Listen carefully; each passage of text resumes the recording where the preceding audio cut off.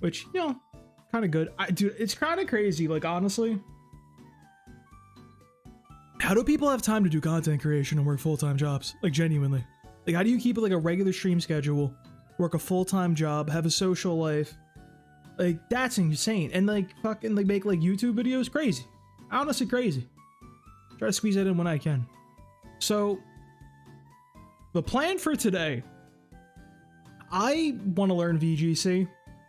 And most importantly, I kind of want to see what the new player experience is like. Like, if I'm like a brand new like kid, just want to learn VGC from scratch, what is that like? Like, is that like impossible? Like, what is the barrier of entry these days? Because I imagine it's hard to get into. There's like a billion Pokemon now. God knows what's going on, Terra types, and all this crazy shit. And I do have an advantage that, like, I at least played Smogon singles back in like Gen 4 and 5. So I sort of know what's going on a little bit in terms of like competitive stuff. Like, I know what items are vaguely. I know what a Scar and Bliss is. I know what like a defensive core is. Simple things like that. But like, I couldn't tell you what type most of the Paradox Pokemon are. Like, actually, I don't think I can tell you what any of them are other than Giant Tusk, Great Tusk. These are what, ground fighting? I'm pretty sure, and I used that guy through Scarlet and Violet. I have like a total blind spot for Gen 6, 7, and 8. And like a lot of 9. I don't know much about 9, honestly. I just like played through the game casually. So, I think that puts me in a unique position to kind of like see what the hell is this even like to try to learn VGC in 2025.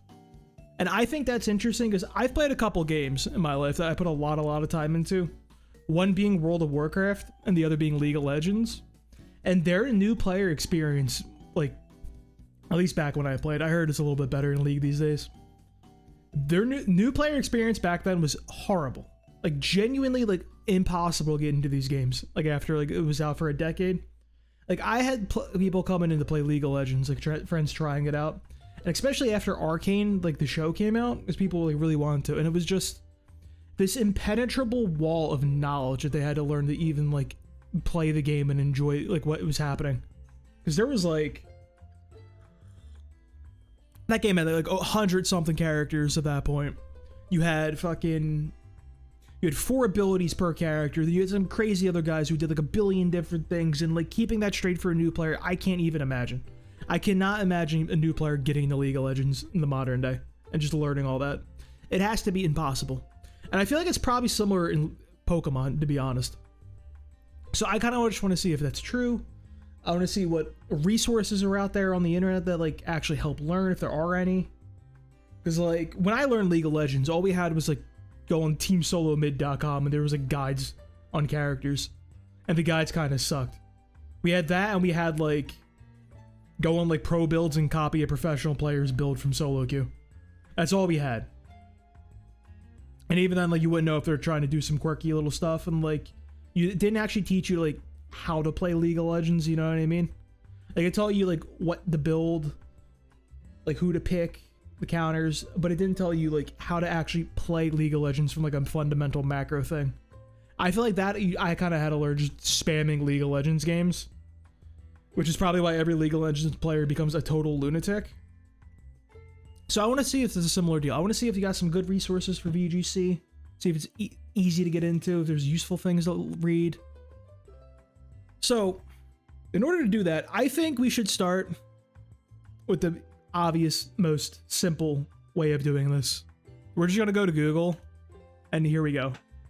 How do I learn Pokemon VGC? How do I learn this? Where do I start? You can start it with the... I'm not reading the AI overview. I won't even acknowledge it, dude. Okay, so I started at VGCguide.com to write a comment saying to do that. Let me make that a little bit bigger for you. I'd start at VGCguide.com. It's a resource put together by top players for people in your situation. Give that a read, watch some gameplay from tournaments, and there's VGCguide.com. So, any new player just trying to get into like learning Pokemon, I'm going to assume this is going to be their first Google result. But let's see what happens. What we got here? Welcome to VGC Guide. Here you will find text resources designed to help readers understand the fundamentals of competitive Pokemon. Whether you're a complete beginner to VGC or you've been enjoying it for a while, good stuff. Introduction, team building, battling, in-game guides, circuit information. I guess that's just on the actual like competitive circuit. So I'm curious how this is going to look, because when I used to like coach people and like friends in League of Legends, and it was like very strange, because like what I thought was like beginner stuff and they thought was beginner stuff was totally like incongruent. It's like you really like kind of lose sight when like you play something like what the true like beginner thing is. Like you don't even know like how to hold like a mouse and like play the game, that type of thing. So I'm really curious like how beginner we're talking. I'm also curious if we have like any crossover with like singles or anything. I just sip my coffee. All right, introduction. What is even happening here? I kind of like this mat, dude. Wait, hold up. I like that. I like any Gen 2 wank.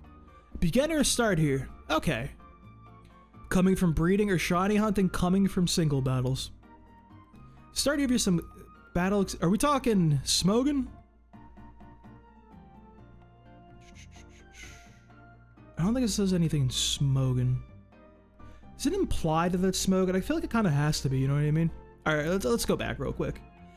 I like this actually. I think this is very nice that this is a thing that exists. I think it's very nice that like, because Pokemon does have so many aspects like to pull from. It's like you have all these people that are into Pokemon just doing different aspects of it. Like you got shiny hunters, VGC people, fucking ROM hackers, Nuzlocks. I think it's good to have like a way of like, hey, this is where like you should start. This is like your like wheelhouse frame of reference. Like talk to them in their language. So I come from like a coaching background. Like that's what I have. I'm a certified personal trainer, teach fitness classes, all that good stuff. And like being able to coach and like talk to somebody in like their language and how they understand is like really, really important. Because if I give somebody like a squat cue that like I might use, that just like, oh yeah, like knees out or like whatever they might be, like I don't understand. And like it doesn't make like sense in their brain. But if you talk to them in a language, like I always like using like real world examples. Like when I'll teach someone how to do like a hip hinge for like a Romanian deadlift or something like that and like put their butt back, I'd always tell them like, hey, imagine like you got your hands full of groceries and you gotta like, you put your butt back to close the car door behind you. That type of thing. Like you gotta learn how to like talk to people and like actually like use the proper verbiage to click with them. One thing I want to know is I know this says it was made by top players and everything. I'm also interested in how that's going to translate. But seeing like League of Legends like coaching, seeing like actual like personal training coaching, fitness coaching. Just because like you're good at something doesn't necessarily mean you're a good coach. Not saying that like everyone involved on this website is a bad coach or anything. Obviously, I don't know. But it's just not like one-to-one. Just because you go to the biggest guy in the gym doesn't mean he knows how to coach you properly. You know what I mean? Coaching in and of itself is a skill, separate from playing. So what do we got for the general intro? Written by Aaron Trailer. All right, so this said it was pro players. Who actually is this guy? Who is Aaron Trailer? So if we go back to Google.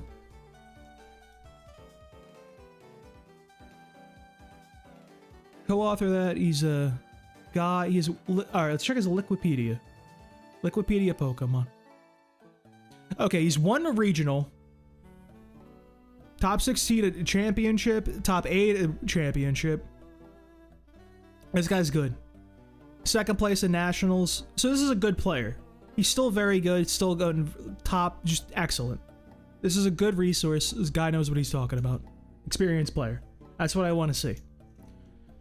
So let's see this. Welcome to the world of competitive Pokemon. If you're reading this, Pokemon has probably been part of your life, big or small. Whether you grew up playing it, or you watched the anime, you collected cards, you play Pokemon Go, or you just like Pikachu. Good intro, like that. You might be curious what competitive Pokemon means or how Pokemon can even be competitive. Competitive Pokemon is a natural extension. Okay, this is just a breakdown of like what even is, like very, very base level. It's set up in double battles. You play their single battles, one Pokemon VGC, 2 Pokemon fight against 2 at a time. Coliseum was double battles? Interesting. I never actually played Coliseum. Raihan does that. Okay. Pokemon Showdown. I don't know. Isn't this like... This has to be something like the top VGC dogs can't even talk about, right?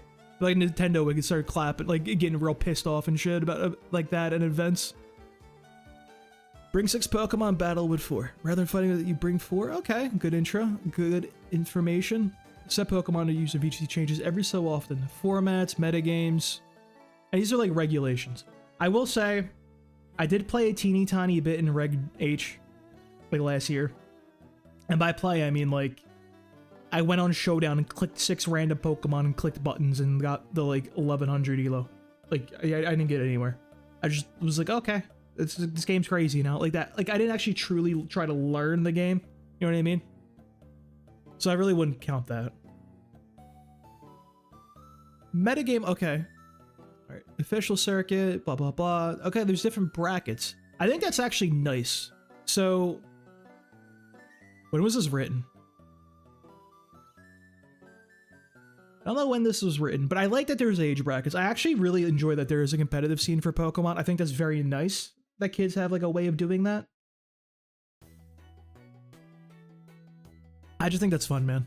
When I was playing League of Legends, it like really sucked because like there was like all like pro shit, but there was like nothing for like the little guys. Like I swear to God, like I was like a D2 player and there was like just Master and Challenger above me.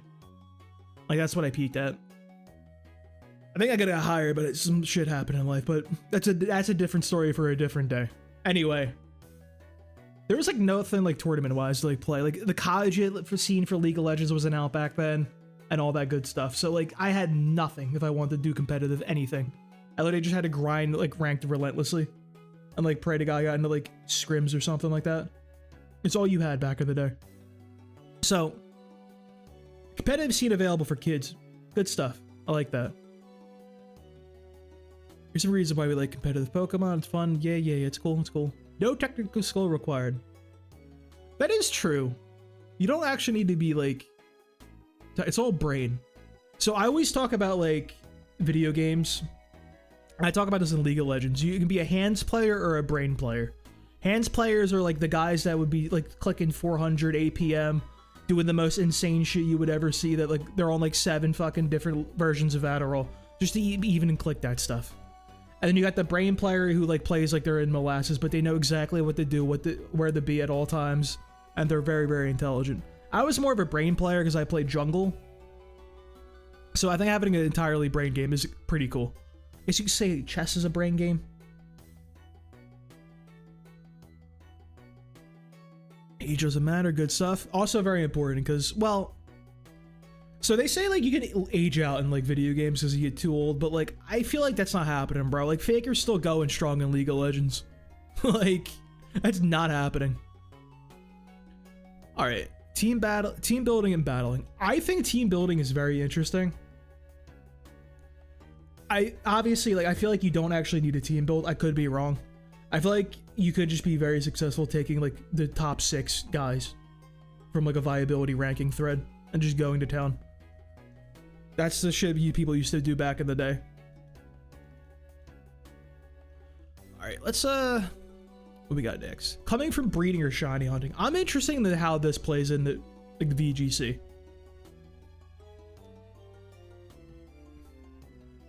Breeding, shiny, catching Pokemon. All those skills are... Aaron, Wolfie, and I all started out with Pokemon breeding trait. Okay. Interesting. Cool. Kutri wants to show off the ladder. There's a Pokemon in Sword and Shield. So this is written in Sword and Shield time, I want to say, but I can't imagine things have changed that much to where it's not like applicable anymore in 2025. I've seen people win with their favorite Pokemon from Ruby and Sapphire games released in 2000. Dude, I used to hate that shit back in the day, by the way, because like one of the real big things with Chansey in like Gen 4 and 5 was Seismic Toss. And the only way to have Seismic Toss on Chansey was the move tutor from Gen 3. You had to get that on Gen 3 Chansey, trade it up to Gen 4 and 5 if you wanted to use it on cart.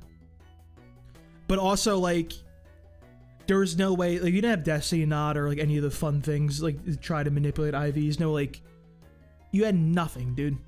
So, like, getting like a perfect IV Seismic Toss Chansey, I think it was genuinely impossible back then. I'm really happy to see like all this stuff they added when I was playing Scarlet and Violet to like help your Pokemon like function without putting 400 hours into breeding the perfect specimen. Forgot forgetting your transfer Pokemon ready for battle here, but we know the process will remove any other special egg or transfer moves. Social Pokemon you'll build. Okay. Easier to train. Start with the staples. There's certain Pokemon that will be useful in lots of VGC formats, and if you start with these Pokemon first, you'll save a lot of time and it's time to make a team. Okay, so this just means like, go get your Land OT. Go get your Incineroar. I know Incineroar is insane in like VGC, and like he's on every fucking team. So we're talking specifically on card right here, not like showdown. You can get your boys, you can breed your boys. You have all your boys ready over your cool shinies. Okay. Honestly, I don't think this article added too much. Like, it was really like, hey, you can show off your cool guys. It's not hard to get them set up. I guess it is nice to say that, like, your shinies are usable in, like, competitive and shit. Because you can manipulate the IVs now with the bottle caps. You can change natures, ability, all that good stuff. It used to suck, like, back in the day. Like, oh, you get, like, this shiny with shit IVs. And, like, oh, you never want to use that guy ever again. Bro's gonna be rotting in the box. So, you know, I guess that makes sense. It's like, hey, you can actually use your shinies that you caught. Have at it. You show them off. Coming from single battles.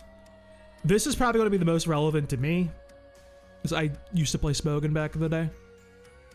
If you played a lot of single battles, your experience may help you out in VGC, but many of the important fastest singles don't apply to VGC battling, and it's important to know how they're different.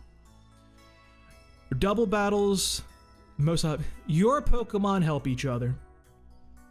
In single battles, it's your active Pokemon versus theirs unless a player switches. In double battles, your Pokemon can interact and help each other out.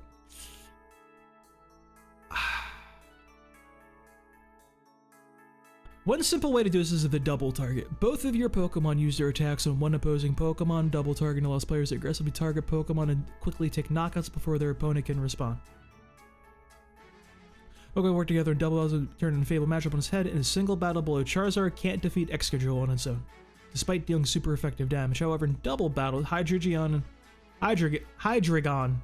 is able to add just a little damage and knock out Excadrill before it moves.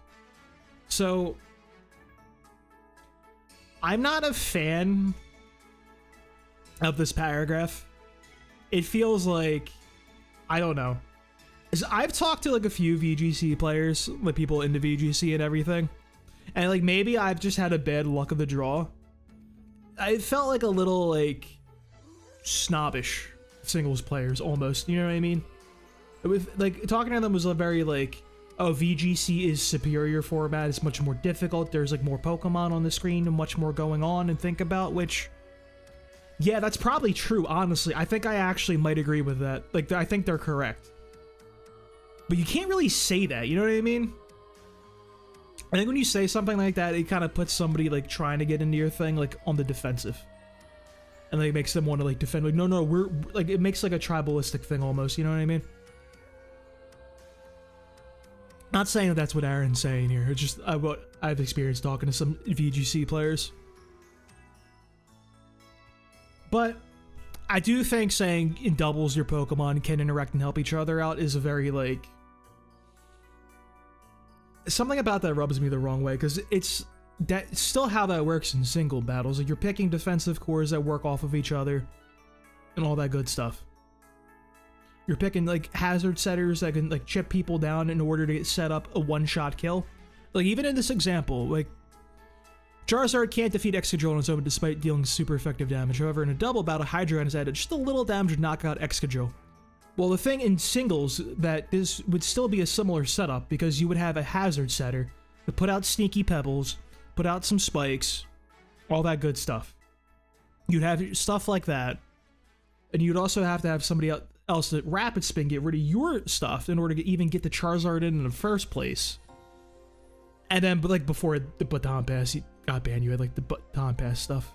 And then you have like how like defensive cores work together, like Pokemon, like, okay, my big guy is this guy and it's countered by their big guy, so I need to try to cycle through my Pokemon, switch into favorable things to try to manipulate my opponent to switch into his guy so I can take him out ASAP, and my big sweeper can just go to town once the big check is out of the way. I will say this does feel like a... I don't know the word I would use. I'm going to say myopic, but I don't even think I know what the word myopic means. I'm going to be real with you. Is myopic a good word here? Let me look. What does myopic mean? Hang on. Myopic. Nearsighted. Lacking imagination, foresight, or intellectual insight. You know what? We'll go with myopic. It makes me sound intelligent, like I know what I'm talking about. So, we like that. We take those. Protect. Nearly every single Pokemon carries Protect in double battles. Protect allows you to take advantage of how your Pokemon support each other. Okay, that makes sense. Protect's not too common in singles, other than, like, Stall. Really.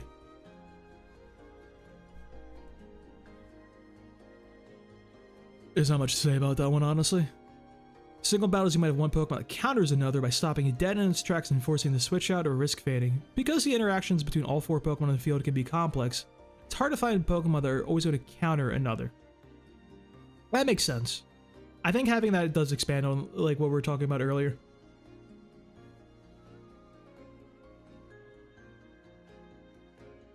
But my thing with like encounters and like Pokemon in like singles, like getting your counter in...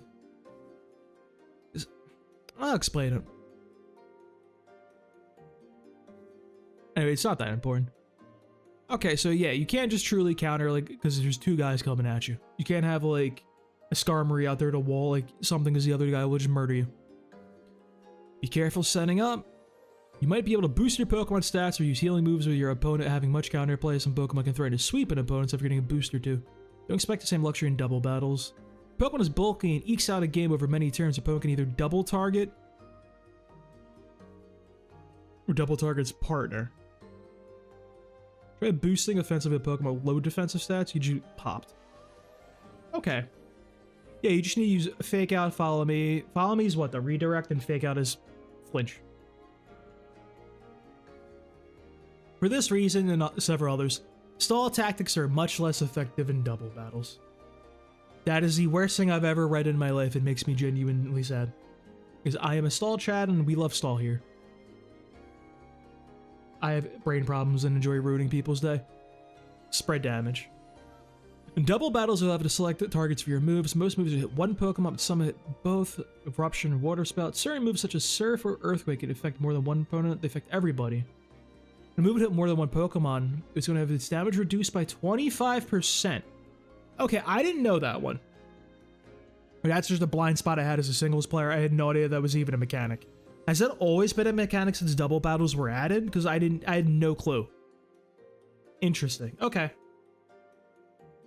I mean, I have a sample calculation for how that would affect it. Okay, no, it's good info, good info. And here's a handful of moves that you would only see in VGC as opposed to like other ones.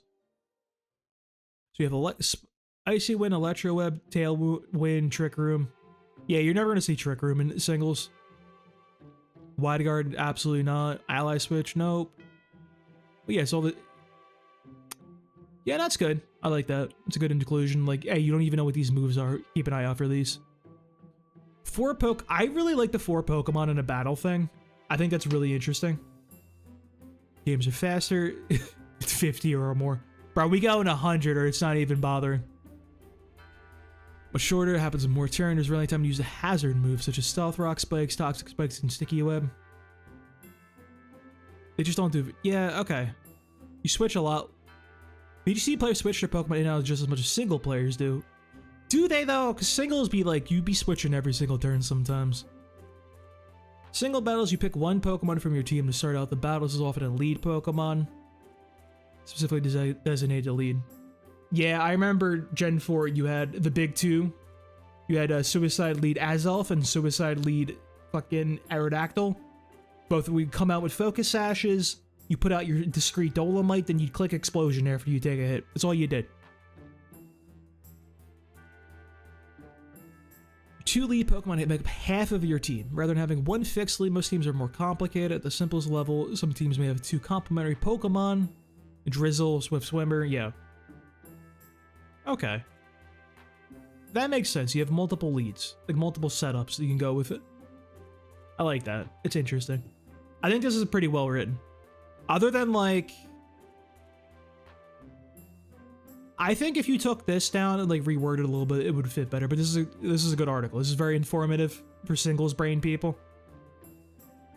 This is good stuff. This is all Aaron, bro. Aaron's going crazy out here with this article. Like this shit is good information. So we're still in the introduction. The basics of watching a Pokemon match. Still our boy Aaron trailer. Pokemon. Alright, so this is actually like the broadcast. There's him, okay? What is his hat? What's on his hat? Who's he got? Charizard, Conkel, bro, don't. Dude, when is this? How old is this picture?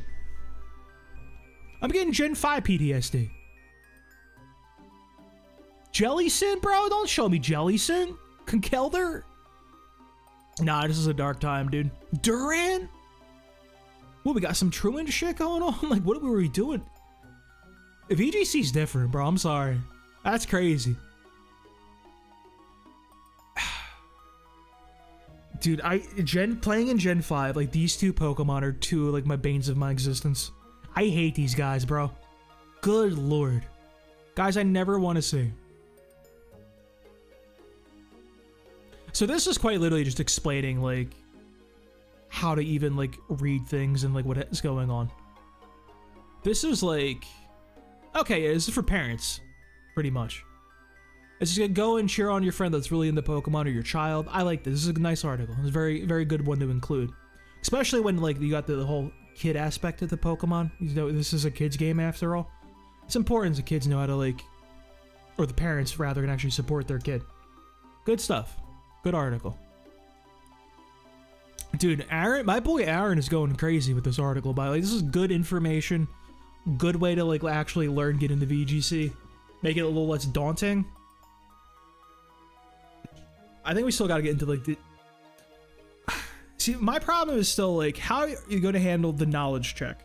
I think that's the biggest thing when it comes to learning VGC, or, like, any competitive Pokemon in general. It's just, there's so much knowledge to know, and you gotta know so much shit. You gotta know, like, what to expect, all the damage thresholds, even. So much. So I'm wondering if they have any tips on that, or if it's just grind games, figure it out. Because that's what I had to do in League. Well, actually, what I did in League of Legends was, my thing was, I would play. I would just use other things. Like, I would, like, I think. So, like, I played jungle, right? And there'd be times where I'd be fucking up a wave for, like, a top lane or everything when I go to gank. And they'd be screaming at me, like, I wouldn't understand why.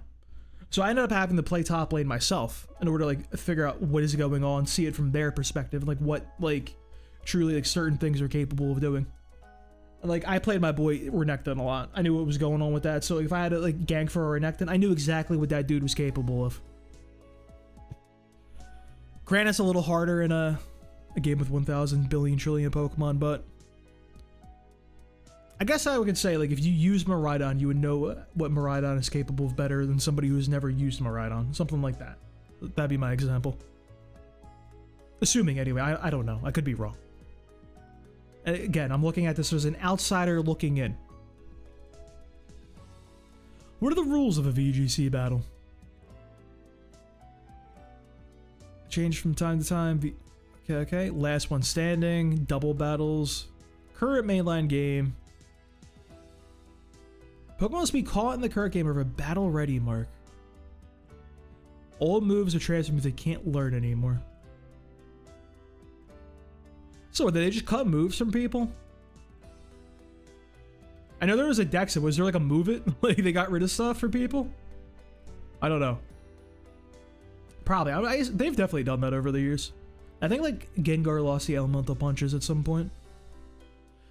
Bring 6, pick 4, team preview. Okay. Species clause. 1 Pokemon. You can't have 6 Mewtwo. Come on, man. Let me live out the schoolyard again. I love how it's always Mewtwo for this example too, by the way. Like, I can tell Aaron's got to be at least like 34, right? He's got to be like 34, 35. Saying the shit about 6 Mewtwo's. Although the above rules will stay consistent no matter what, the Pokemon mechanics you bring to the battle may change from time to time. There's different formats, right? Regional decks. X and Y Kalos decks, national decks, restricted. Okay, restricted be like the box legendaries. Yeah, yeah. So I know like the current format's what, double restricted right now? Mythical Pokemon are never allowed in VGC. Is this still, I wonder if this is still true. And my second thing is why? Like, I don't fully understand why this is the case. I guess it might be like a, they kind of make the mythical Pokemon really hard to get usually, don't they? So like, it might be an issue of people not being able to even obtain the mythicals. But I would say, I think like mythicals are kind of a terrible system, to be honest with you. Like, I really don't like mythicals as a concept. I think this is lame. I think this is something they should absolutely do away with and make like mythicals obtainable. Current format, it's fine. We don't have to worry about that. Every few months we get like a new format. Okay. Okay, I think that's cool. Yeah, seasons, things change. Interesting. I think when a game goes on long enough, you kind of have to do that. Otherwise, everything is identical and becomes a little boring. Base stats, EV, IVs, EVs. So, I know what all this is because I played Smoking and shit back in the day. So, like, I know what these words mean. Stats. Okay, we got stats, base stats. IVs, 32. You usually want 31s, and if you're doing Trick Room, you get 0. Yeah. All makes sense. Dude, I kind of hate EVs as a concept. They're such a pain in the ass. Like, it feels bad. Like, I got my Koraidon, dude. I caught that boy in a... when I was playing through Scarlet Violet. And I accidentally ran into, like, one Spite Ops, fought it. I'm like, oh no, his EVs are ruined. I gotta get my, like, fucking fresh start Mochi. This is gonna be a rough one, because I'm so used to this. Like this, because I'm at this frame of reference from playing Smoke singles. 4 EVs equal 1 stat. I didn't know it ends up being 8 after that. So that would mean EVs are a little less impactful in VGC as opposed to singles then. Or am I misreading this? Stack can have a maximum of 252, yeah. 255 cap is annoying. Highest level customization variability, overwhelming, okay. Beginner friendly, EV spreads. So, I already know what this is, bro. I don't know if like, I feel like for a long time you could get away with 252 of your attack stat, 252 speed, and just go to town. So what do we have here? What do EVs do practically? The Pikalytics damage counter. Okay. This is the damage count. We're going to keep this in mind, Pikalytics. I'm going to hit the little copy. 2, Sylvan has 252 for defense. Less attack EVs would do less damage. Okay. EV spread changes to 4. Yeah. Starting your spreads. Yup, there it is. The 252. The max, no thoughts head empty spread. Who is this guy? Bro! What are these stats? This guy's crazy. What gen is this guy from, dude? What is a Kartana? Hold up. Nah. What is this? Literally, what are you, bro? No, it's too much scrolling.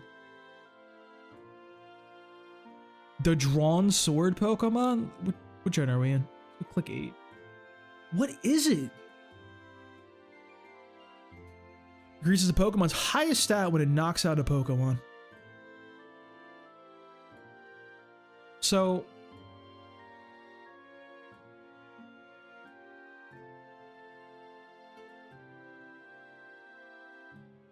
we're jolly. Alright, he's just so much attack. He's kind of defensive. I was thinking like... because if you have Beast Boost and increases high stat when it knocks out a Pokemon, that'd be a Pokemon you can get a little creative with the EVs and the IVs and manipulate which stat you would want to boost. It's an interesting example. So like, this thing is insane. What does he like learn? Fuck is laser focus? What do you have 101 accuracy? What do you mean? What? Does that mean they can't miss? Sacred sword. Hut. Okay. He doesn't learn does he not have like a unique attack? What are these? I think it's a sword and shield thing. I don't know what these words mean. 181 attack is fucking obscene. Like, are you serious, cuz? What are they doing with the Pokemon? He has to have like the highest attack in the series now, right? Like, who has more than him? That's insane. Here's Gen 6. I don't like that. Might have had a Kartana that my team doesn't want to take a physical grass fighting moves. He's grass steel? What? There's no world I would have guessed grass steel. You're out of your mind? So he does the big damage. Okay, yeah, makes sense. Sylveon. Still maxing out. Pixie play, pixelate. Speed's the most important stat. Of course. That's how it is in every single game. Speed is always king. Even in Fire Emblem. Because Fire Emblem would run into a fun little issue with armor knights and everything, like the big tanky boys, where like, they would be so slow you get them double attacked because you had so little speed compared to your opponents. And then your defensive didn't matter because you're getting hit so much and so often, like you couldn't even like play. Makes sense. Strength, short, weak, natures. Okay, yeah. A simple method. Here's how we advise making. Is your Pokemon holding a focus sash or is otherwise fast and frail? Yeah. Mid speed. Okay, yeah. It's a great time to check out the speed tiers usage and statistic. I think, okay. I think if you're just jumping in and trying to learn like VGC and everything for the first time and like even learning, because this article is like, hey, what the fuck even are EVs, bro? How do you even begin? I think jumping in with the speed tiers and usage statistics at this point is a little early, personally. I don't think we're ready. I don't think we're quite there just yet. You know what I mean? I think, wait a little bit. Yeah, take a guess with the speed and you'll figure it out. You always adjust. Okay. Is your Pokemon doing me damage in Trick Room?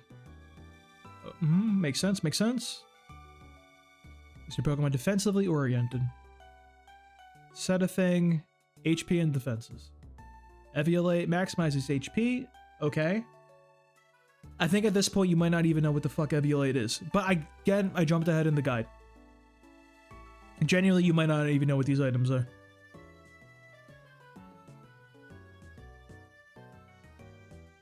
Interesting. This is kind of more legible to me.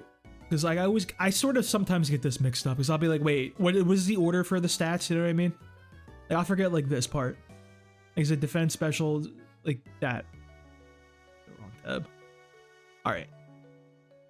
What's Pokemon Showdown? How do you... Team builder? This isn't like... I think I could skip the how to use Pokemon Showdown part. You pick your format. That's one of those things that like I know Pokemon Showdown like so well that like I can't even judge the accuracy and usefulness of that article. Everyone is learning all the time. Welcome to Wonderful World. We love the game. Pokemon has lots of learning. Many other games don't. Many Pokemon, they all have unique stats and unique moves. You probably don't know any of these yet. Okay. I think that's a good thing to actually say to people, because I think the idea of getting into VGC is very, very daunting from like a aspect of knowledge. So telling like new players like, hey, you don't have to know everything. Even top tier players don't know everything. It's fine. There's some other more pressing questions. Okay, good advice. Everyone's learning all the time. Even the most experienced players have to learn a lot. Common thing you hear at the Pokemon. Wait, that Pokemon gets that move or that move does what? Okay. That's good. I think this is doing a very like. So I wouldn't say it was my fear, but it was like one of my top concerns was the barrier of entry and knowledge. So like saying like, hey, it's okay not to know this shit is fine. It's probably gonna feel really bad though when you lose, because like, dude, it sucked playing League of Legends and not knowing what a champion does and just getting destroyed by it, and you're like, I don't even like know where to begin. It was just like, take an L, go next. And honestly, like in League of Legends, at least you could just queue up again, you know what I mean? I feel like if you go to a tournament and just some shit you've never seen before comes out and you're just like, you'd feel bad. Because like, that type of shit. Never fault yourself for not knowing something. There's so much to learn. Forgetting things during a battle happens. VGC puts heavy strain in your working memory. Wait, I forgot Tailwind was up is a normal thing to hear. I can see this also being an issue with Showdown in itself, because like, Showdown has a little counter where it's like, oh yeah, we have 5 turns remaining on Tailwind, or like 5 to 8 on Rain. That type of thing. I don't know if like VGC battles actually have that, so you kind of might have to know. Keep an eye on the wind is blowing like message. Shortcuts, you could probably do okay going to only top 50 or so Pokemon. That's probably fine, but like, how do you go about learning the top 50 or so Pokemon? Are you expected to like bust out some flashcards and study that? I still think the best way is just grinding, dude. I don't like...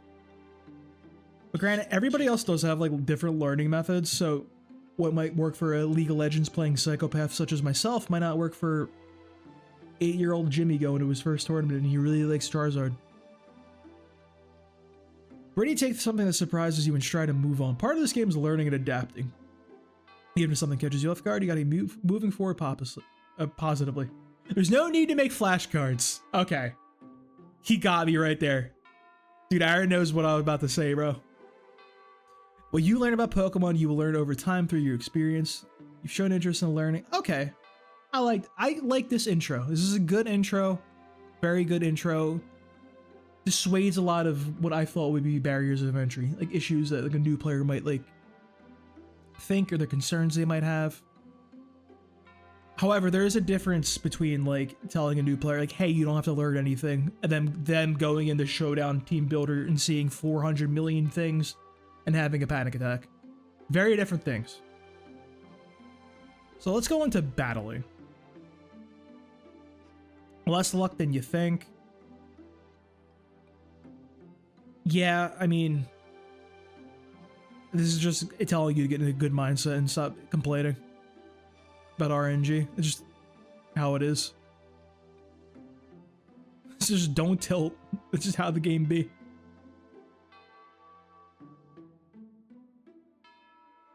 You consider consequences of missing an attack, especially in in-game scenarios.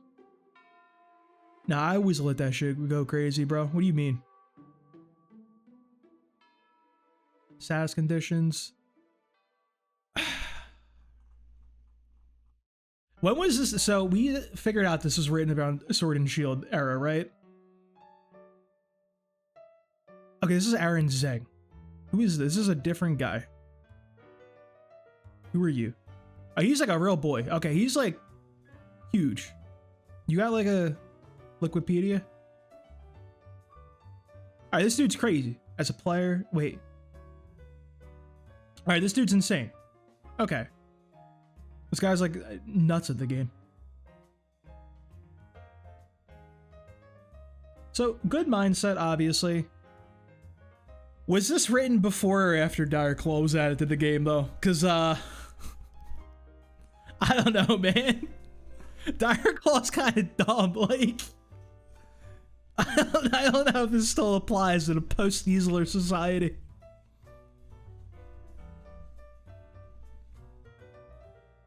I know, I think luck is, fine. You just gotta let that shit roll, dude. Where I feel like I just, like, scrolled down to them a completely different article.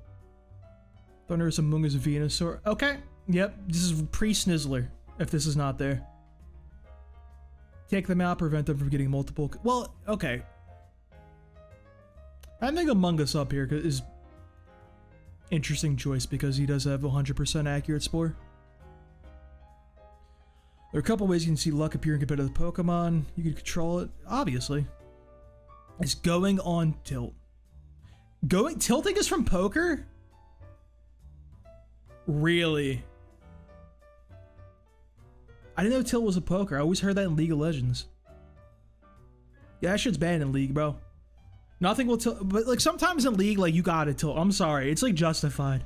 When you just like finish Krugs and your fucking bot lane is already 0-3, like you're done. Like I'm sorry. Like you didn't even have a chance to play the game yet. That's a justified tilt. Not being able to tilt is an essential skill, of course. Yes. Motions are important to keep in check. So, it's funny because you always like see people say that about like video games and esports and everything. But then you look at like actual physical sports and then you got like Lawrence Taylor doing 7 lines of coke and just like getting so fucking psychotic and just enraged and just killing people. So like, I don't know, maybe there's some value to losing your mind and just clicking fucking Hurricane in the Sun over and over again like an absolute lunatic. Who knows, dude? Reaffirm good plays that you've made. I'm proud of how I played that game, even though I lost to a 10% miss. I put myself in a great position to win. This is so tough though, because this is like an entirely mental thing. Tournaments? I don't know, bro. I ain't going to no tournament. Okay, yeah, okay, Aaron. I see you. Building up a knowledge base. Again, what I was talking about.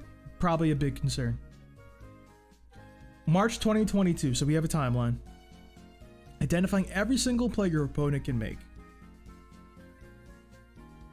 So, I'm curious, because I know from when I was talking to a friend of mine, I know VGC does open teams sheet now, so where you can see like the set your opponents are running. You can see their moves and item. I don't know if you can see like natures and EVs and IVs and that type of shit. Was that always the case in VGC or was that like newer? Because like identifying every single play your opponent can make is like one different when you have to know all the moves. As opposed to like just the ones they have. Let's see if you'll overrun because there's so many Pokemon. Focus on 20 most common. Right, this is that website we saw earlier, Pikalytics. So let's take a look. Oh god. Oh my, you got dark mode? It was dark mode. Oh, thank you. Much better. 47%? Holy shit, my guy. What are you, crazy? Alright, this is, I see. 99.137 of them run fake out. You have the whole usage thing. Miraidon's the most popular. Okay. So there is a fly in my face. So top 20 would be 1, 2, 3, 4, 5, 6, 7, 8, 9, 10, 11, 12, 13, 14, 15, 16, 17, 18, 19, 20. So you wouldn't even know about Okerpon Cornerstone. You gotta start somewhere though, I suppose.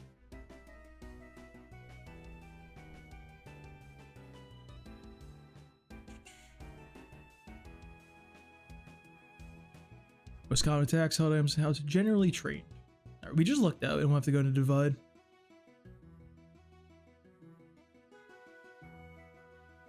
Common, assume the opposing will have all these attacks until I see otherwise. Okay, so I think this is written pre-team sheet error. Given this, I'll normally assume that opposing Kyogres have all these attacks until I see otherwise.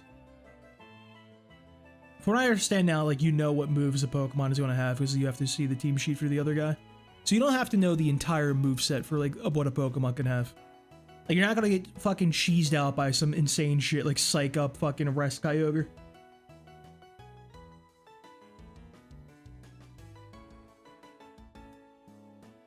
Alright, I think that one might be a little out of date to be honest.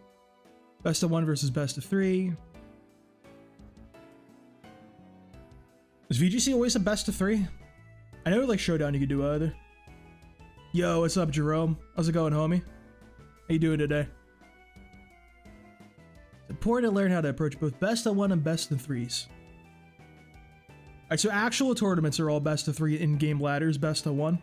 Was that changed in Scarlet Violet? Because I'm pretty sure all of this is right around Sword and Shield. Okay. Yeah, that shit is mad different. You can really see that in like League of Legends. Back in the day when they switched from best of ones to best of threes in League of Legends, dude, that was mad different. I really like what they got going on now with Fearless Draft in League of Legends. Fearless Draft is this thing where like, so say like you play one game. It's like a best of three. All the champions picked in the first game, off the table. They can't be picked for games 2 or 3. So you'd have to like kind of build like a comp, and there'd be like, I don't know the number. I can't do math. A lot of different unique champions that you wouldn't see normally. I think that could be sick in VGC, dude. Like everybody be going through like a little draft thing and picking up different guys and everything. That would be suicide inducing on cartridge, but we're just not gonna worry about that one. Wolf covered this. I know Wolf is the fucking Tom Brady of VGC. I know that if you click one Pokemon video, you're watching Wolfie, bro. I know that's how that works. I know that dude's in your recommended forever for the rest of time. You can probably click a Digimon video and he's gonna show up. Element surprising, huge advantage during battle. So this is still talking pre-open team sheet. I do love a surprise though. I do love some good cheese. I do love busting out some esoteric shit nobody would ever expect. That's always a fun strategy. Unconventional EV spread, okay. The context for you're building for, do you expect to grind out a lot of games? Championships. Pace you how quickly you can win battles. What is an online international challenge? You just gotta play game after game after game. I don't... This might be explained in the circuit article once we get to that. I don't know fully what this means, actually. I'm a little lost on that one. Marco Fiera won the 2022 international thing. 300k players, hyper offense. So, bro just had to go through 4 billion dudes. Have you tried VGC before learning?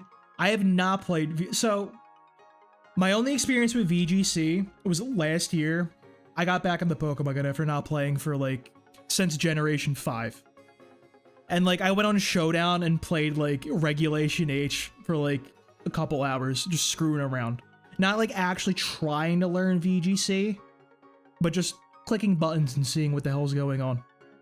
I wouldn't really count that as learning. But back in Gen 4 or 5, I played a lot of Smogon singles. So like that's my background. I have a huge blind spot for like Gen 6, 7, and 8 because I didn't play those at all. I can name like 5 Pokemon from each gen maybe. So I don't even know like what most Pokemon I want to be seeing or even going to be doing. Currently, I'm trying to figure out like... So my main goal was I wanted to explore like what the new player experience is like if you're just getting the VGC now. Because I come from like a League of Legends background where I like already knew like everything going on in League of Legends. I played that since the beta. I knew like I played that for 10 years. I know all the characters, all that good stuff. And I like try to get my friends into it and see like what they're trying to do and like their issues and like they like I don't know what's going on. So I kind of want to see like what it's from like my like the other way around. Like I want to see like what barriers new players might like see. I want to see what resources there are for new players, which is why I'm reading this. This is a very good guide. I quite like this. All the pro players that worked on this are actually killing it. This is an excellent resource for new players, I think. In my opinion. So like, I don't know, I think I'm in a weird position because I kind of know like some things, but I couldn't tell you anything about double battling. That's also my thing. Like my only double battle experience is like, I fought Tate and Liza when I played Auras like 10 years ago. That's all I got for you. Like, now I'm seeing it is a little easier than ever. There are quite a bit of resources I'm seeing. My big thing was like the knowledge aspect of it, like having to know every single solitary Pokemon out in the world, and just there's like 4 trillion guys. But I know there's open team sheets, so like you kind of know the moves, and it's not too bad. I think it's one of those things that you just play a lot, you can figure it out. Because that's what I always had to do in League of Legends. I just had to play 4 million games of League of Legends and see what was going on. Yeah, you gotta know your matchups. It just... I feel like it's how do I want to phrase it? I'm just curious like how you go about learning the matchups as a fully fresh new player. I know like you obviously go in there and it's like, oh yeah, that guy does this, you know, like what's going on and everything. You probably look it up on Peakalytics and all that stuff. There's probably ways to find out the counters. I just want to explore like how you would get to that conclusion as somebody with no idea what you're doing on. Exactly. I'm a big fan of grinding that shit out, dude. When I play League of Legends, bro, we be in there like for 14 hours a day, like a total lunatic. That's how I learned everything. My thing with League of Legends was also like, I played jungle in that, like one specific role. And the one thing that helped me was playing the other roles. So like I would know it, like I'd have to like play mid lane in order to like see like a mid lane perspective of what like the game from their eyes or what they want to do. So that might be a good strategy. Like if I'm getting like destroyed by Miraidon or whatever, maybe I'll play a little bit of a Miraidon team to see like what Miraidon's trying to do and like see what I'm getting my ass beat while I'm trying to use Miraidon. You know what I mean? Just try to see it from both perspectives, and there's value in learning like that. So I'm going to go through the article a little bit more. I want to see more resources. We're almost done with this. Almost time to hop into Showdown and try to get to team building, which that's going to be a fun one because I don't even know where to begin with that one, dude. I have not had a team build since fucking... I played a little bit of Gen 6 when it came out. And like I picked Mega Aggron and built a team around that. Which was not good. It was not a good time. But like... I know what a defensive core is. I know like some of the terminologies. I want to see how I would approach it. I'll explain my probably incorrect thought process. I know right now we got double restricted is this format. And like, I already know which main restricted I'm picking. I'm going to try to build around. And it's not going to be pretty when we get to my boy Lugia. I know that dude's bad.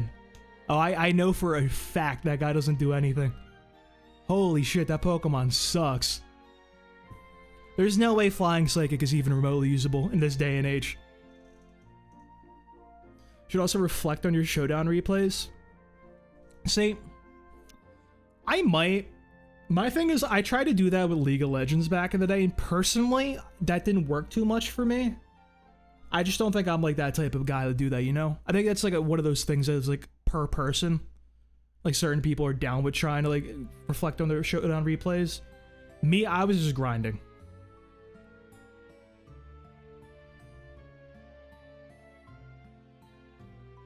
We'll get to it though. We have a quite a big barrier. So I'm sure I'm gonna get out there and be like, what does grassy terrain do? Because like I don't know what the terrains do. I don't know. I don't even know what half the mechanics are, honestly, at this point. Past like rain, that's all I got. You had rain, hail, sand, and sun. Past that, that's all I got for you. And like Trick Room, like people do Trick Room, and that's a thing in VGC, right? That was never a thing back in singles. Trust me, I tried to make that thing work in singles. That was not good. I tried very hard to make Marowak work in singles. That boy was bad. Team preview. Pick risk-adverse leads. Falling behind quickly due to a bad lead matchup is incredibly stressful in best of one. Yeah, that shit sucks. Cover for your opponent's strongest combinations. Team with the most overwhelming offenses in my opponent's team. Weezing, Regigigas. I have to assume... Weezing has that ability to suppress abilities so that it gets rid of slow start. Okay. Makes sense. Yeah, you just come out swinging from the gates and what can they do? I understand. That makes sense. Advancing all 6 of your Pokemon, 6 of your opponent's Pokemon. That seems like the safe thing. Me, I'm a betting man, dude. I just swing for the fences and pray to God luck goes my way. Battling the best of one. Work with very limited knowledge of your opponent's team. So yeah, this is different now these days because open team sheet's a thing, right? I know like on Showdown you have to actually click like share team sheet, share not team sheet, all that good stuff. So you might get cheese if they deny team sheet. I know it's a little different these days in the tournament format from what I've been told. Which I think is interesting. I think it is good. Yeah, see, closed team sheet and open team sheet. Open team sheet's like the standard for tournaments and stuff now, right? Or at least like official local tournaments and everything, not like online stuff. Especially good to lean in any surprises your team may have in best of one. Yeah, a little cheat. Best of one's that time to whip out that good cheese. Understand the dynamic between your team matchups and play accordingly. Very possible you essentially win or lose from a single turn. True. Big true. Dude, that's like the League of Legends equivalent of just getting rolled before minions even spawn. Like, one KO your Dynamax poke. I don't know what that even means. I didn't play Sword and Shield. I know that's a Sword and Shield thing. I don't know what Dynamaxing even did. We skipping gimmicks here. Best one is very volatile, especially in Sword and Shield. What about Scarlet Violet? Dude, closed team sheet's probably crazy in Scarlet and Violet with terrestrializing. Because open team sheet, I have to assume it tells you the Terra type.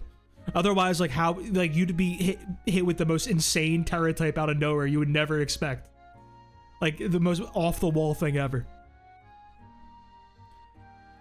Tournament for closed team sheet tournaments. Standard for IRL events. Okay, I guess it changed. Refrain from cheating and changing the team mid-tourney, which of course shouldn't be allowed and would also be punishable. Possible there would be a circle of people sharing and stealing teams.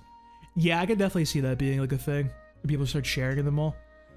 Was there instances though of players like changing the team mid-tournament? Was that like a thing that was occurring that they had to crack down on because of that? That's something I didn't even think about actually.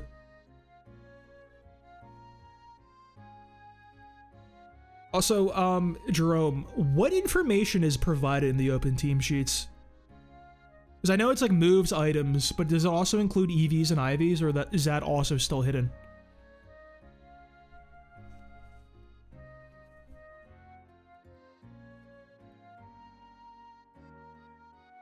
Okay, just ability choice, item, and moves then. Okay, I like that it's like partial. Giving out the EVs spread would be kind of crazy, I feel like. And that at least allows like some self-expression, like, you know, showing off, you know, your tiers, your speed tiers and all that good stuff. All right, this is only for closed team sheet tournaments. I think I can skip this. I think we sort of a little bit covered beforehand. So we got analyzing your opponent's teams. I think this is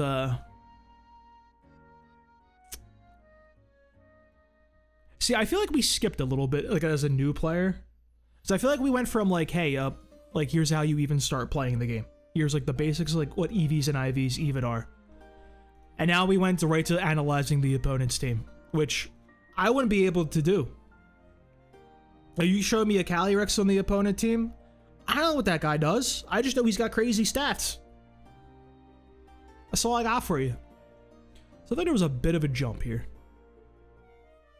Speed control, strong Pokemon. Swords Dance, Landers, Therian. Bro, they do different things in VGC. My god. I hate this guy, by the way. This dude was the bane of my existence. In Gen 5, I said I'm never playing singles again until Landorus Therian is banned. He's still out there, bro. Lando T is still out there doing everything he ever wants to. He doesn't, nothing cares. He's running that shit. Iron Defense Thorn's nuts too. How your opponent can use these attacks to immediately give you Whimsicott, Kyogre. Yeah, big water spouts. Pace and playstyle. General speed of my opponent's team. Okay, no, okay. This wasn't quite as in-depth as I expected when it said analyzing your team. Yeah, I heard Incineroar was insane these days. All I know about Incineroar is, like, I made him in Smash. That's it. I know that, and, like, he has, like... I clicked Peakalytics earlier, and he's got, like, a 50% usage rate, which is insane. Something about him bothers me less than Landorus Therian, though. And, like, I think it's literally because I think Incineroar is, like, the coolest thing of all time. That's probably my favorite starter. And I didn't even play the Alola game, so... I guess I'm a fake fan. Journal speed, typing.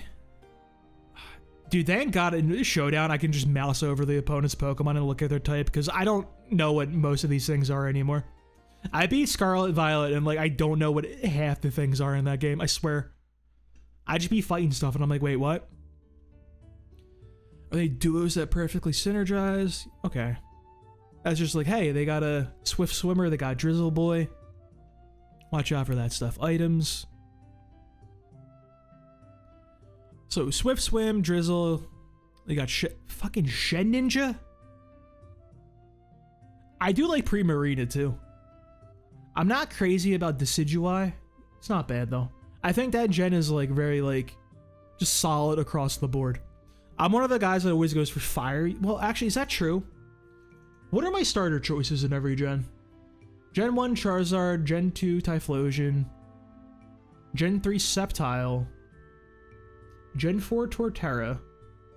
I really seem like I don't like water types so far. Gen 5, I'm not crazy about any of them, to be honest with you. Probably Samurott. Gen 6 Chestnut, Gen 7 Incineroar. Who are the starters in Gen 8? It's the grass monkey, the furry soccer player. I don't know what the water one is. I guess I go with the monkey in that one. And then Skeledirge. Okay, so I guess I'm fire leading, but also got some grass in there and like a little bit of water. I feel like water's usually my number 2 pick. Who? This is one of the dogs, right? One of the Sword and Shield dogs right here. Let me make that a little bit bigger. I don't know what this guy is.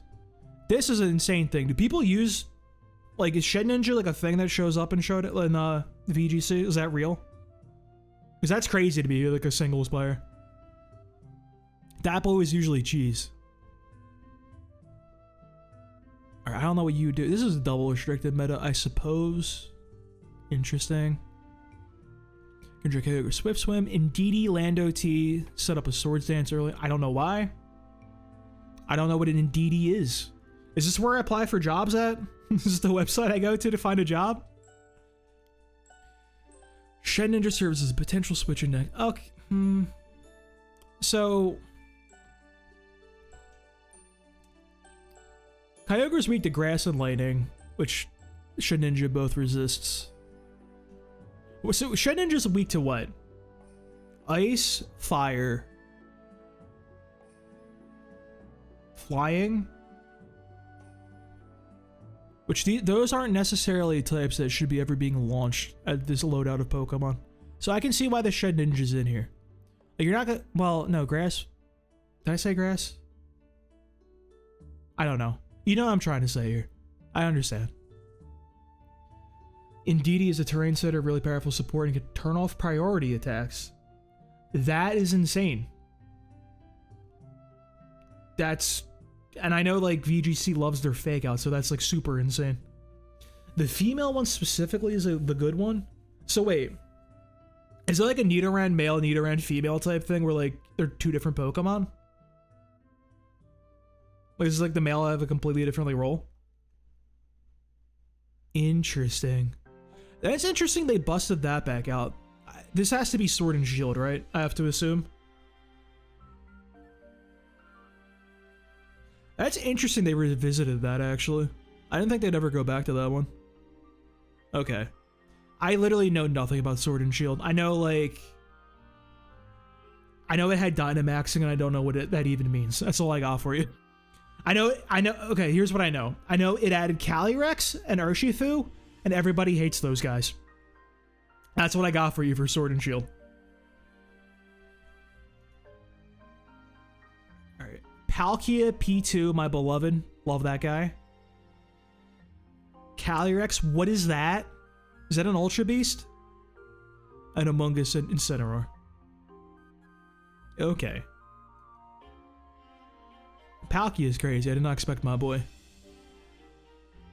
Palkia, P2, and Calyrex, Ice. That's the Ice one, right? The other one's Shadow. He's a Trick Room guy? Okay, so they're Trick Roomy boys. Reggie Alecki? Wait, we made more... Oh, what are you? Hang on. What are we talking about here? What is this? 200? 200, bro? What do you mean? Dude.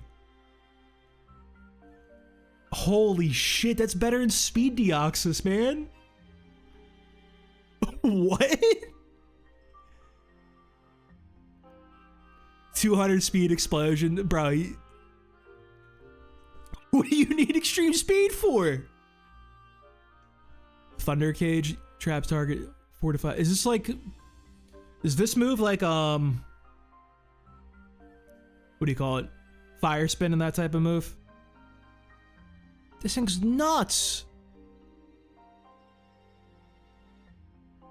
I can't believe, I didn't know they added new Reggies. If they're like other ones, they can't just do a single, right? I feel like it's gotta be 3. They be loving triples when they add things. Are you Gen 8? Who else? Galar Pokedex. Reggie Draco? What type would Reggie Draco be? Is that a fire type? You know, I meant to say something a lot stupider as a joke, but like fire is like a reasonable like guess based on that name.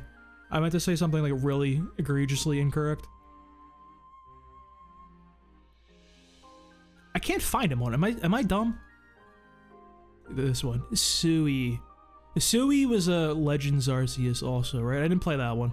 I honestly forgot that one existed. What are these names? I know what Phalanx is. I know what, these are the dogs. There's Urshifu.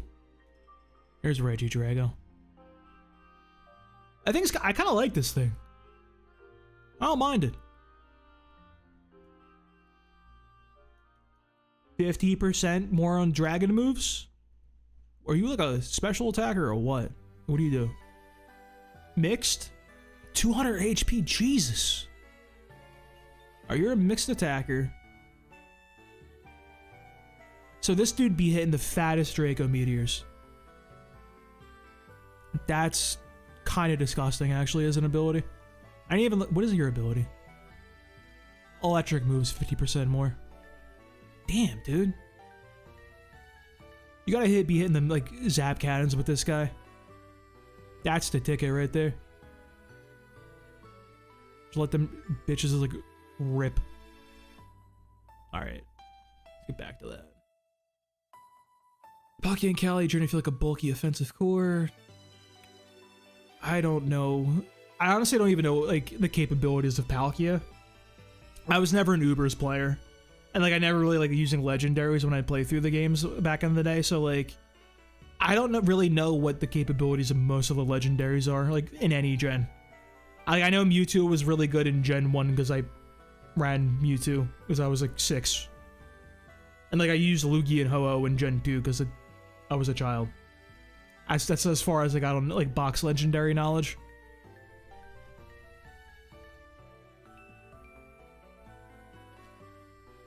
Paris Trick Room, Incineroar Trick Room, Mungus Trick Room. You get a Sporesome boys, put them to sleep, Trick Room. I don't know what else Among Us does. That would be good in the scenario of that setup Trick Room. Does he get that Rage Powder thing we were reading about earlier? Is that his thing? Because we were reading about that earlier. The redirect thing. That's gotta be it, bro. Dude, don't tell me he's doing that type of shit. What do you learn? Not Bulbapedia, so much info. And Rage Powder? Okay. I love Among Us, dude. This Pokemon's so sick. I will probably be using that because I like this guy. It's Pollen Puff. 90 base power bug.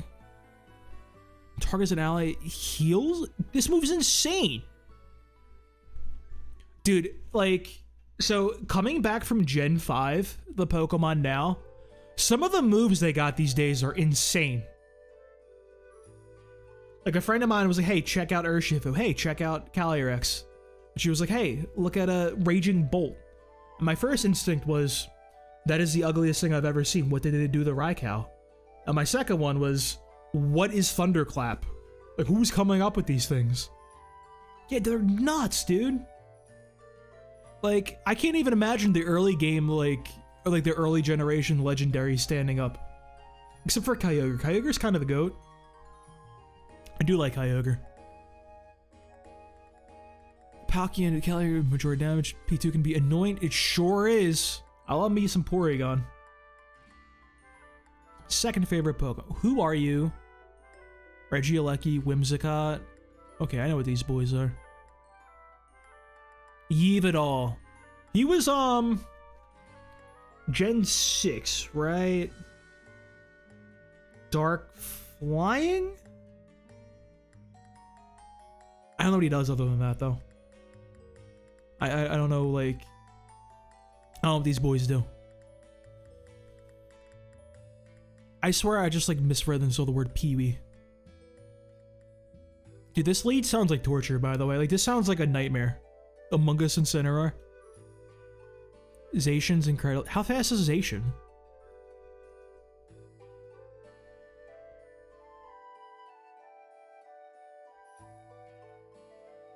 That's sick. Okay, I like that. It's a good shiny. What is this? He's got the sword in his mouth. Dude, the Japanese love a dog with a sword in their mouth, I'm telling you. It's like the coolest shit ever. They got that in Dark Souls. They got that in, like, Tales of Vesperia. 138. What? Why is he tanky, too? What do you... What do we... What? Huh? 170, 148, and you still got 115 defenses on top of this? Like, you're not a glass cannon? What is the crown sword? Is that like some like endgame gimmick thing for a final boss fight? Can I click that? Like, no.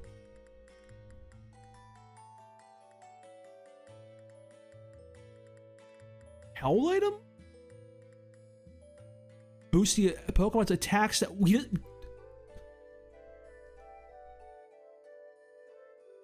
Okay, so you can just run like a normal item like Life Orb or something, then you have like the regular guy, then if you put the sword on him, he becomes Sword Dog. Okay.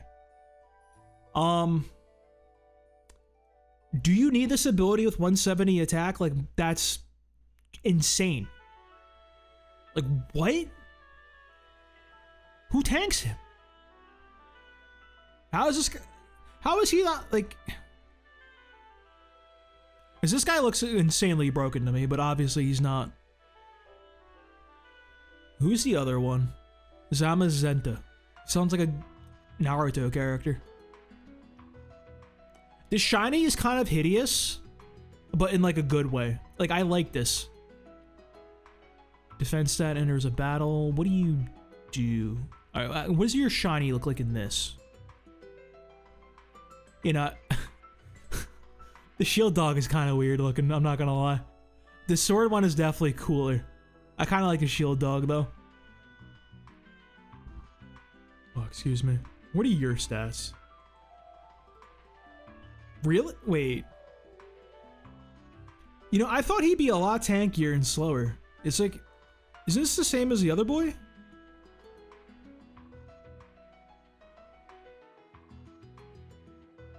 $145, $145, this guy's insane. He got nerfed, now it's 150. Zamazenta used to be weak, but got body press, which was buffed him like crazy. What does body press do? Wait, it should be up here, right? Where's it at?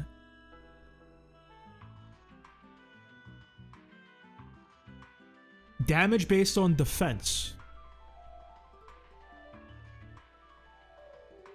Off 145 defense, like that calc's probably nuts. Which, is he get a boosting move? He's gotta get a boosting move.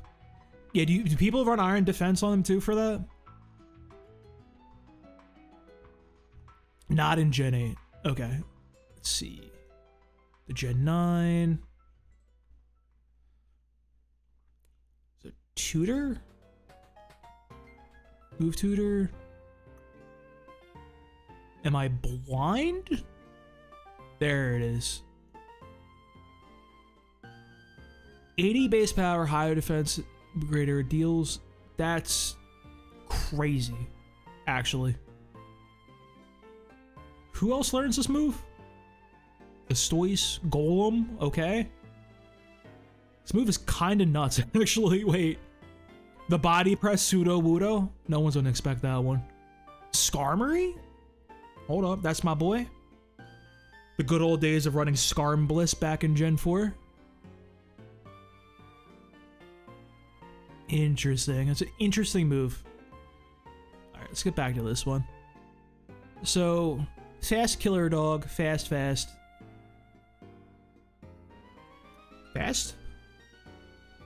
I know this boy runs Tailwind. I know a Whimsicott. That boy got Encore too. Okay. Alright, I see. That was well explained and like actually, that was pretty good. I like that article. That was good stuff. Because I feel like that actually did break down like, hey, these guys do this, these guys do this. Good examples too. Variety of examples. I think that was a pretty good article. Dude, honestly, VGC's got some pretty good like new player like guides and everything. Like this website is pretty damn good, honestly. Like I definitely see like this is like a good resource. It's like this and like grinding 4 million games. Get you where you gotta be. Because there's no guide for like the knowledge you need just to know what these Pokemon do and everything. That's a just unfortunate aspect of grinding. I'm gonna go to the restroom real quick and grab another cup of coffee. Be back in 2.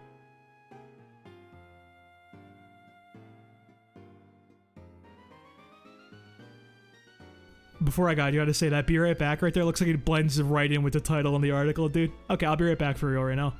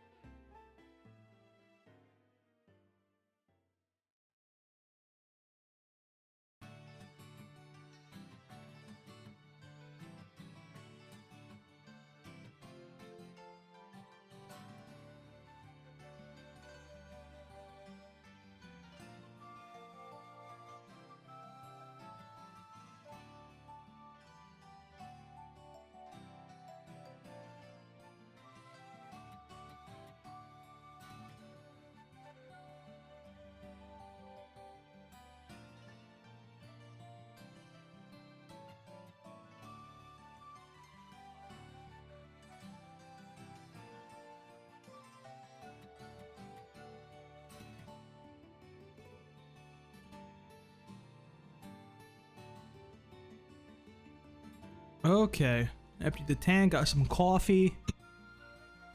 Like I need to even, shit, I didn't take my medication or my vitamins earlier after I ate. No. Did I eat? I don't remember if I ate. Damn, ADHD at work, huh? I'm not hungry, so I guess I'm good, right? Alright, anyway. What do we have left? Because we're in the battling section, right? Yeah, team preview.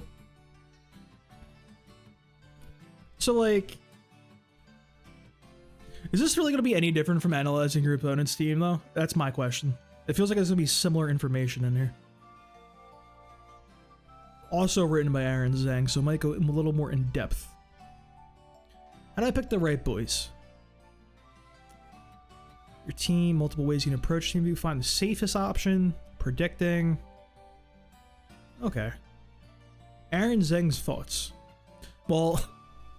Okay, hang on. It's your article, bro. Isn't it all your thoughts? Come on now. I thought that was implied. Identify a strong lead matchup that's going to help me set the pace of battle, figure out which Pokemon I should bring in the back. I'm sure through the Pokemon I've selected, I can adequately answer every single Pokemon on my team. Okay. And I know by my opponent's team, we're not talking 4, we're talking all 6 potential Pokemon, because you don't know what he's bringing. Walk through mental flowchart, understand the strategy. Okay. Take out strong attacker, speed control strong attacker.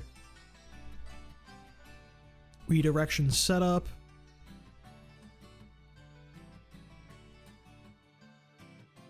So what is that? I don't know what a geomancy is. Weakness policy Dynamax setups? What? Enabling weakness policy on a strong Pokemon sweeping with it?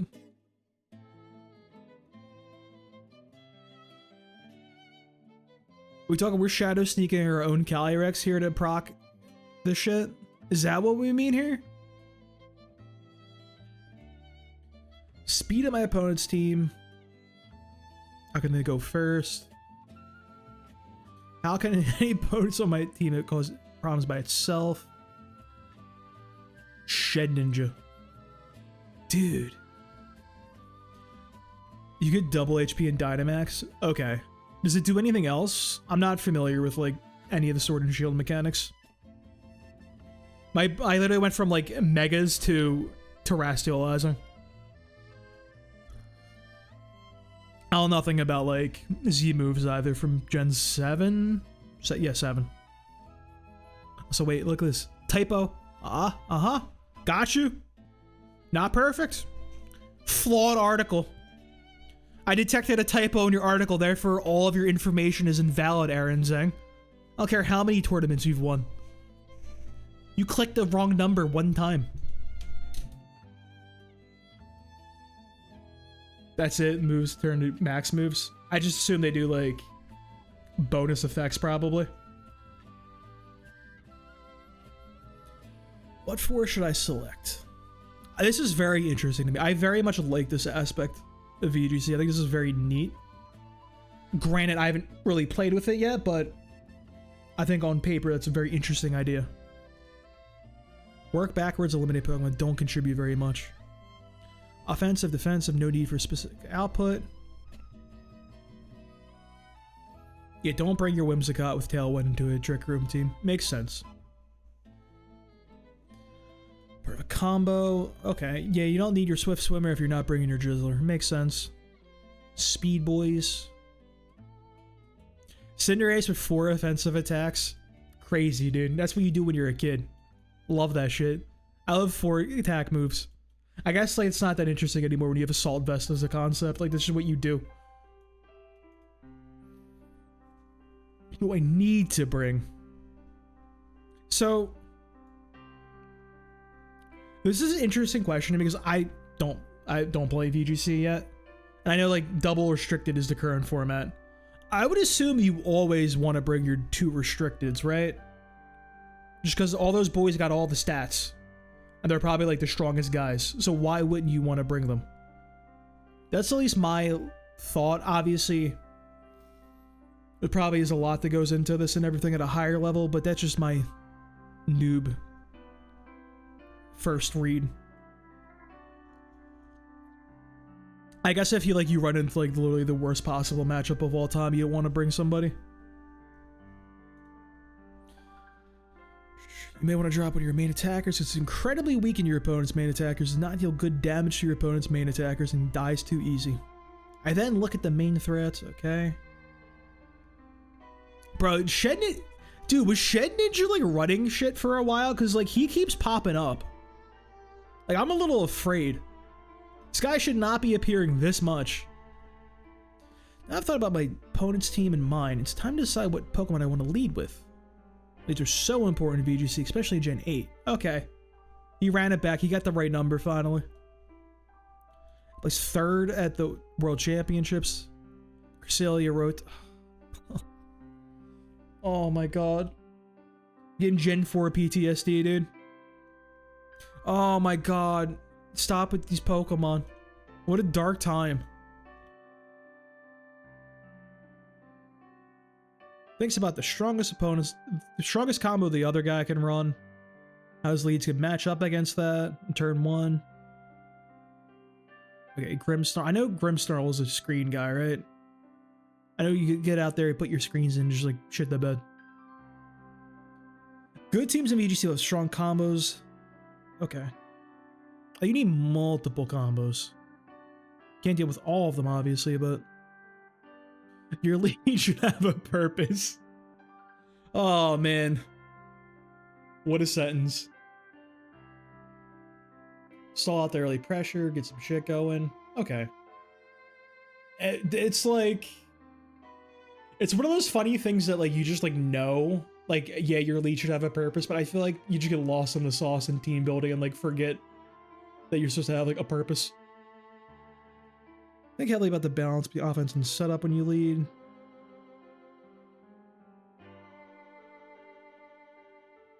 How will the Pokemon have in the back support the lead?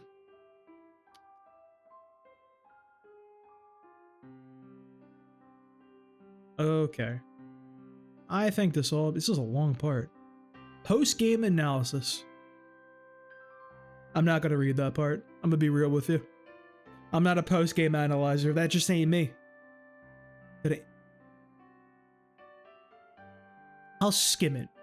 Did I anticipate my opponent's lead combination? Analyze why. Which one of my Pokemon I left out could do more? Okay. These are basic questions. These are like... just simple questions you ask yourself. They're not like get down with a notepad, like analyzing the replays type stuff. That's fine.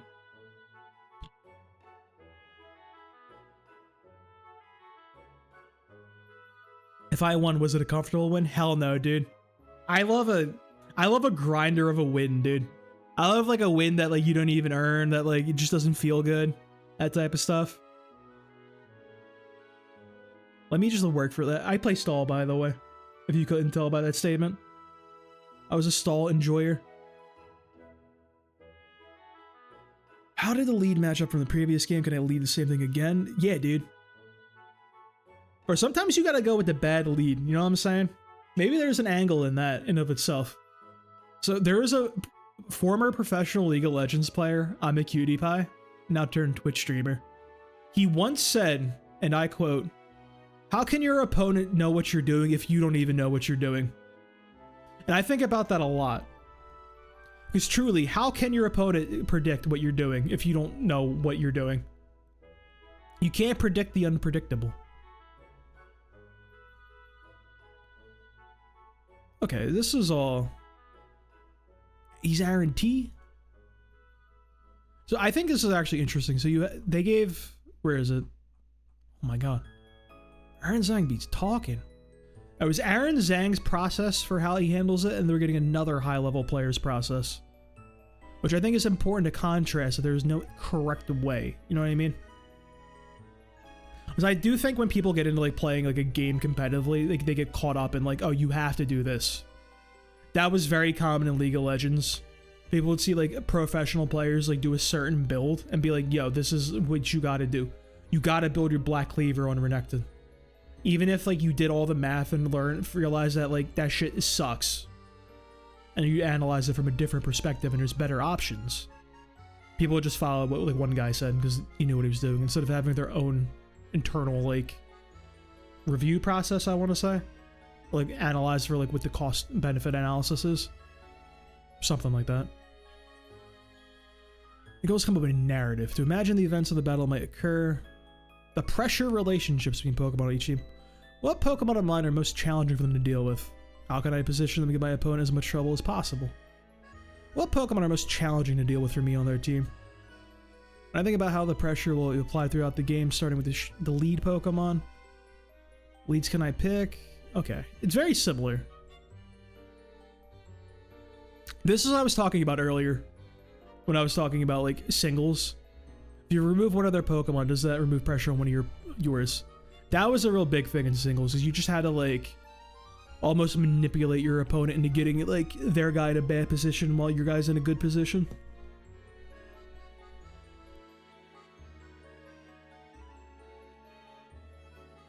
Yeah, this is good info. This works for my brain. I'm more in line with what Aaron T's telling me instead of Aaron Zhang, which both are valid ways of thinking. What Pokemon can you absolutely not afford to lose? If you lose a Pokemon, what Pokemon on their team are freed from its pressure? Hell no, dude. Always lose your Pokemon and just start relying on luck swinging. I suggest writing your...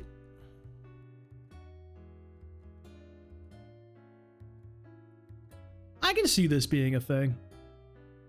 This makes sense. Writing your thought process down, then like seeing how the game went, then reviewing your thought process and what it was right or not. That was what I was going to do when I get to team building and actually playing. Just explain my thought process. But I don't know if I'd write it down. I can't wait for my thought processes to be so incorrect, dude. Like, I use this guy because he's cute and he has hands for wings. Your team has a clear built-in goal. You have 2 Pokemon that can be led together, achieve some combination of synergy. Politoed Kingdra, Classic, Drizzle Swift Swimmer. I know, none of these words are in the Bible. Like, what are we talking about here? What do these words mean? What is Gigantamax? Urshifu Rapid Strike Gigantamax Colossal. This is like literally a different game from Gen 5, bro. Like, I don't know what any of that means. And then neutralizing gas Regigigas. Okay. I got 2 of the 3 down. I don't know what these words mean. I just know this guy is Cancer. Is this a Rock Fire guy? Wait, I know what this is. I caught one, Scarlet Violet. Okay. What is, I don't know what this is. Clear built-in goal. What tools does your opponent have to defend against your goal? Okay. So this is like, okay, so I'm running a setup guy. I need to analyze their team. Do they have a guy with taunt? Do they have a guy with encore to shut down my setup? I got to play around that. That kind of thing. Makes sense. You don't want to set up when the guy that has taunt. That would be, or encore, God forbid. Fucking hate encore. Also ask yourself if your opponent's team is built in clear goal, right?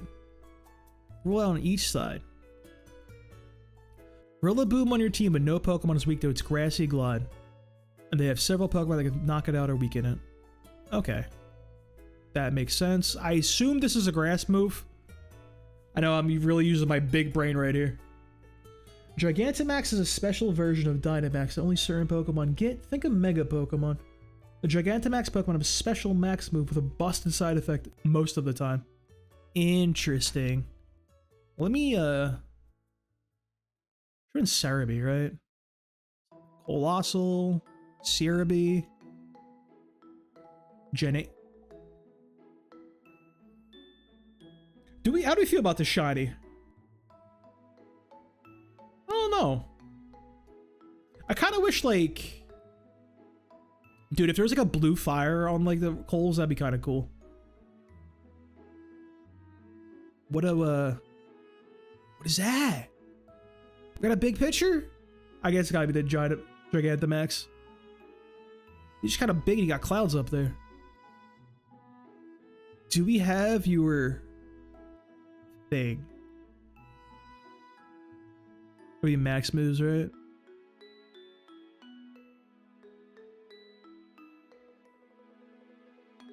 G-Max Volcanlith? It was that 4 turns, does that much damage? Okay. Jesus.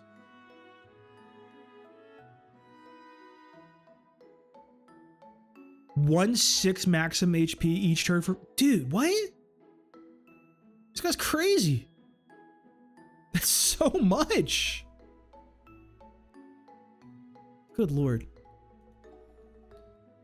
Where were we? You and your opponent have most, if not all, the same Pokemon? Dude, I hate mirror matches, bro. Nothing feels worse than losing a mirror match. And like, when I used to play fighting games, I'd be just playing grapplers, and that shit just turned into a butter churning match. That was just luck. You just spin the stick and press the command grab button. Whoever got luckier would win. I swear to God.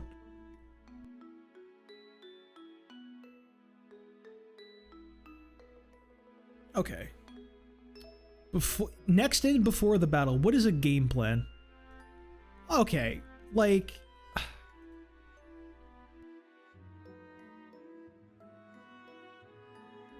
I kind of feel like we're repeating a little bit here.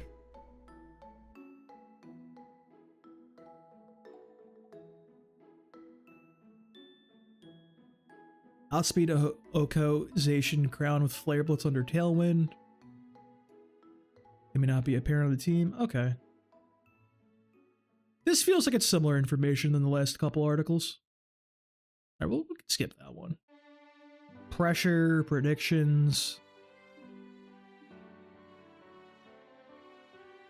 What actions get you closest to your goal? Which actions will get your opponents closest to their goal of beating you? So I assume we want to be proactive. Proactive is good.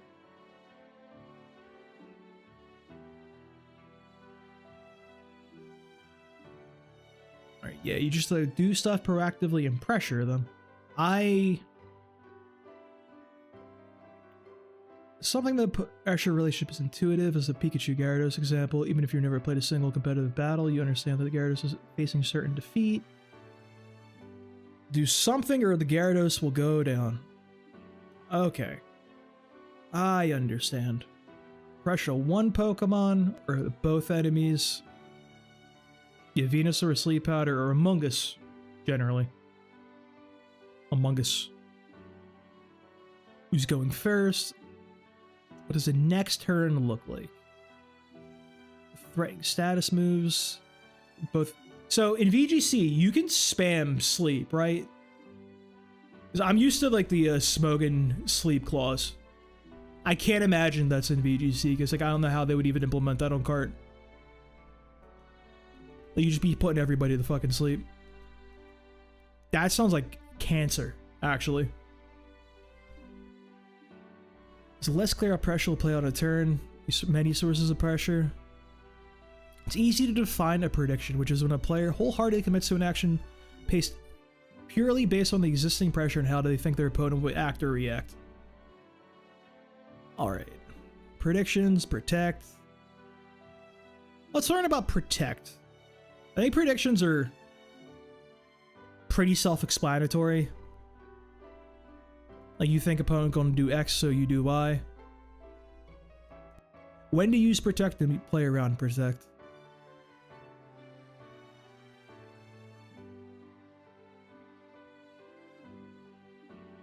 Yeah, I know, like, everybody be running protect in VGC.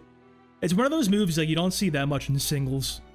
You really only ever see it on like toxic stall Pokemon, that type of thing.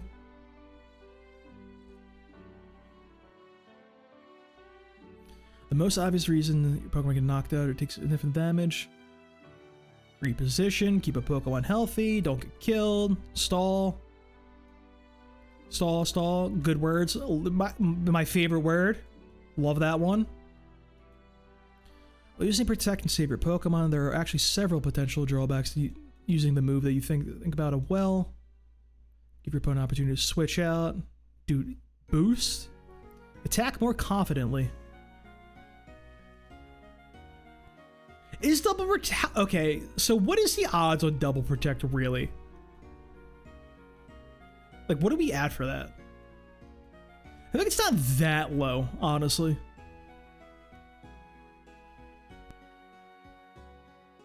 Just hit a Google search real quick.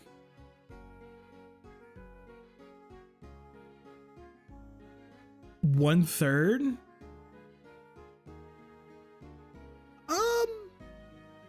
Is it really? Huh. Yeah, I feel like I'd be hitting that way more often.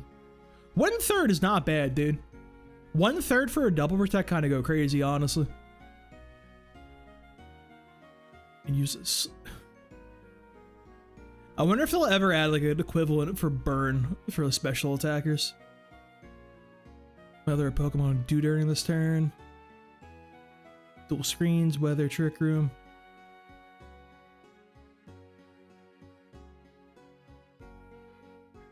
Yeah, just set up when they're protecting, that's fine. Did I just use protect? I could have just scrolled down a little bit and was in here, man. Come on. I just Googled things for no reason. If my protect works, what do I do next turn? Game 2 at Terrakion. Oh my lord. What are we, Gen 5 with this setup? Terrakion and Lando? No, this is Gen 5. Got fucking Terrakion, Lando, Scrafty, and Gothitelle, bro. Come on now.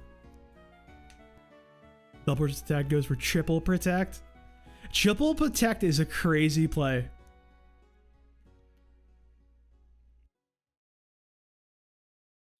Is an advancing position at all in the game? Yeah, I think at a certain point you gotta like click buttons.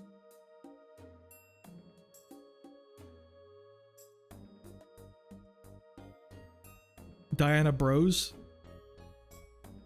Dude, like that last name just broke my mind. Like I thought it was like a tag team of like the Diana Bros, like you know the Mario Bros. Stalls out her own electric terrain so she can set up later, allowing her stack attacka. I don't know what those words mean. I don't know what a stack attacka. I don't know what electric terrain is. I assume it prevents at least sleep, maybe more status effects. Based on that, how do I play around using protect? Just grinding and learning what you're doing. Forcing protects. So leads me making your opponent use protect will generally make their next turn substantially more difficult as they cannot use it again without much confidence. As a result, it can actually be useful to attack into something you think is protecting.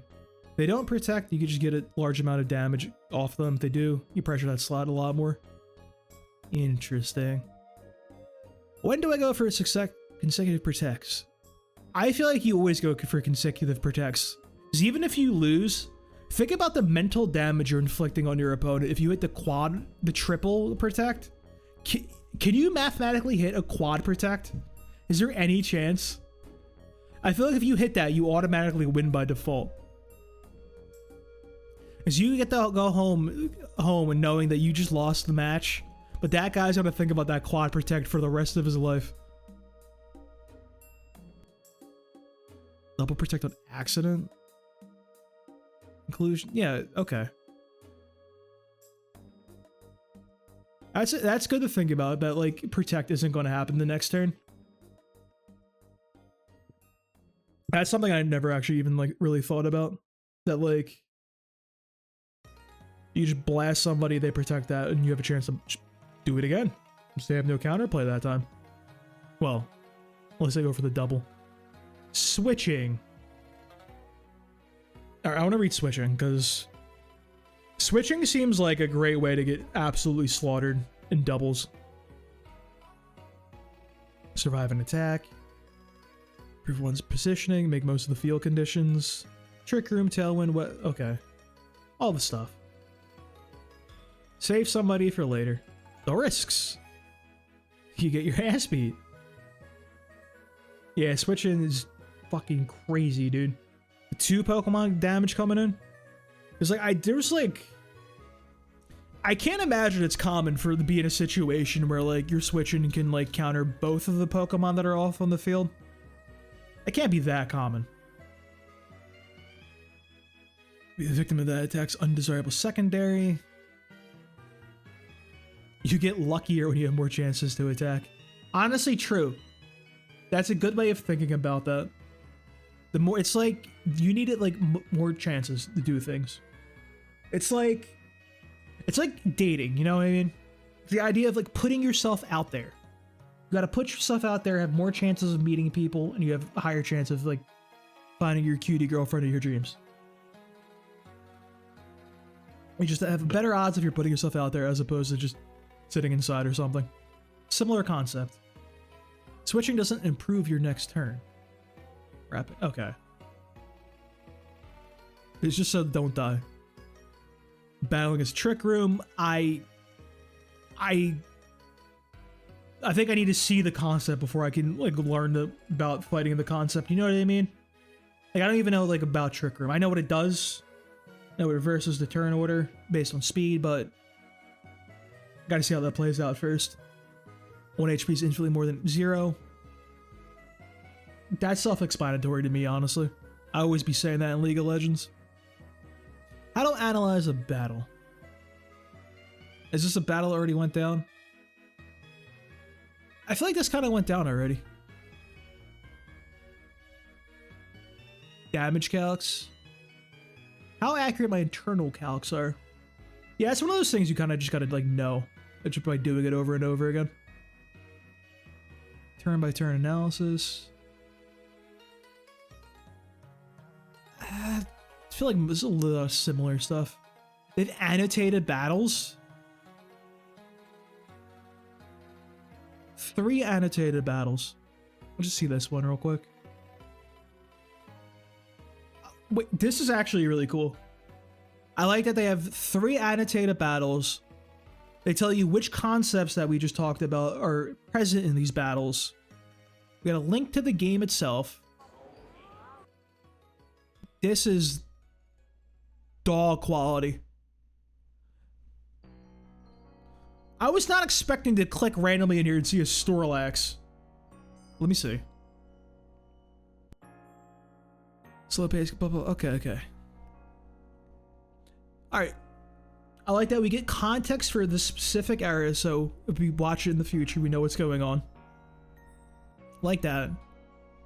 And we have analysis with timestamps. Little annoying to follow.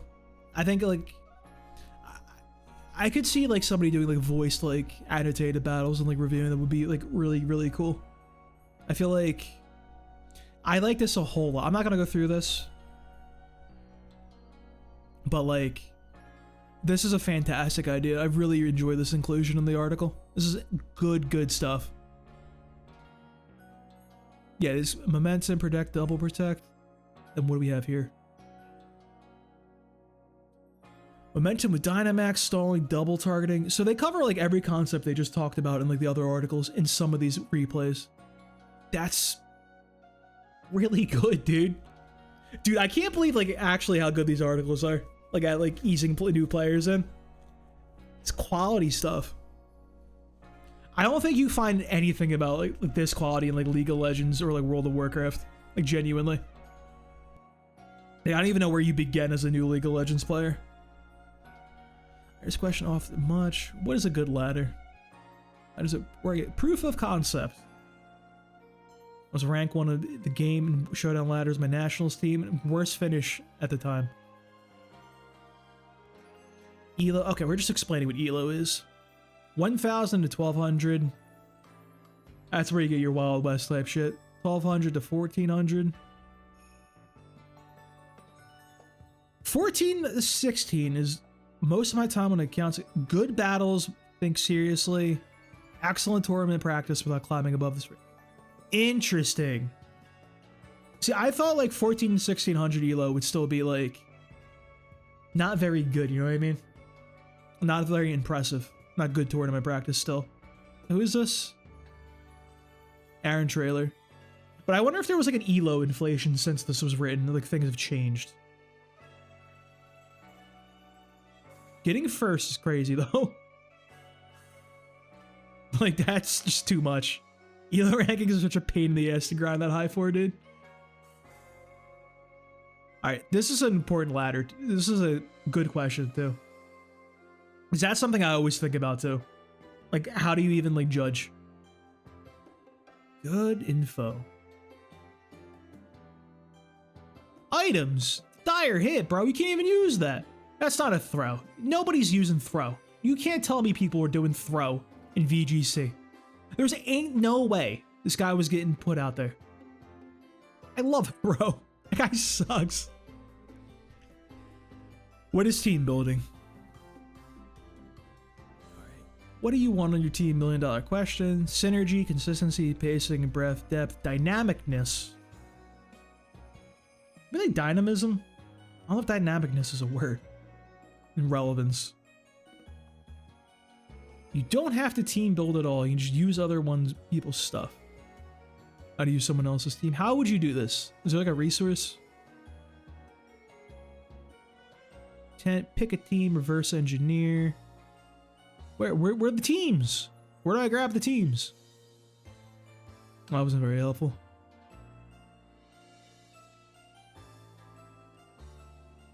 Alright, first steps, intent. What we're doing with the team, obviously. We gotta start with an idea of what we're doing. Simple, Incineroar because it's good, highly complex. I'm going to give my Cresselia 8 speed IV, so it's 64 speed stat. Or the move before minimum speed Groudon in Kyogre and Trick Room. Crazy. I learned so far. So I went through the rest about like battling concepts and like double protect and everything, and like how protect is like kind of plays out and how to play around it. Then I looked at like they had 3 annotated battles from like VGC tournaments and like the concepts that they would cover, and like annotated like explanations and like timestamps in the battle of like what's going on, like why things are happening, which I think is really sick. That's like really cool that they have that. I didn't go super detailed into that, but I think it's a fantastic resource for people. I'm on to the team building part, then I can actually finally play the game. I just want to see what they recommend. I want to build it so gravity always hits. Okay. I really like where Xerneas is at. Where's the real intent? Where's the best intent of all? I want to use X Pokemon because it's cute. Grimstar and Togekiss are everywhere, so I'm going to make a Durant team to beat them. Makes sense. Okay, no, okay. I just had to read a little more. Dude, I'm telling you. It's crazy how every time I have a question, Aaron Trailer comes up and has me unlock like next sentence. He's like reading me, like he's predicted me, dude. He knows everything I'm about to say. I think sometimes you gotta just put your boys in, you know what I mean? Tura's one of the best Pokemon, of course. Good synergy. Tapu Fini and Kartana. I don't know what a Tapu Fini is, but I looked at Kartana earlier. That thing's crazy. Arcanine. He was Steelgrass, I think, when we saw. I don't know what Tapu Fini does. Arcanine probably has Flash Fire or Intimidate. Well, probably Intimidate. It can just eat the fire attacks based on its typing. Okay. I'm really weak to dragon types at Togekiss. I want to sweep weakness policy Yveltal. That's crazy, dude. That's a crazy thing to come up with. I don't know what my intent is. With others, talk. Okay. Simple. Brainstorming ideas to start teams. Kind of covered that a little bit. Pick a team without team building. Use someone else's team. Typing, utility moves, speed control. Items, protect, trick room. Type chart is like...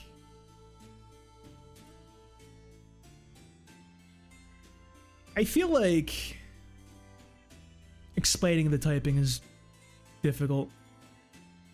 I feel like that's like you gotta play, like learn all the good typings. Which archetype do you think you're gonna like the most? Oh man. So in Smogans and singles, I was always a stall guy, which I understand isn't exactly the most viable in VGC. So God knows. I always like Trick Room in singles, but that was never really viable. So I might like that in VGC. I think for now, I'm going to just start and pick one of the restricted and just kind of build out from there. And try to enable that. I do also love just setting up 400 million things and letting it rip. That's always a fun one too. So we'll see. I think I'm going to start with Lugia. Because Lugia is my favorite box legendary. I already know that thing is dog shit. There's no way that guy is good in 2025 Pokemon.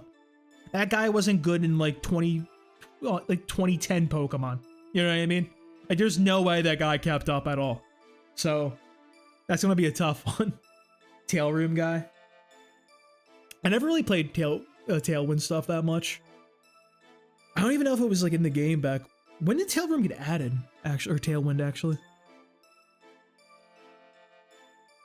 I know it like doubles your speed and everything, but Gen 4? I feel like people didn't run this in singles back then, at least. I don't know if they do now, but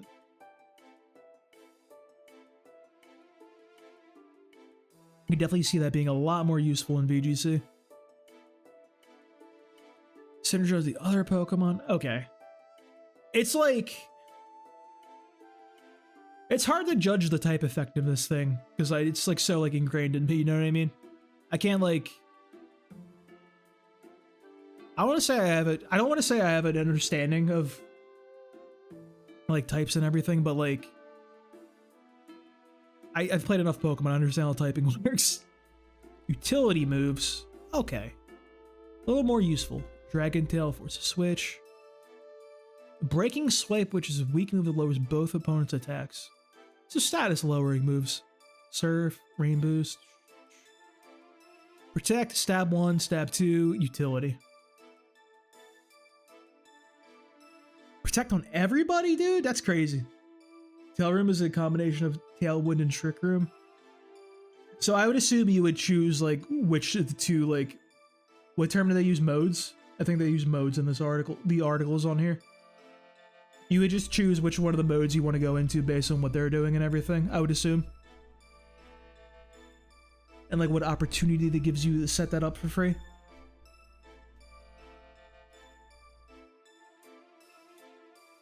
So I guess I could just slap Protect on everybody for now until I figure out what I'm doing.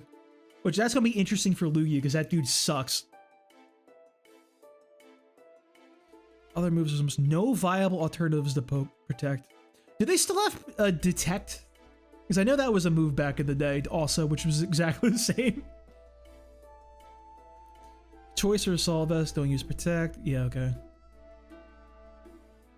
Influence Speed, Speed Control. Icy Wind, Electro Web. Trick Room, Tailwind, good stuff. Redirection. Follow Me in Rage Powder.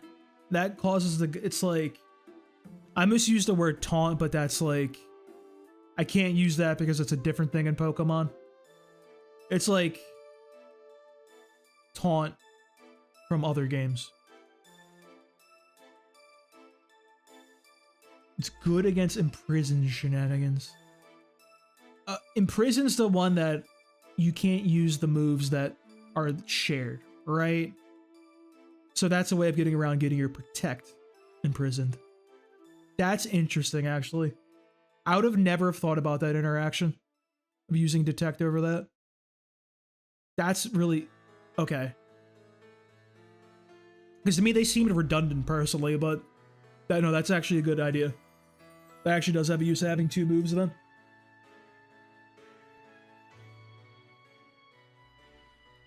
Rage Powder and Follow Me differently. That Rage Powder doesn't work against moves. Powder moves. Grass, Safety Goggles, and Overcoat. Okay, that's good to note. So, grassy boys can't get Rage Powdered. This also means that Grass, Safety Goggles, and Overcoat prevent Spore and Sleep Powder. What? I assume this is a held item. I'm not familiar with this one. It's got to be a new one. That prevents powders, and that's one's self-explanatory. Protect as a partner. Redirect us. Protect. Blah blah blah. Okay, yeah. Fake out. You fake a guy out. Simple. Taunt. You stop dudes from doing things. Freeze. Dude, they should bring back Gen 1 Freeze. I love Gen 1 Freeze because Gen 1, if you get frozen, it's permanent. It's effectively like killing a Pokemon. It was great stuff. Gen 1 was a great game. Freeze, Sleep, Burn, Paralysis, Poison. What about Toxic? I feel like you gotta include Toxic somewhere on there. But I guess like dedicating a move slot to Toxic and VGC is tough. 1 to 3 turns. Poison is Toxic? Well, Toxic's got the ramping effect as opposed to Poison. Unless they, did they change it ever, actually? Like, did they, like, just combine how they function?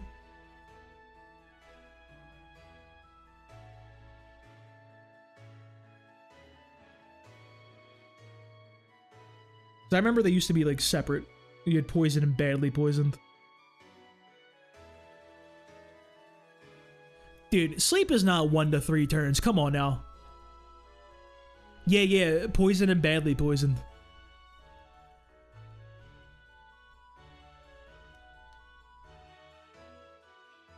I feel like Sleep is like... Sleep feels like it's 8... I feel like if I get put to sleep, it's permanent. If I put the opponent to sleep, it's like 0 turns. Burn. Yeah, Will-O-Wisp, cuts attack, paralysis. Thunder Wave. Fallen off. They're immune to... Electric's immune to paralysis now. I thought the speed drop was always 50%. Really? It's less accurate. Paralysis is still probably pretty good. Did they ever change how, like, often, like, being fully paralyzed happens? Don't mess around with poison. It's not even worth it, even toxic. This is the saddest thing I've ever read in my life, dude. This is like... Bro, come on now. These aren't the words I want to read. I love toxic. Reflect, light screen, and what is Auroraville?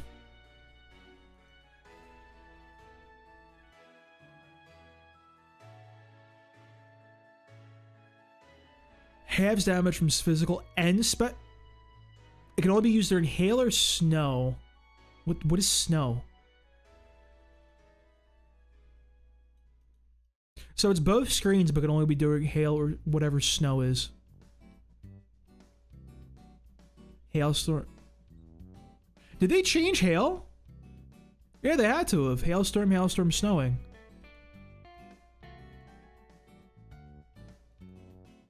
They changed. Is it good now? Because I remember, like, back in the good old days of the weather wars, it was like rain was the best and sand was pretty good, and then like sun was kind of crap, but like you make it work a little bit kind of, and then hail was literally the worst thing ever created and totally unusable. You had like a bomb of snow to set that and nothing. It's better but not good enough. Okay, that's an improvement. Learned by Vulpix, Obama Snow, Frostlass, Frostmoth, Ice-Skew, and Iron Bundle. What is this? Oh yeah, this guy. The Delibird robot. Why is he so fast? I'm not gonna look at that anymore. That's terrifying. Decreased damage 2/3 their original value in double battles. This is different. Half reduction.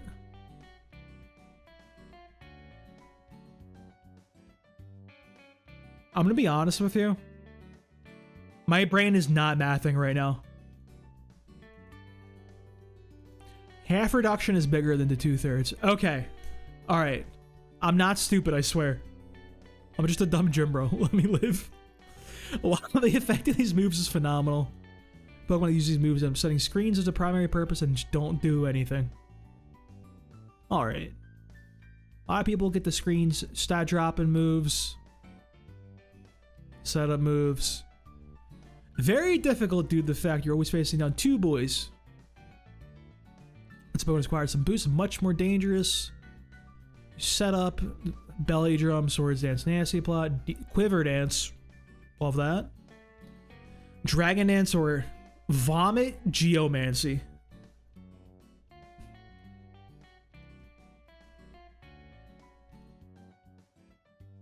Why do I think Googling geomancy with no context is good? Yes, sir, man. How you doing, bro? I'm trying to get like, I want to see what the new player experience for VGC is like. So I just like literally started from a Google search of how do I learn VGC. I'm trying to see like all the resources you guys got out there on the internet for people to try to learn. And it's actually some good stuff. So I came from a League of Legends background and we didn't have anything like this. We got nothing for new League of Legends players. You just gotta get thrown to the deep end and learn. Oh, what does this move do? Why is this making my man Aaron trailer vomit? The second turn, the user's special attack, special defense, and speed increased by 2 stages. Power herb lets the user... What do you mean? It's 2 quiver dances?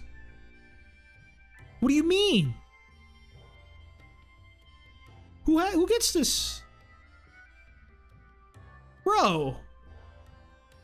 Thank God I didn't play Gen 6.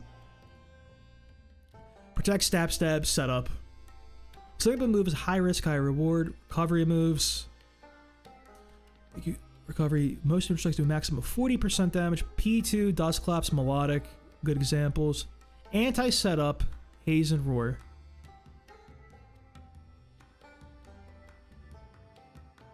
I didn't think this was going to be a thing, actually.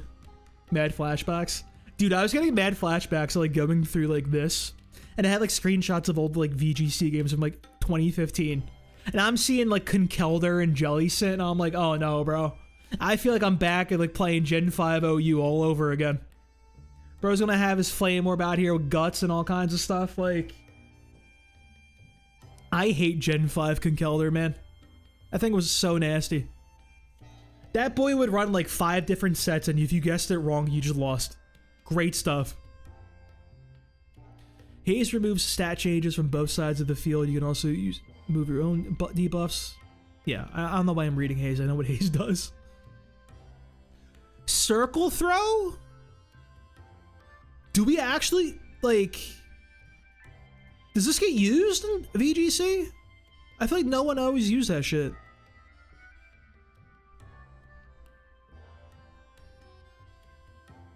Okay. Trick Room is even lower priority. You throw a boy out. Cool. I didn't know it was -7 and that was -6. Interesting. I feel like there's a lot of like... I feel like there's like a lot of like more interesting like priority tiers in VGC. I feel like the most you got in like singles was like extreme speed is +2 while quick attack is +1. Wow, it goes first more. Like, that's all you really got back in the day in singles. Like when you start going into the minuses and stuff, that's nuts. Weather, sunny day, yeah. Manual weather's old school stuff. I know about that one. Fake out's +4. Was it always +4? Or did they like change it at some point? +4 is kind of nuts. I don't know how you would even play around that. Ally switch, one of the most controversial moves of all time. Ally switch switches the position of your boys. Yeah, why is it controversial? When your opponent doesn't know what you have it and therefore forces difficult decisions from both players. I don't like it because if they guess correctly, it doesn't do anything. Huh. I guess this was more effective back in closed team sheet days. And it's probably harder to catch people off guard with the ally switch nowadays. Because these are a little bit older, these guides. Speed control. So we got what?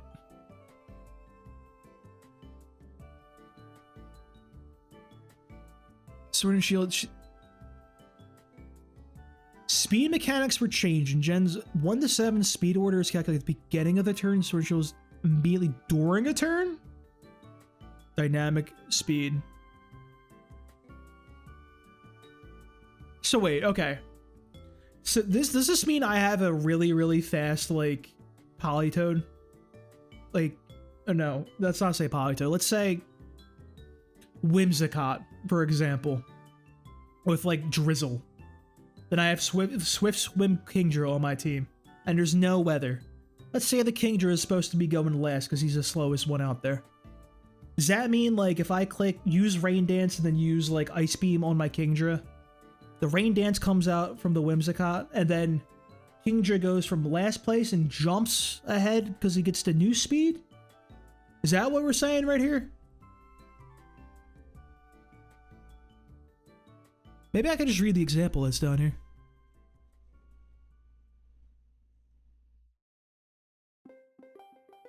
Turn order was set at the beginning of the meeting. Whatever speed order was started is how it played out. Raichu goes to Polytoad setup. Okay. This is not how speed works in any competitive games. I didn't know they changed that, actually. Wait, really? I had no idea this happened. Okay. That's good to know. I would never have guessed that one. Tailwind activates the same turn used. Okay, so you use Tailwind on Talonflame. And it goes first because Gale Wings, it's priority. and then the other guy with him goes way faster and like probably go second. Is that like pretty much what we're saying here?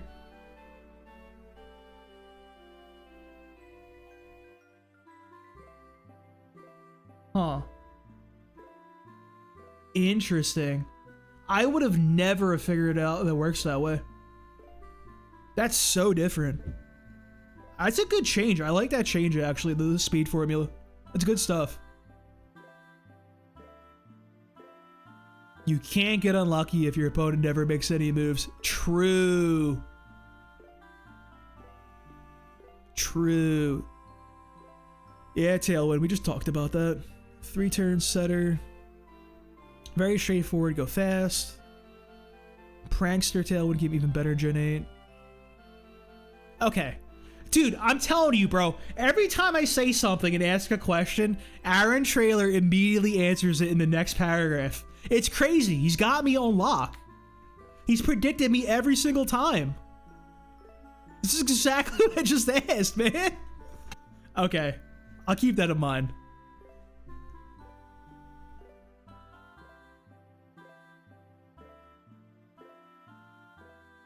Covert Cloak.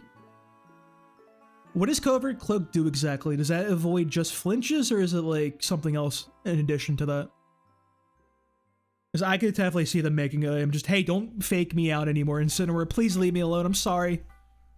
I could definitely see an anti-Incineroar item being added. Avoid secondary effects. Okay, so no Dire Claw procs is what you're telling me. I know about that one. That's like the only thing I know about existing. Is fucking Sneasler. Second strongest form, Trick Room. I know about Trick Room. Bit of setup, you gotta get the move out, fake out, follow me, Rage Powder. Shapes and sizes, super bulky Trick Room setter, and a offensive Trick Room sweeper.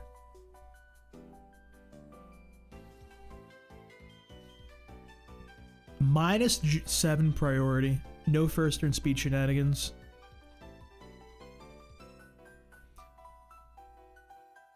So Icy Wind, Electro Web, and Bulldoze, bro. Do people run Bulldoze in VGC, or is this like... I'm like, this is... I know, definitely see Icy Wind. I think some Pokemon in singles used to run that because you had like nothing else better. His movesets were bad back in the day. Bulldoze is rare. These moves are less committal of a strategy. Okay, yeah, just keep lowering some speeds. Okay, no, alright. So, I didn't even think about that one.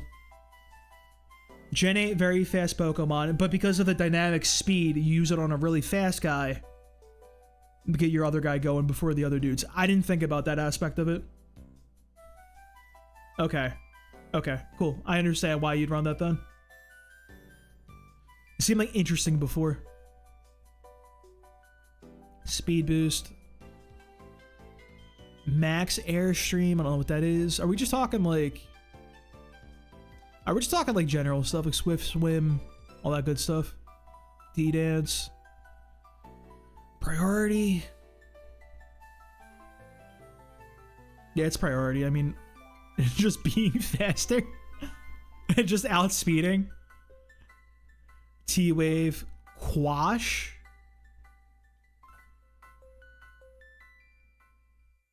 Quash feels esoteric.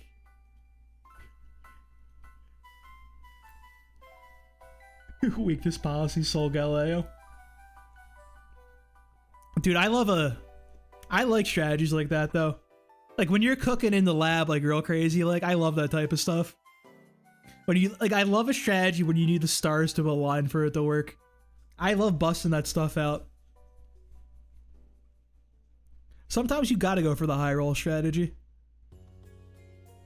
Trick Lagging Tail? That feels crazy.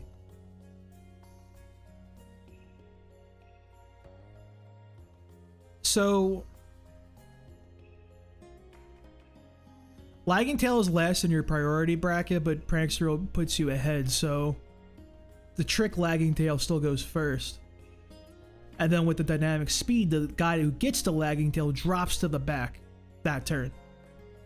Interesting. What the hell is speed swap? That's not real. Items.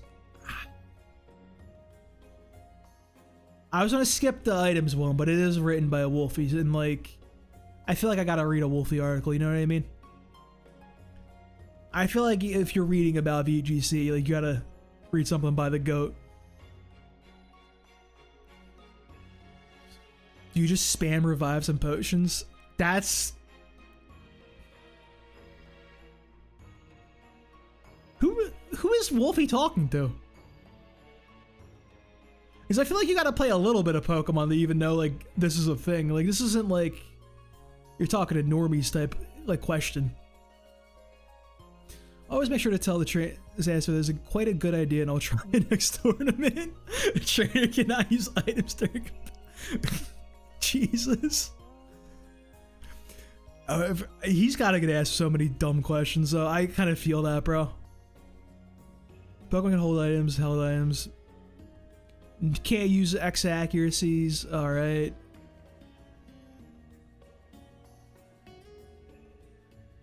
Yeah, it is true. This is a beginner's guide. One thing I will say, my only issue, like, with this website is, like, I feel like it's not written in, like, a flow from, like, super beginner, a little more ramping up endlessly.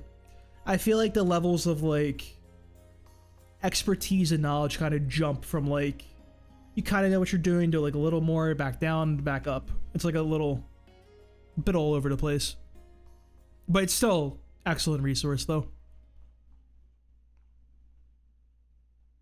So I feel like we just went from, like, speed control strategies and, like, all this kind of stuff like that, and, like, priority brackets and, like, dynamic speed and how it's affecting the game to, like, what items even are conceptually. You know what I mean? I feel like that's an odd jump for, like, where we were at learning-wise. Alright, I'm not reading okay, I'm not reading that part. Didn't we just read Protect, or am I insane? I feel like we read Protect. Did I go backwards? No, I did jump ahead and go backwards. Okay. Trick Room, abstract building blocks. What makes a Pokemon good? Lisa's video where he talks about one of the first things to think about. The Pokemon on your team should be good under your team building philosophy.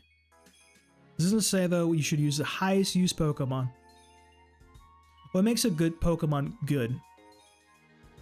It's more important foundational. What does it mean for a Pokemon to be good? It does not mean the Pokemon has high usage rate. Good Pokemon often have high usage rates, but many good Pokemon don't. Maybe cheekily, the definition of a good Pokemon is the definition you come to yourself. What do you value in a Pokemon about? So I like this because from my experience playing League of Legends, people got real caught up on, like, usage stats and everything.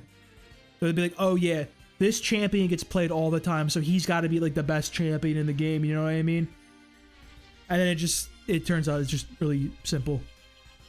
And people would overlook, like, oh, like, nobody plays this guy, and that type of thing, and they're like, oh, he's got to be bad then. So I think saying this is actually a very good thing to say to new players, that, like, use what works for you. Exactly. That's my girl Karen right there.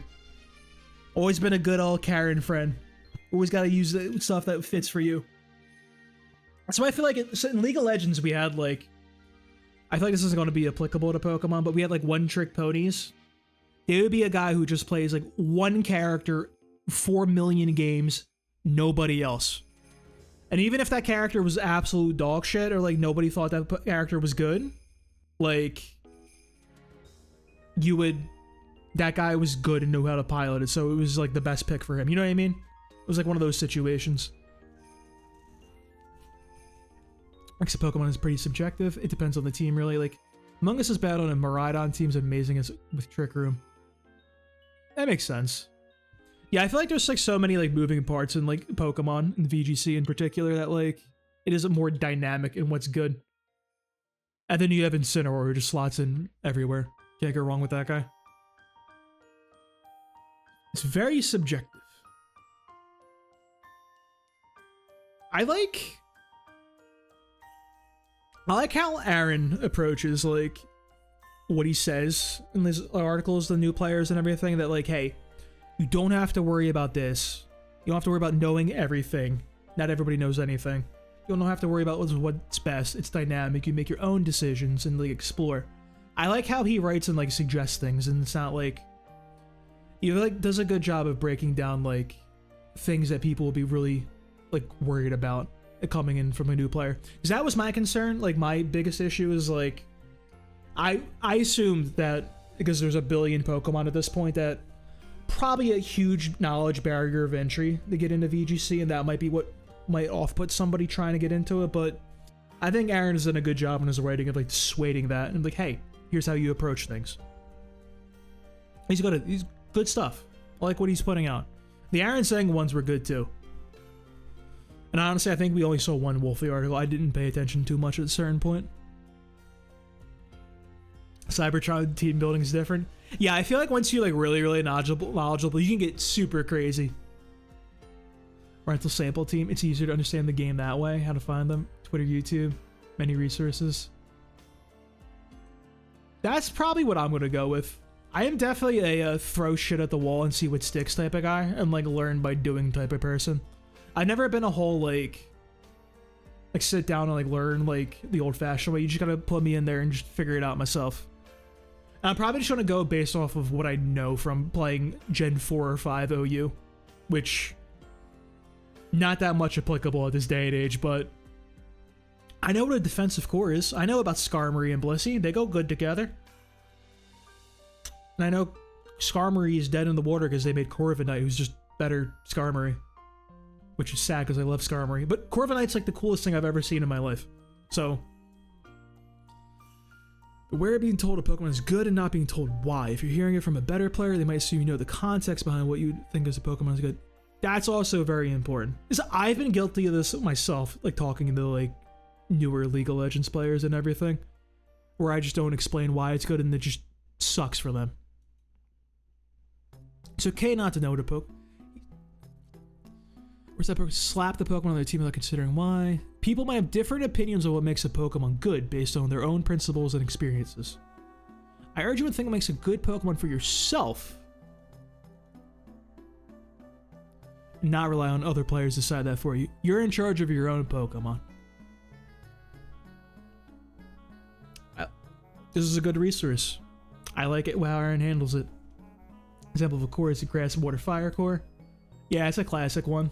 There was that, and just like, I can't think of any other core than Scar and Bliss. I don't know why. I'm like blanking on them. I feel like Rotom Wash and like Lando T always went together really well too. And you just clicked Voltorb and the other guy. You just spam Volt turn endlessly. God, I hated Gen 5 OU. That was a nightmare. Good Pokemon fundamentally challenge your opponent. Consistency. Best Pokemon of all time is Xerneas. Is this just Geomancy? Like, this thing is so broken, you click Geomancy and win? Be good is in everything. Context for Amoonguss is useful defensive typing.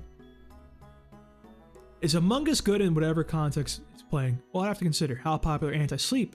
See, this is what you guys were saying about Amoonguss being good in certain teams and good in not ones. Exactly what you're saying. I'm telling you, bro. I don't know how Aaron Trailer like always has the exact example like ready to go. Same Pokemon. It's unbelievably broken. I don't know what Fairy Aura does. I assume that's probably Xerneas' ability. So spam. You need to spam Geomancy? Like, set up one time, you're good to go. That shit's crazy. Wolf. Okay, so we have... I actually like this. So we have multiple players' ideas of what a good Pokemon is. We've got Aaron. We got Wolfie. He's got more criteria. They need to impact the game. Through their support, like Incineroar, or damage, like Kyogre. And they need to be consistent. Consistency makes sense. Kind of important. Although I do love a gamble. I am a gambling man, so I probably wouldn't value consistency that much. I just love rolling the dice. Because my thing is, bro, if you think about it, everything is a 50-50. You know what I mean? You either hit or you don't. So it's fine. I will be using Zap Cannon on all of my Pokemon. I value the base stats of Pokemon highly. It's gotta be good. I also don't love Rotom. Me and Wolfie are on the same wavelength. I hate Rotom Wash. That thing is so annoying. Thank God that thing is not a ghost anymore. Enable the rest of the team some way. Dusclops. Azumarill. It's not 4 one-on-one battle. Okay. So...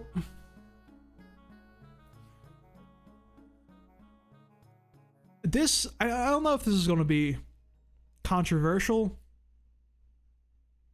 I'm not crazy about Wolfie's writing from the articles I've seen on this website. Like, I feel like it's correct and, like, good information. I just feel like it's not really presented in, like, a palatable way for new players. You know what I mean? I think both Aarons do a better job than that, personally. Make any Pokemon work competitively, however, you would make work a lot harder than others. Match up well against most of the common Pokemon. Pokemon commands pressure once out on the field. No setup required. Pokemon needs to use a setup or some. So, Aaron Zeng just wants shit that works. Or right off the gate. He doesn't like things that need things to go their way. So they all value consistency, is what I'm saying, which makes sense. It's hard to distinguish what your exact weaknesses are. Yeah, I can see that. There's a lot of, like, aspects of VGC, I feel like. 2014 World Champion Pachirisu. No one ever saw. Flew under the radar. So, I have a question, because one of my favorite phenomenons in competitive games with, like, rankings and everything, which might not be as applicable to VGC, because I know there's not, like, a permanent ELO ranking system thing, like, that's, like, super serious. Like, I know, like, you got, like, competitive on, like, cartridge and everything, but it's not, like, compared to, like, League of Legends competitive anything. Has there ever been, like, a Pokemon where, like, low-level players that are, like, new to the game and not very good are like, hey, this guy is broken? And all, like, the really good players are like, no, you just don't know what you're doing. You just gotta do X, Y, and Z to play around it. And then eventually, the Pokemon still kept shitting on all the new players. And then the pros eventually realized, hey, wait a minute, we were wrong. That thing is broken. The new players, the noobs were correct. So I've seen that happen in Marvel Rivals. I've seen that happen in League of Legends, especially. My favorite example was that Master Yi in League of Legends. AP Master Yi. So all the new bronze players were like, this dude is unbeatable. He's insane. We can't deal with it. And every Diamond Plus player is just, nah, bro. You just got to use your CC. It's not that hard. Just crowd control him. It's not that bad. You don't know what you're doing. And then one pro player tried it out and, like, doing a bronze to, like, challenger stream and was like, wait a minute. They're on to something. This guy's broken. I always find that super interesting. Wrapping up. There's no one truth makes... Okay. All noobs end up in Psy Spam. What is Psy Spam? Did you click Psychic 400 times? Is that what we doing back? That's what we did back in Gen 1. Alright, I think we got through all of the articles. Yeah, we pretty much got through them all. Well, we actually have a lot more in team building. I think we should just jump into it at this point. It's been 2.5 hours of reading. I think we can actually get into it. I think we've learned enough. So, here we are in Showdown. New team. We'll pick. I is double restricted, right? That's like the current one we're going on.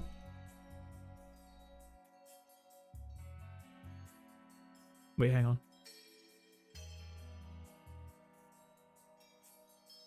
I picked singles. Yeah, reg I. I picked the wrong one. Okay.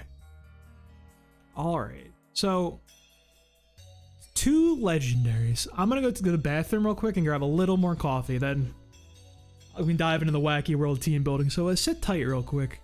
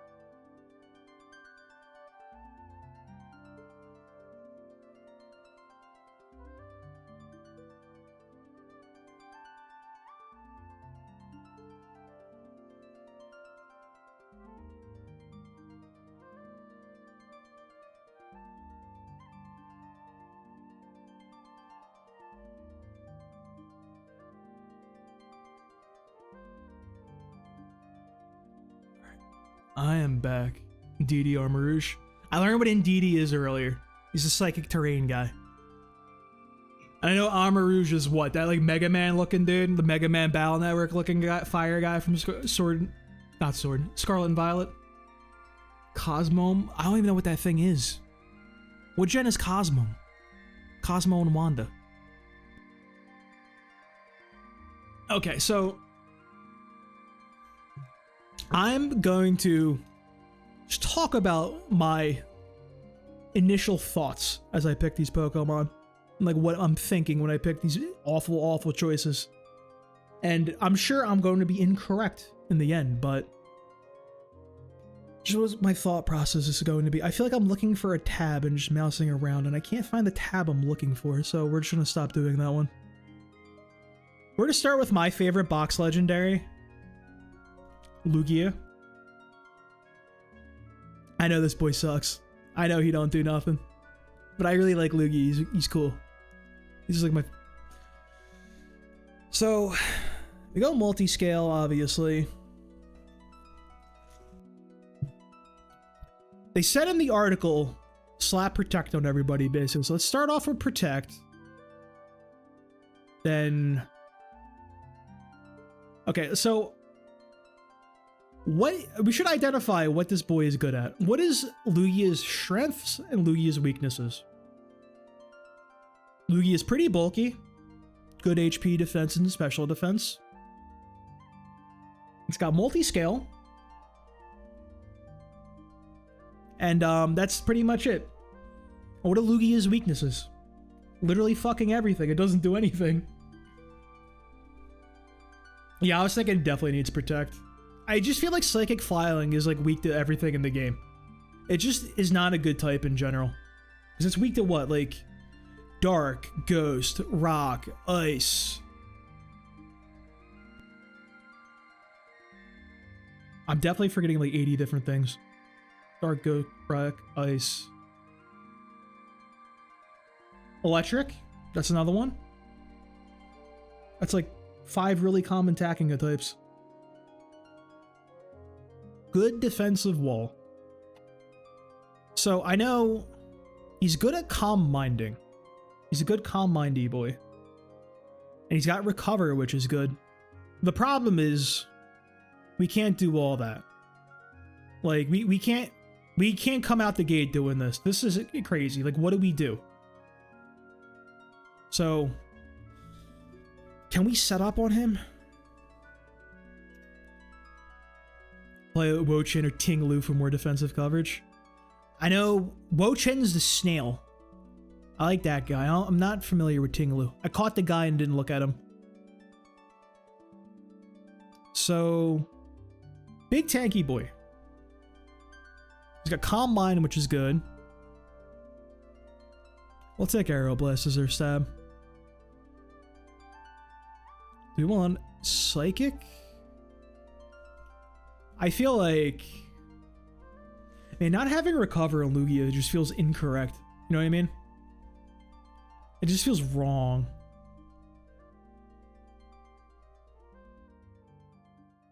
What if we go Calm Mind? Is there a world where I can get Calm Minds off, though? He has multi-scale that does eat attacks. The problem is Psychic... This typing is, I don't know. I don't know about this one, Chief.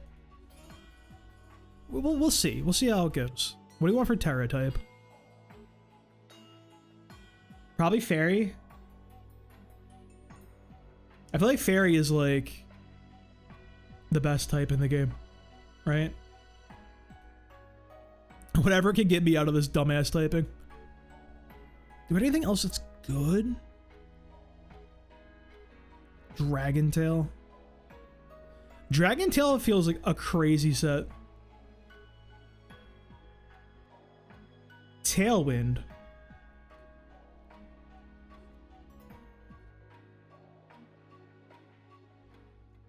Dark. Cali Shadow kill you in one hit. I feel like everything kills him in one hit is the problem, though. We'll try Dark for now.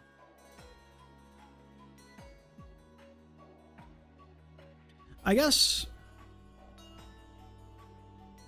Where's Tailwind? Alright, so... Do we want to run boosting Lugia? Or not boosting Lugia? Boosting Lugia sounds funny to me. But we need something to pair with Lugia so we can boost and not get killed. I don't know what would stop him from getting killed.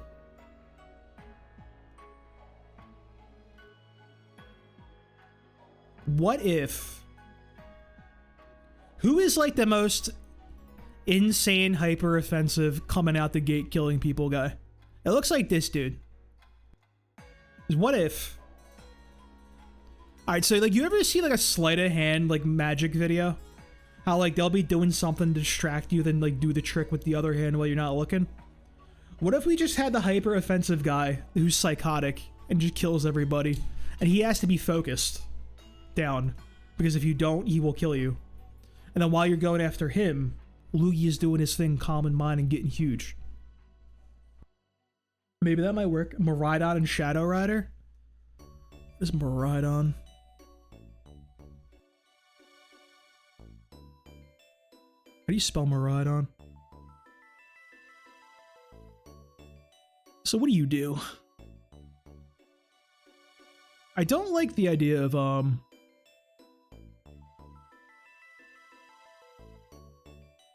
What do you mean it's 120 hits additional foes? What?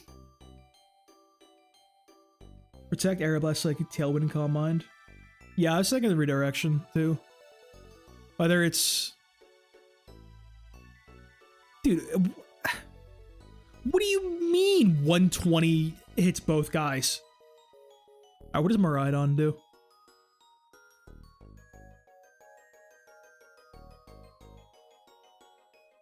You, electric terrain, special attack is increased a lot.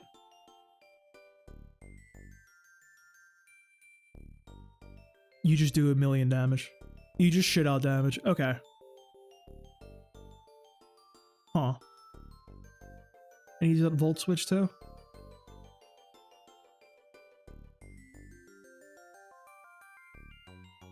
Lugia Miraidon. Lugia's immune against the ground moves Miraidon's weakest. That makes sense. I also figure, like... Because I know the terrains don't work if you're flying. So theoretically, if I predict a Spore coming to Lugia, I could just drop him to the ground. And like, when I Terra him, then he gets affected by electric terrain, then he doesn't get slept. Possibility. And he just boosts during that. So, what do you run?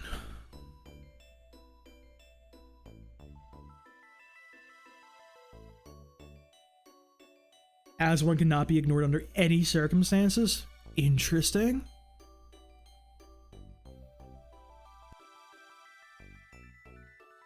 So, do you like, I guess that's his like unique attack, Electro Drift. Yeah, I do know Epikalytics. I was gonna run to that maybe next. Choice Specs Terra Fairy. I'm afraid of any of the choice items, honestly, dude. I've never been like a big choice item user. Like, I think I'm going to get myself into a bad situation if I stick with the choice items because I don't know how to play yet. I gotta learn the game a little bit before I start choice locking myself. We'll go Terra Fairy, though. I feel like Fairy is an insane type. So Electro Drift, Draco Meteor, probably. Gleam? Gleam shits on Incineroar.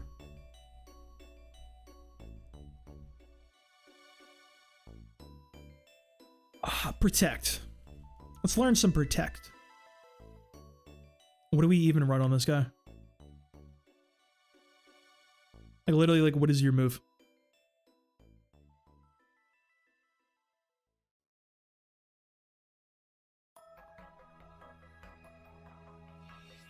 What isn't a... I was thinking Life Orb. Is if we're doing a hyper offensive, just shit out 1,000,000 damage while Lugia's boosting thing, that might be the best bet. We'll just go with that for now. Probably suboptimal, but we shall see. I guess you can get... Not affected by secondary effect of another Pokemon's attack. So... Definitely not choice or... Lefties? Maybe lefties. That could theoretically get us back up into a multi-scale range. Let's go with lefties. Okay, now this is the tough part. How do we fit around this? Where do we go from here? I feel like picking your 2 restricted is the easiest part. I kind of like the restricted format because it like gives you like a starting point for team building, as opposed to like a different regulation where it's just, hey, figure out your 6 boys.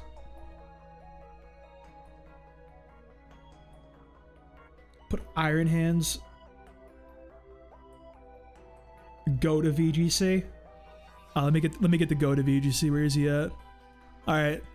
So what do I put on the goat? What's my boy run? Oh, where's he at? I'll put in Sin in because like he's like the best Pokemon in the game. Intimidate. Fake Out.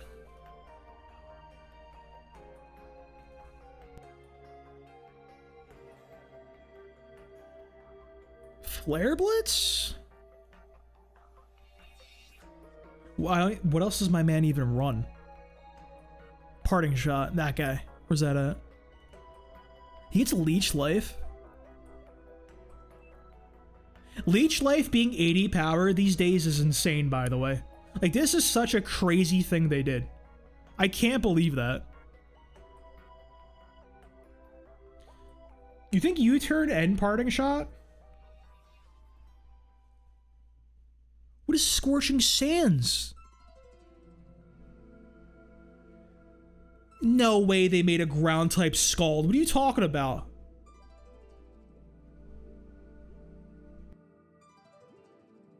They just be making moves.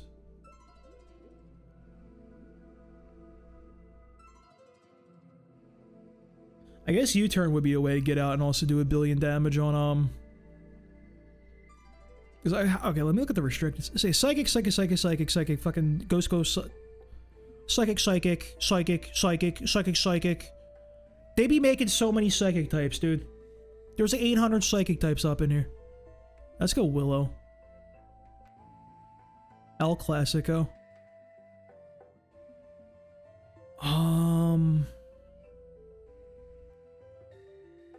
I know you ain't a sash boy. Citrus?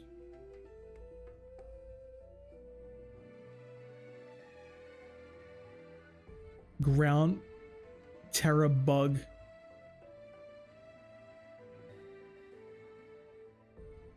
I guess resisting ground also synergizes with Miraidon. He's gonna be eating a lot of ground types. Or ground attacks rather. Say immune to powder and damage and hail. Well, it's gotta be that, right?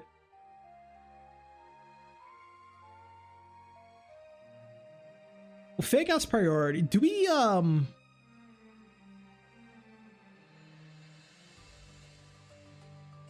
U-turn with parting shot? Oh, true. And I have to drop Will-O-Wisp too. This guy learns everything, man. This guy says knockoff. Wait, knockoff is probably good. So we do U-turn knockoff.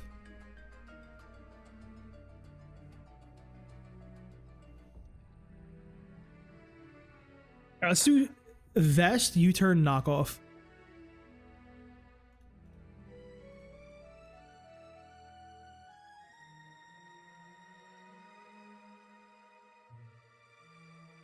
Where's knockoff? I can't even find it.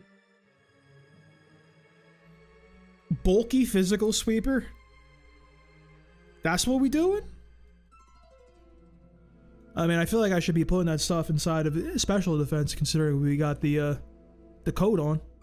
He's wearing his little vest. He's also suited up. He's ready to go. We'll come back to the EV spread in a moment. So I like Sin with both. Well, let's do the Terra type. Let's go with Terra Bug. Because currently we could do Lugia Incineroar lead, fake somebody out. Lugia can set up her potential. Miraidon Lugia team. Saying what I was saying earlier, Lugia set up while Miraidon goes balls to the wall. Or Incin Miraidon. And if a ground type's move's coming out, Miraidon can dip and switch out to Lugia, who will dodge it because he's flying. And Incineroar can Terra and resist. Probably not the most... Don't know how useful any of this is going to be, but we're thinking about combinations of how everyone intersects together and could possibly lead together. Which... So the logic could be wrong. I'm just trying to get to the logic. You know what I mean? Trying to think. Trying to critically think and just think like a VGC player. So... Who else can go with these guys? A Redirecty boy. It would probably be good with both of them since they can both just go nuts. So somebody with Rage Powder or Follow Me.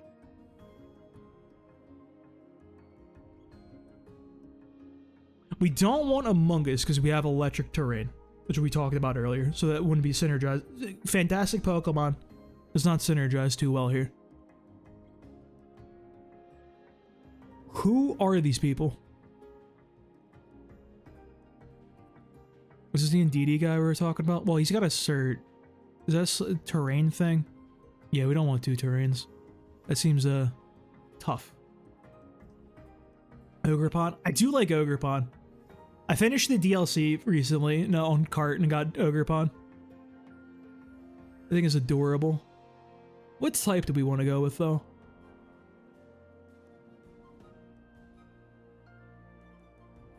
Let's see. So I know the big cudgel move change. Rock form preferably. Trying to think. That makes sense. We'll go Cornerstone. 1.2 power attacks, body aspect. So we go Follow Me. Ivy Cudgel. And this is rock type, right?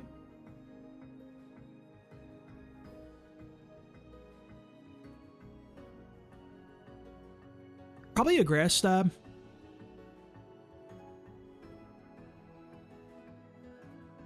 Power Whip? Hey, I see the 85% accuracy, but... Oh, he gets Spiky Shield? Nah, dude, not my boy Chestnut's move being thrown out. I will figure out the EVs in a sec. Okay. So... we have Follow Me support for the other two. I don't think Ogerpon and Cineroar is a lead we ever come out with. That seems... I feel like you gotta lead with one of your restricteds, you know what I mean? I think there's so much power in one of these restricteds, they got one of them's gotta go out there. We'll see though. So we have our redirection, we got our fake out, we got some pivoting. We don't... we got a Tawny Boy? One slow Pokemon that does the job. Who would be really slow? Get sorted by this. Munchlax? Alright, Munchlax is coming in. Can I, like, sort this better?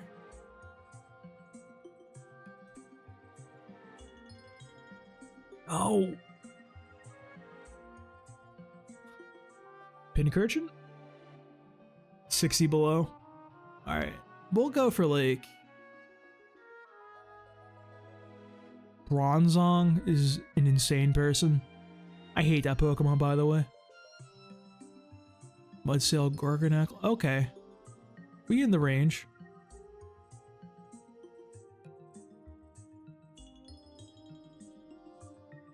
No.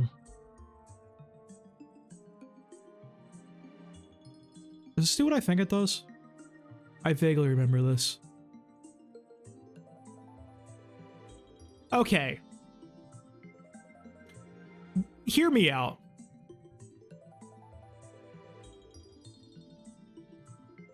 How much damage does this shit do? Galvanize Explosion, bro? That has to do 4 quadrillion damage. Ursaluna? What is an Ursaluna?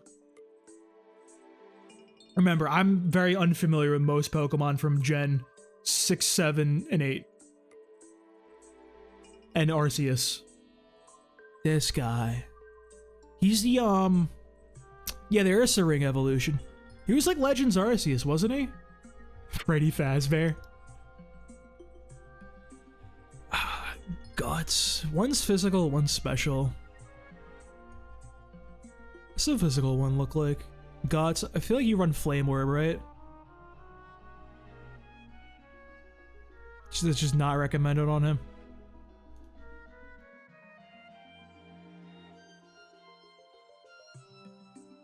Bulk up feels crazy, actually. It feels like a crazy person thing to do. So you are... Earthquake feels tough to run. How... Headlong Rush? Jesus Christ! What is this move? Why does he get Gunk Shot? Dude, how many... Okay, they've made so many attacking ground moves in this game now. What? 120, 95, like... I remember when Earthquake was like all you had. Oh yeah, Facade, right. Facade. Protect. Because you gotta wait for the orb to proc. You don't want nothing to happen. Because I know, yeah, I've definitely had back in the day using Toxic Orb Glysaur and that thing getting, like, slept, like, the turn I send it out and it before the Toxic Orb procs. Definitely seen that one before. Headlong Rush and Earthquake. Terra Ghost. We'll try Terra Ghost. So do we want Min speed on him? He's like our Trick Room answer.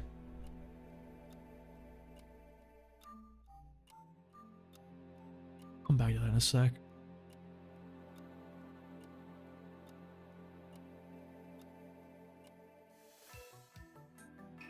Is there a world where we want Tailwind?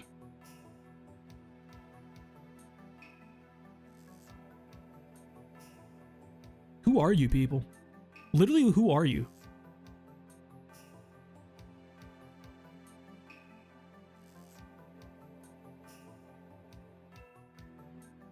Minus speed is good.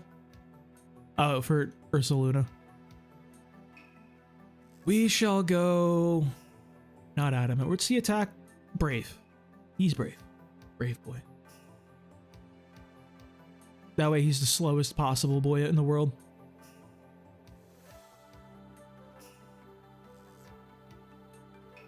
Sure. We'll just hook with that for now. See where we're at. Let's just get these guys going too. Palmy's increased priority, ain't it? That's fine. Bulky physical. Sure. We'll go with that one too.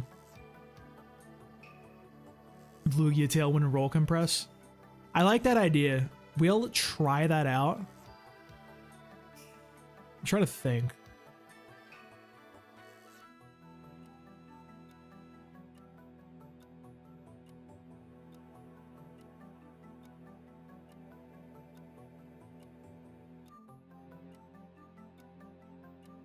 Do we want a way of getting rid of...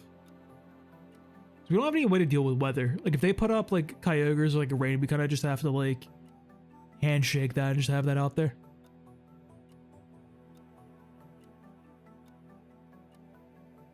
Which might be fine, honestly.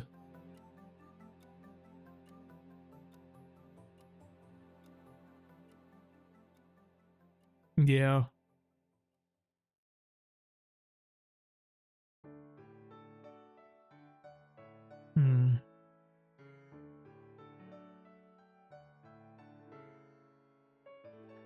Anybody else learn? Zekrom learns this shit? What the hell? Oh yeah, I do have my Miraidon. Duh. Who is this? What is it, Adamoris?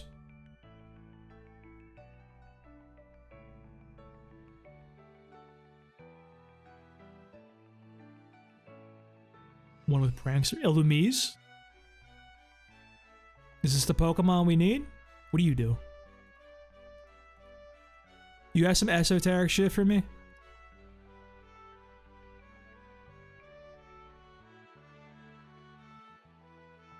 Trick?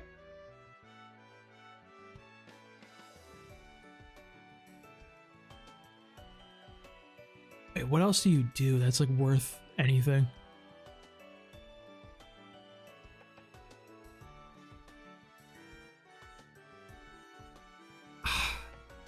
Dude, Prankster fake tears could cook, actually. Wouldn't it? -2 to speed drop?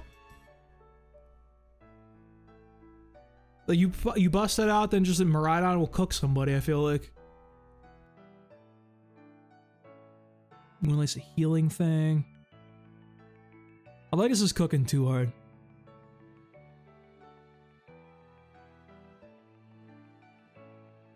I kind of like the idea of cooking too hard. We got T-Wave, too. Prankster T-Wave.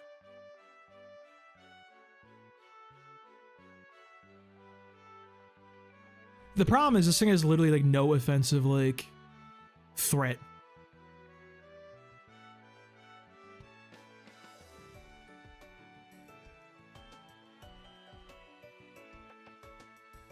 Special attack, like you got the Bug Buzz.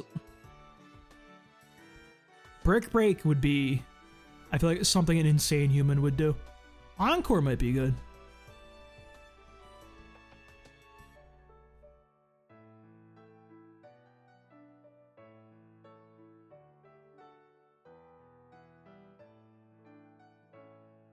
Sure? I don't know about this one, but screens might be good. Okay, so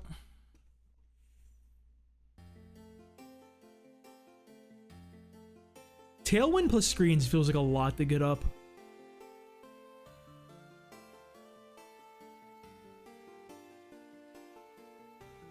What if we ran Alola and Ninetales for the screen. That way it gives something else, like, in a weather fight a little bit. They control weather if we want to. But like, I guess we don't really need that. Covert Cloak. Good call. I don't think I want to do screens.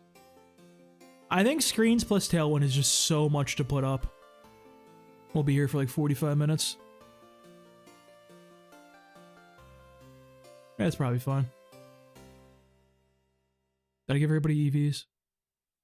Salt Vest, Bug. What do you want for...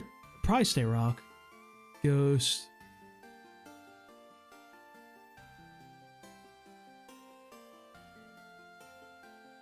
If I'm Terra-ing my Illumise, I feel like I'm not in a good position. You know what I mean?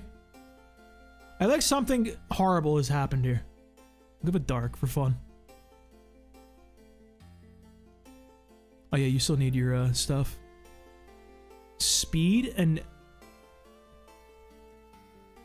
Speed, huh? Fire? I'll go fire, why not? That's actually a banger team right there. Is it? Am I cooking right now? Am I cooking off my fucking rocker? I really like team building for Pokemon. It's always been like one of my favorite things in like singles. I feel like that's why I really like Megas a little bit I played in Gen 6. Because I feel like it gave you a nice starting point. Like you pick your Mega and it gave you a way to work from there. I just feel like when you have like no restrictions at all and you can just choose whatever you want, it's like, where do you even begin? You know what I mean? There was like a saying, dude, I wish I remembered the saying. It was like some saying by like some famous guy about how like restriction is what breeds innovation and all that good stuff and shit. Like something like that. I don't know. You see what I'm trying to say here. So speed feels kind of crazy. Do I need to be? Well, we're 110 base speed. We'll have Tailwind support. I don't think I need speed. Probably want some special attack though. Well, I'm just gonna move some meters and see what happens. How about they do that? Modest. Yeah, why not?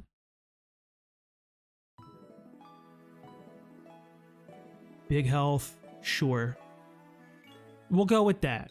Why not? You know what, actually, let's go Unga Bunga. No thoughts at empty. Big damage. Just go fast. Yeah. We'll just keep it simple and easy right now. We'll go with all the natures that I actually know what they mean. Except Careful. I don't know what Careful is off the top of my head. Alright. Do I have the sound on? Do we want the sound on? I thought it's gonna be super loud if I pop in here.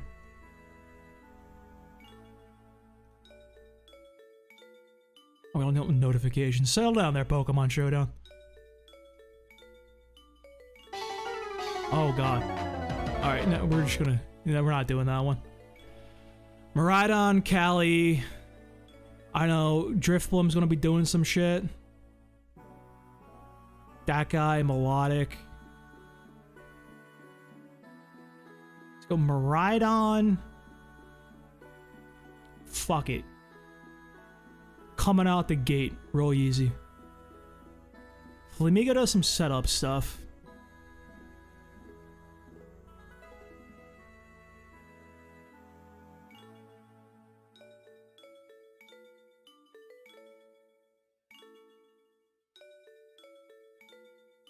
We'll go with this.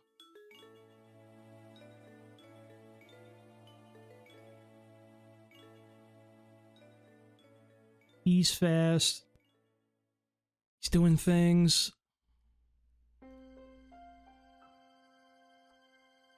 He is like unburdened, don't he? He used the seed.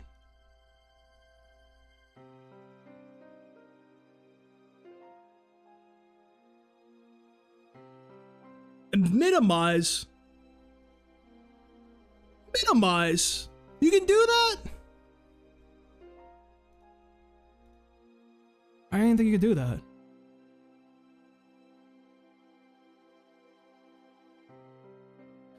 That's neutral. I'm gonna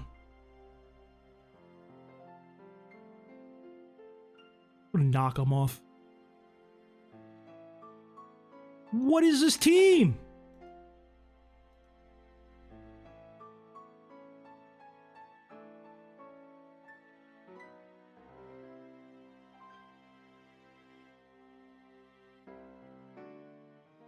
What if I just... I'm gonna let it rip. Fuck it. No, I'll stay in. It's fine. Both foes? We'll go for it. Ow. The freeze on top.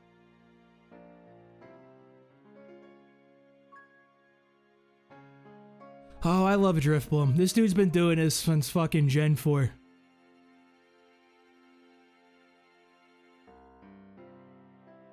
And I feel like anytime I've ever seen a Driftbloom in my life, it's some crazy shit.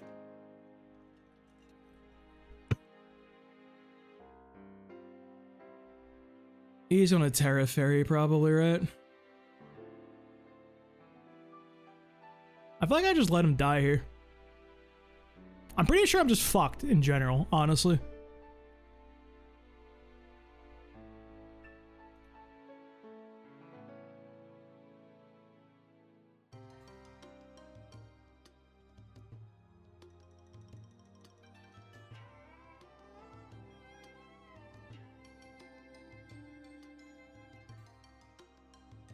Where is...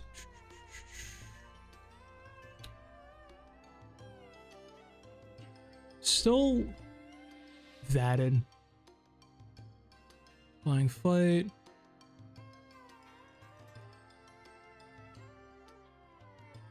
I know what he's doing. I see the player.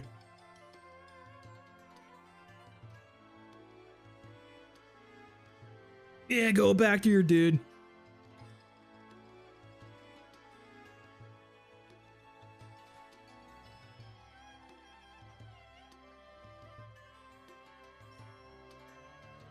That's not the guy I expected. I thought he was gonna go to the co-star guy. I know what Flamigo does. There's the Flamigo. Surely the Flamigo comes now.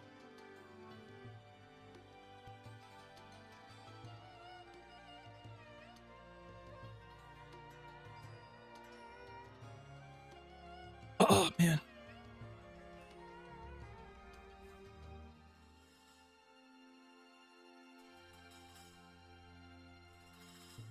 He's on an Electro, right? Surely?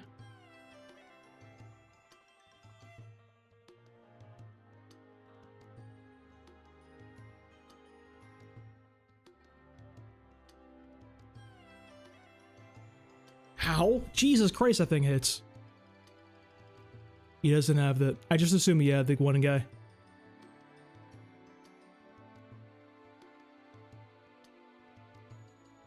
That Callie's slow as fuck, so... We're never gonna hit that boy, which I already know that's gonna happen. This is gonna be the most damage you can shit out.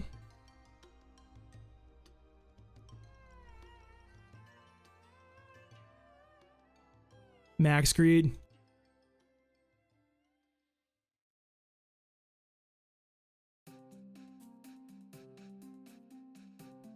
That's fine with me. Wait, we're setting up. We're cooking now.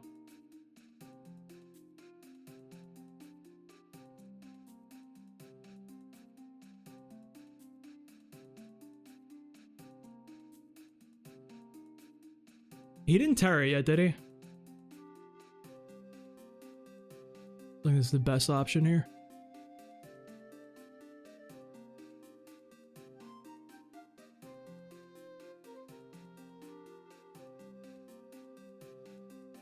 That's like the best move I could ever get disabled, I feel like.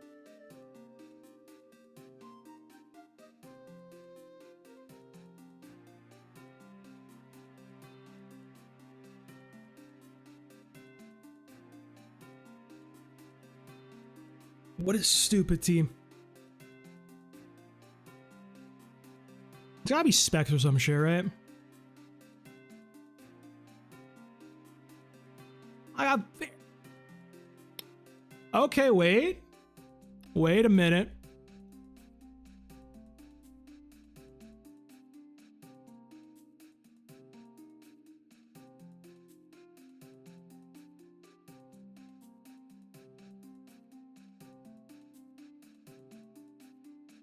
Surely he hits me with a move here, right? He's gonna know I'm gonna protect. He knows I'm gonna protect. That's what it is here.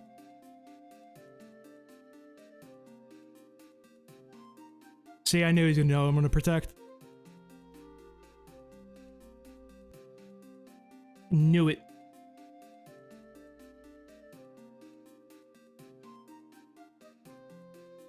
I guess I just press knockoff here multiple times.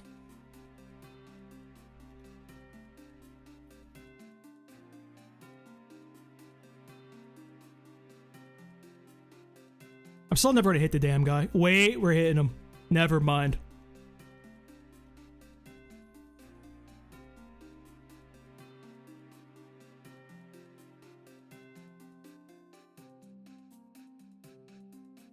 I feel like I just nuke him if I actually get a crit on him.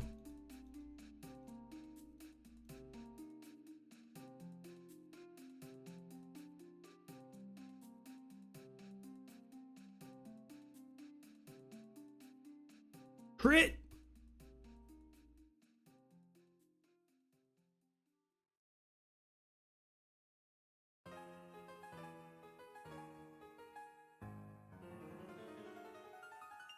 He flinched so much, man. Wait, we're chilling. We're so chilling right now.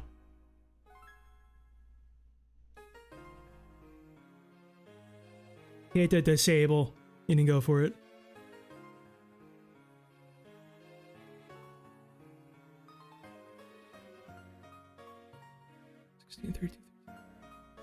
He wins the PP war.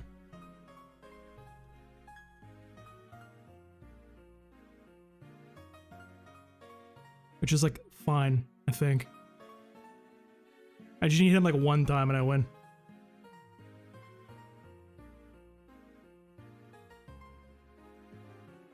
Easy. Y'all thought I was fucked.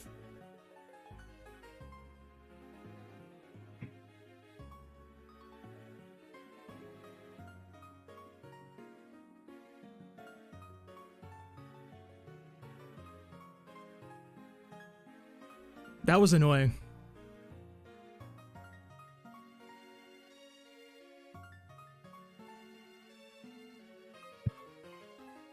Yeah, I figured out his game plan. I knew he wanted to... I think he was choice locked on the Miraidon. Probably Scarf. I knew he wanted to just keep volt switching, all that shit. And I knew he was gonna think I'm gonna protect, because he knew I used protect earlier, so he knew my Lugia had protect. That's why I was able to nuke that guy. I read the thing is, hit double target the one guide, you can kill people. I read that in that guide.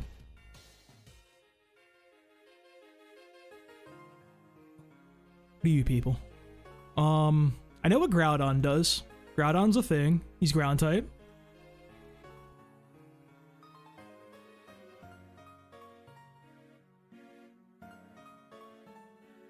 I don't know what else Groudon does, though, is my thing.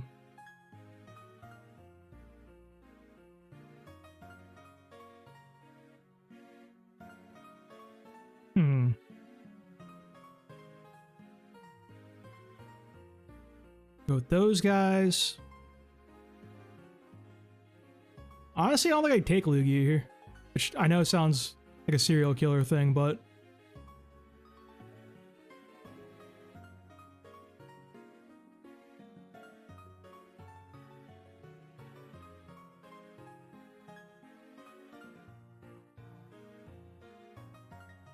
What do we want last? I'll take Lugia, why not?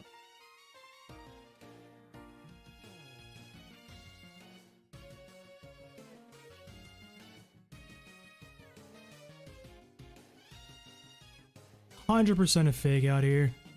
He doesn't know I have cover cloak. Maybe he just won't click it. Like, that's always a possibility, right? Maybe he just won't fake out my guy. We'll fake out the Elamis. I'm gonna coin flip it. Flare Blitz? Flare Blitz? What a psycho.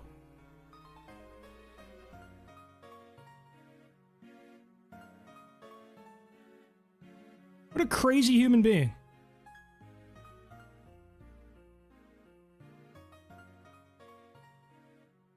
We can't get knocked off here. We're super fast, too. Like, nobody runs Protect on that guy. We'll nuke somebody.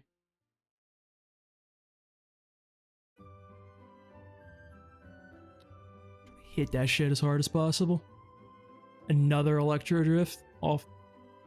No, he predicted me. That's fine. I got rid of that, boy.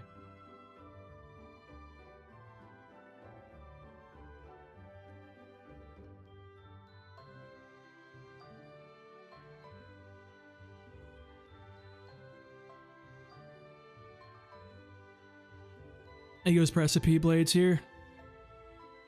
We're faster. We can hit follow me.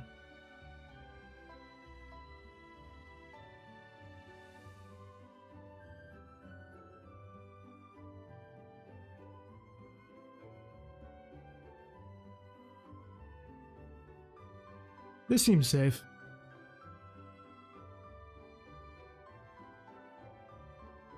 Read him like a book. I know these characters work, dude. I know what you're doing. We're still in Tailwind, which doesn't do a whole lot for us.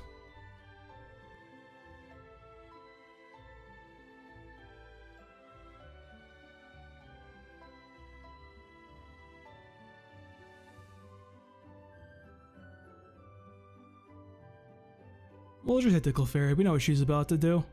The question is, I don't know what else this guy runs on this Pokemon. Like, I don't know what other moves he has. So I'm just gonna click Calm Mind and pray.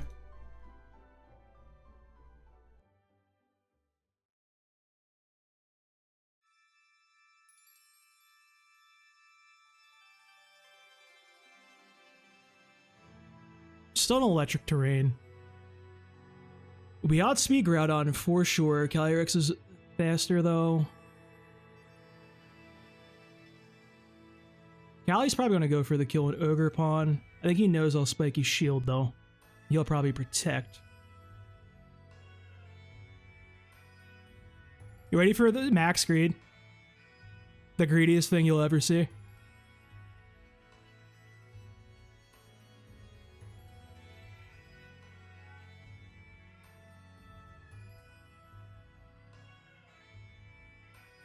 Oh. He didn't do any of the moves I thought he'd do. He's faster for sure. He's on outspeed like everybody. That was a sun boosted Heat Crash too.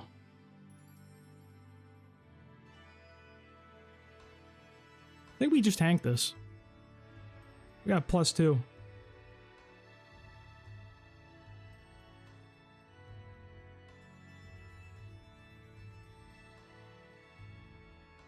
Don't miss.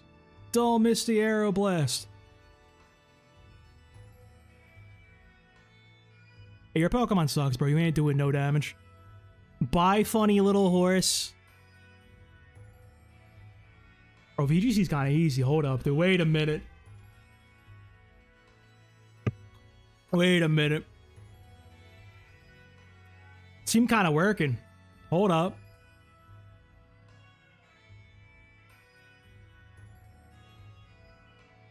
Team kind of fucks. I need to sit you. Oh no. Not Urshifu.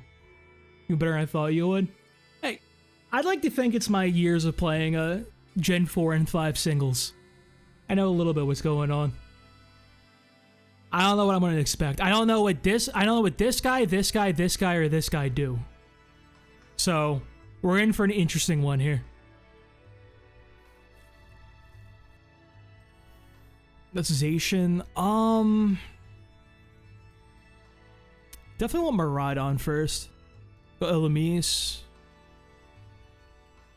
No. Let's go Miraidon and Incineroar. I like how Lugia matches up in all these guys too.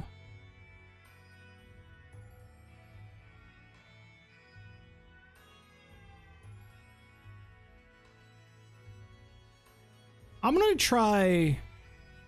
Let's get an Ursaluna in the mix too. Cause why not? No, I feel stupid honestly. Ogerpon seems reliable. I don't know what to expect here, honestly. I don't know what most of these guys do.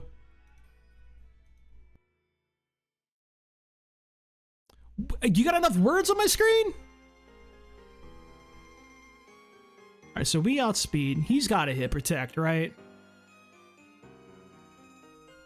Still got to go for it, I feel like.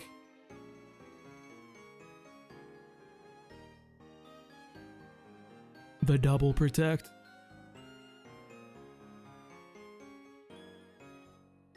He gets outsped like a bitch here. I like Lugia as a safe switch, not gonna lie. Ogerpon's got another way to threaten.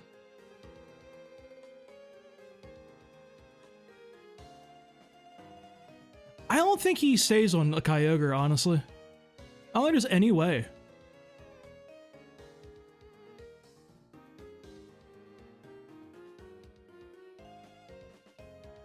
You can't stay Kyogre. Oh, he went grass. Okay. Ow. Jesus. I don't think learns Tailwind. Probably should have assumed because it's got like tails.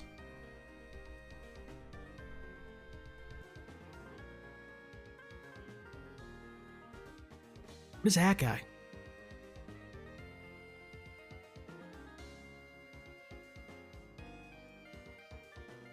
We'll go back to Incineroar.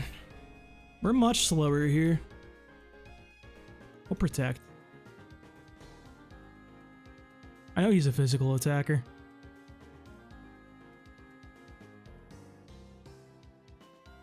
Honestly, fine.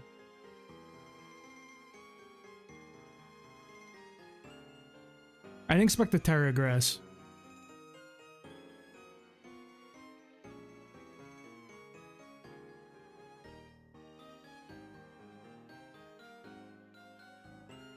Dark Ice. We can just hit that guy.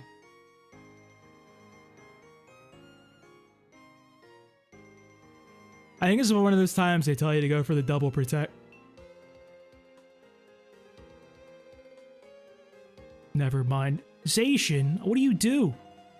I feel like I don't want to be dark type against him. I didn't expect the Zacian, not gonna lie.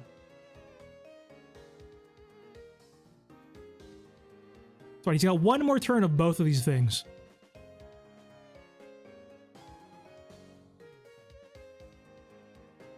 So we hit the double protect.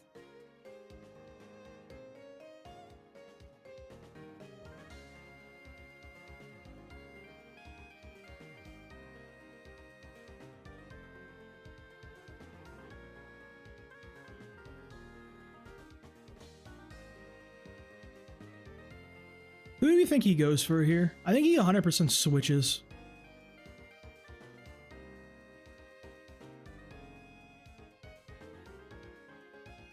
I think I am cooked.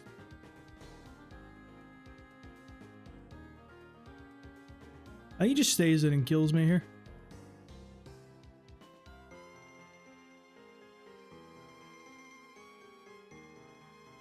Fuck it, just click buttons.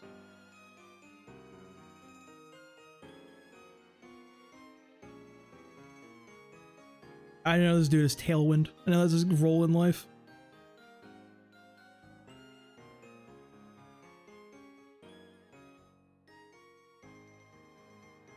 That guy is so fast. So Steel Fairy is an insane typing. Like, what is that? See ya, Kung Fu Cut, man. Thanks for sticking around. Who is that? Zamazenta? Chi-Yu, Groudon, Raging Bolt, Flutter Mane.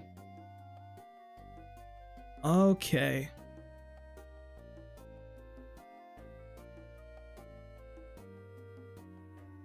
Incineroar. Do Ilamis. Miraidon.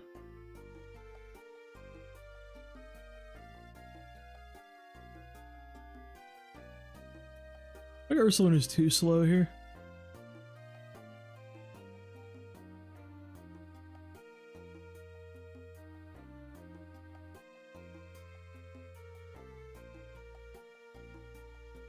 Incineroar, Ilamis, Lugia, Miraidon. I don't like how Ogerpon goes into some of those guys. See, we're at Impasse.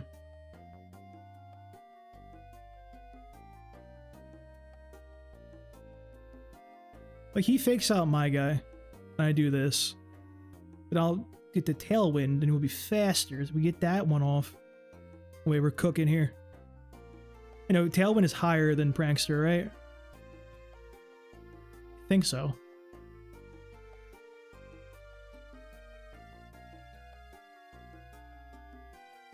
That's fine. Dark type.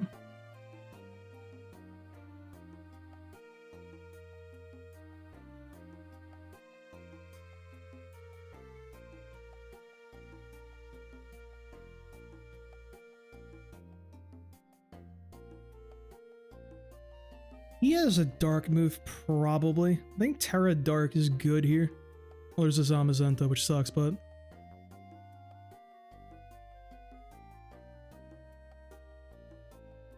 It's fighting steel? What is that typing?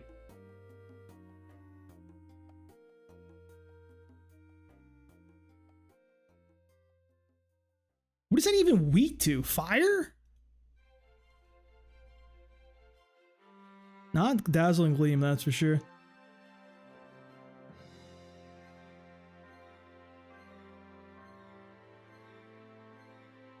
Psychic is neutral. Got a fighting move, though. I outspeed here, though. We just nuke him.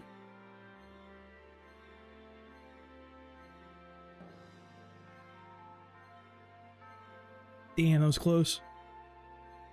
Thank you, Multiscale, my biggest ally.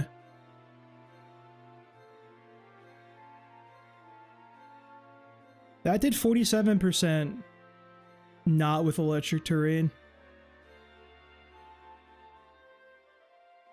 He didn't bring Groudon, interesting.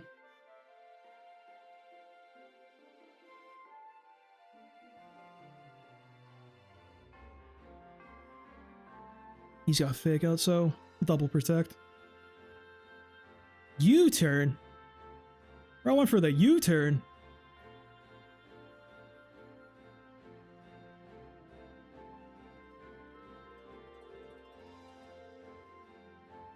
I think Zom comes in over there.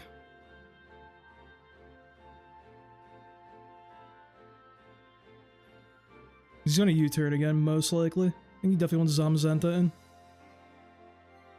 He should just die to, like, any attack from anybody at this point.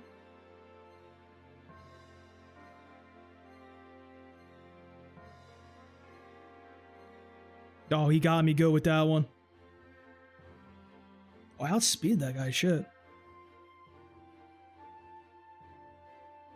I forgot he had a Chi-Yu, wait. I forgot I didn't kill that thing.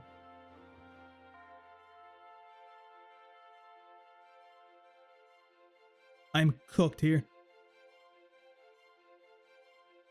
So, I think I'm lacking in certain typings here.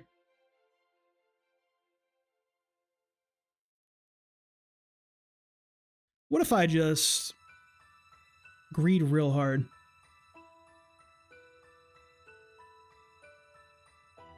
Just like as hard as possible.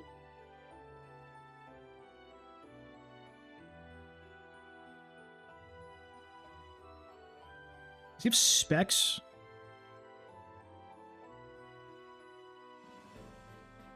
We're fast now, which is good. I'm not going to kill anybody here, though. I can protect and get more healing, though.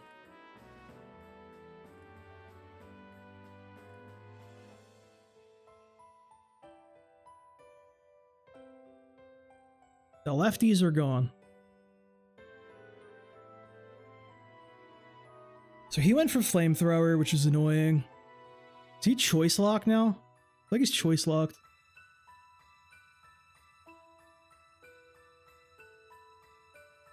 Nice specs though.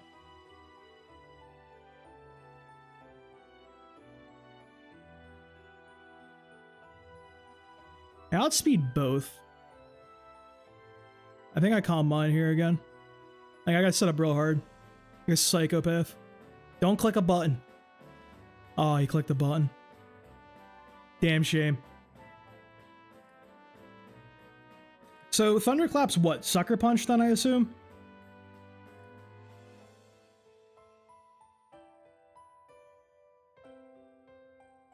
Both bikes.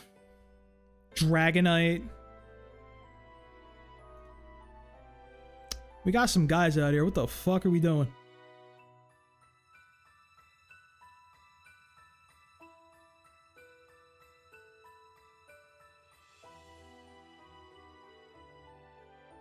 I feel like Lugia Elite is not it here. Like starting bike is crazy mode. Some weird teams. Yeah, I feel like you always get the weird stuff at the low elo.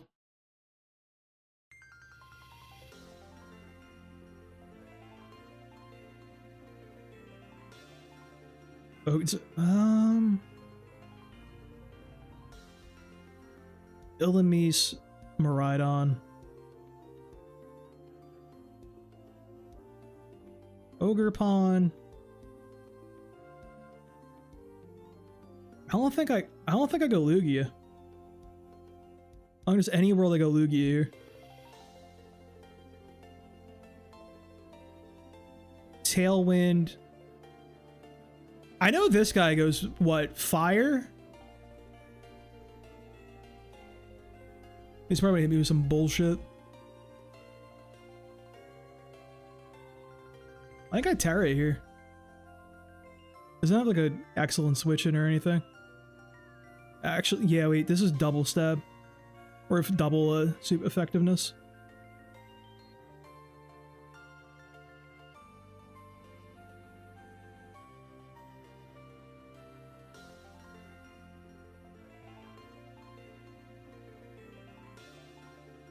Who does he switch to here?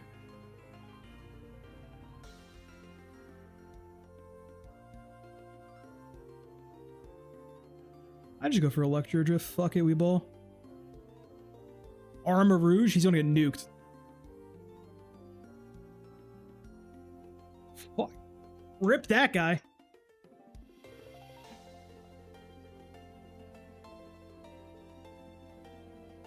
The Icy Wind play is an interesting one.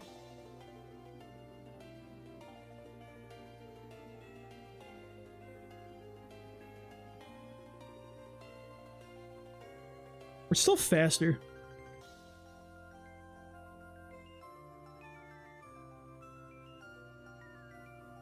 He didn't Terra anybody, so...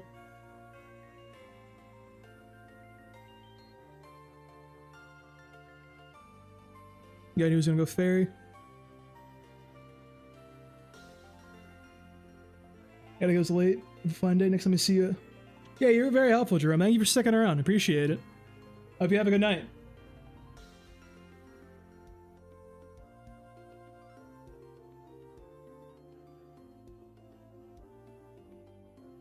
Fake tears here.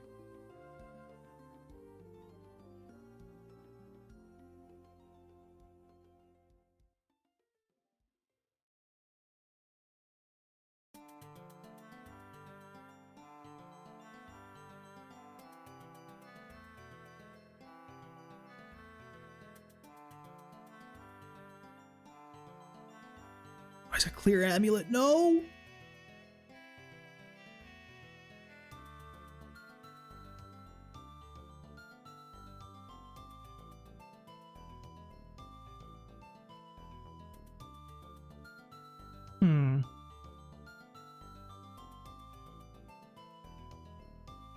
I'll speed that guy still.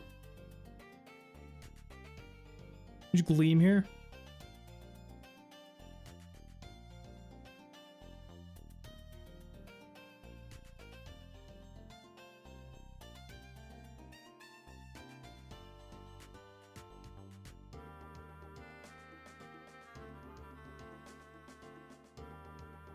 Groudon just protected, so we can't protect this turn, so he's got to attack. He expects me to do something stupid, though. What if I just Earthquake? I don't have my thing up yet, though.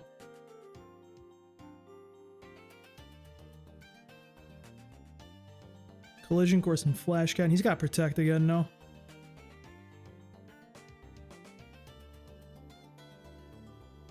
Power Whip and Headlong Rush.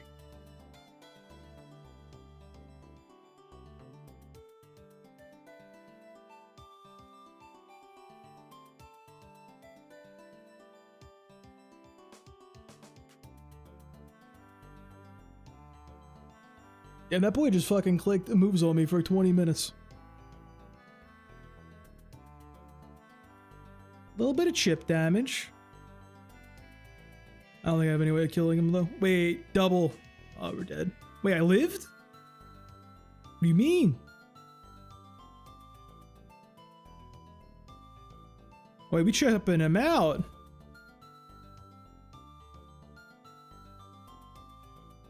Rip. Okay. I don't know about the Ursaluda. I don't think it fits well for our team. For what we're wanting to do. That boy pressed Nuzzle a lot. I know that one.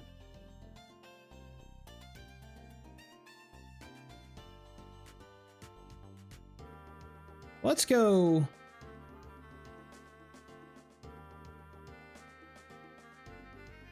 Incineroar? Ilamise. Lugia. Miraidon.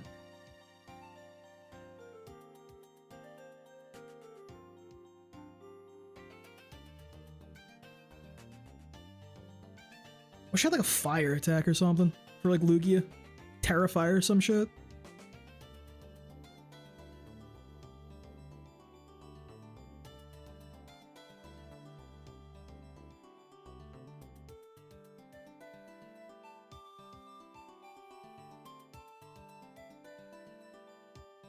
I think we 100% get faked out here. We switched to Miraidon. Yeah, he outspeeds to fake out.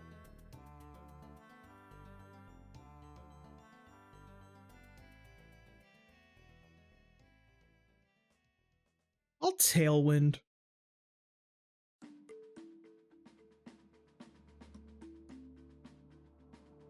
I knew it.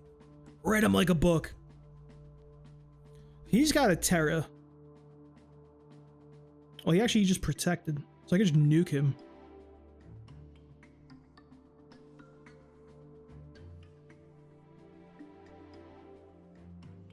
So he used Protect. Can Encore him. I think he switches here, though. Whatever he switches into gets fucking... No, no, no, no.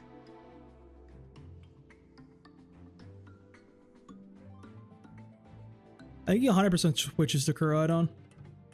He gets rid of the Koraidon 100% here for sure. And he goes for the Raichu.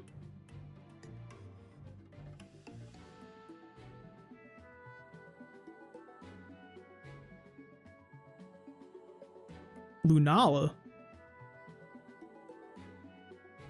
I don't know what that thing does.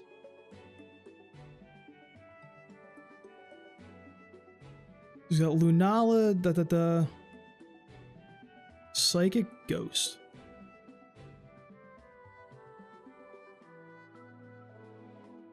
Urshifu comes in. Fake Tears. Electro Drift. Oh, dude, I like that combo, actually. I fuck with that combo. I kind of fuck with Ilamise, dude.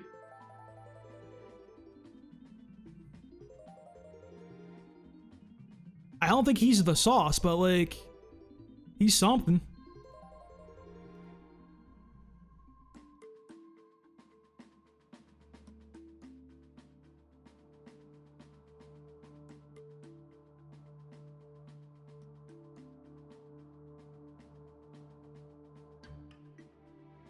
Dude, Prankster Fake Tears kinda hits.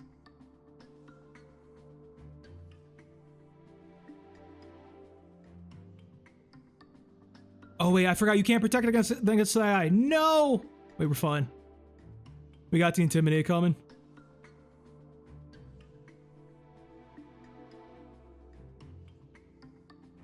We still outspeed. He didn't terror or anything.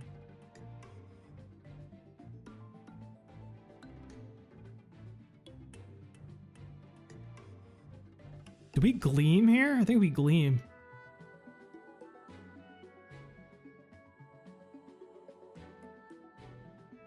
This is his first turn out. I don't think he's gonna do anything here. Fake him out. Flinch. Resist the glide. Of course he does.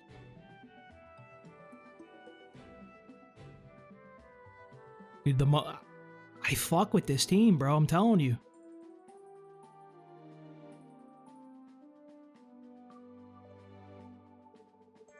We're in a speed tie, potentially.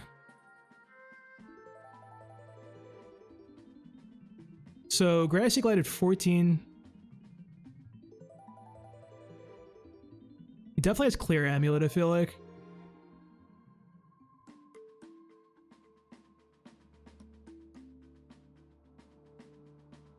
Let me go to Illumise if I can.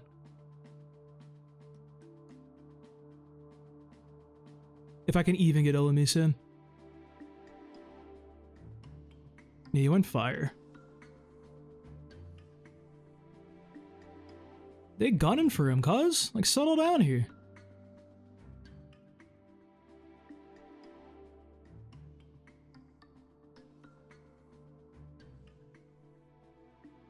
I didn't even have to use my Lugia, dude. That's 3 Pokemon. Okay, we cooking here? Alright. Oh no, what am I looking at here? What is this? What is this shit?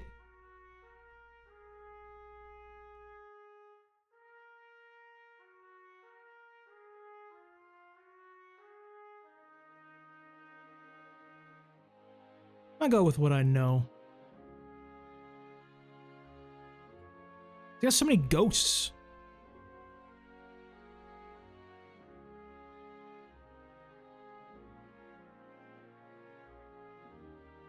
Right on. Go that guy.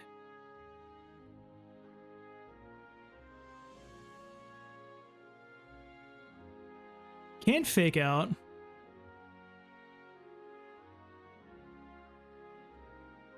Just go knock off here.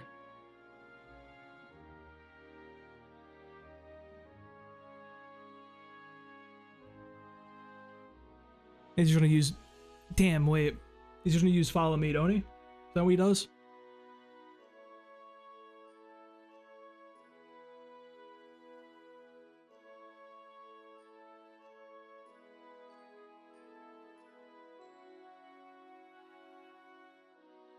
It's interesting that you can still do that with that setup.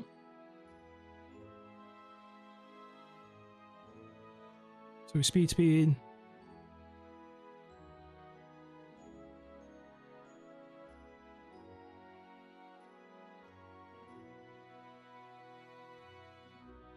I don't like the turn order here.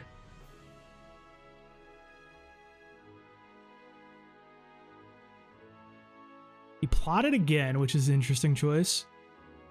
And he just knocked off here. Oh, I gotta switch, right?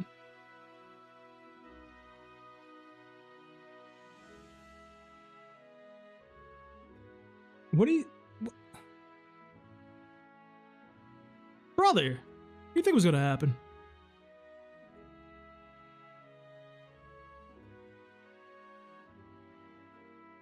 I don't know what that guy does.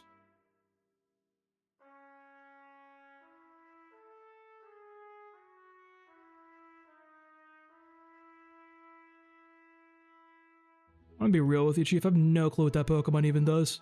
I'm just gonna click knock off a bunch.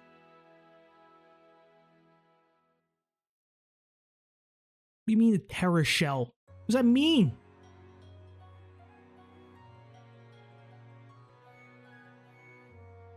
Or I still like outspeed like heavily.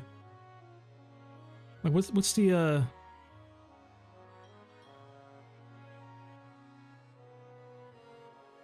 Stellar? What is that? What is happening?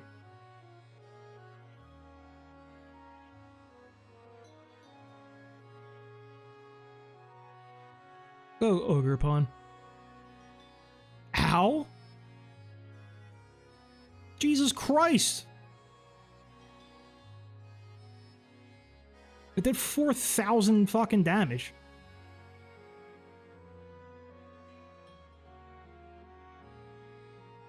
I'll Tailwind for him. We should outspeed here. Cudgel. Okay, that got a little spooky, but we're good. Still cooking. I think Ursaluna might have to go. I don't think he's the play. Yeah, I think he's the play here.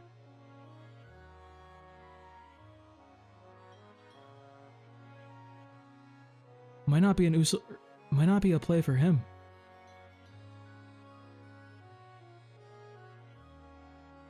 He's physical, ain't he? Magmar does things. Keep Miraidon and Ogre Pawn.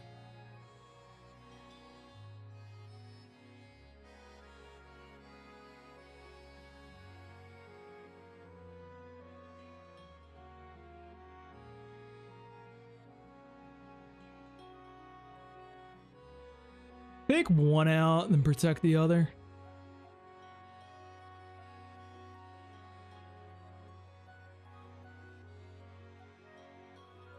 Really went for that knockoff on me. That's crazy, cuz.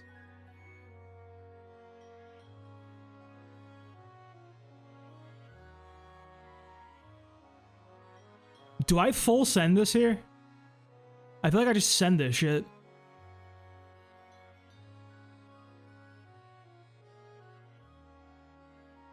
Is this an insane person play?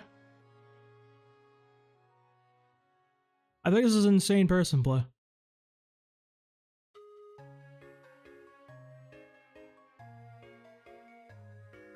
Oh, 1 HP?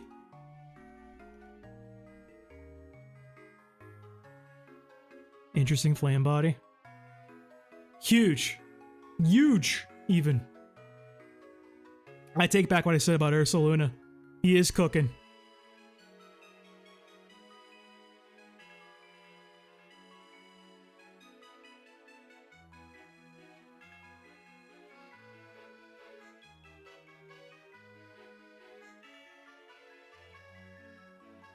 We're kind of fucking slow here.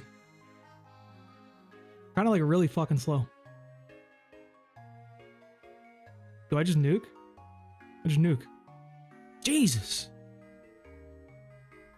Oh, he's almost dead? No clear amulet though.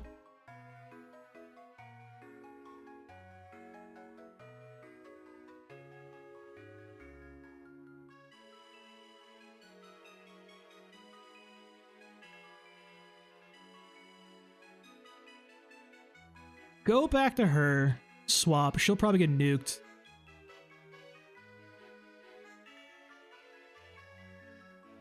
He's got clear amulet. Sticking sturdy.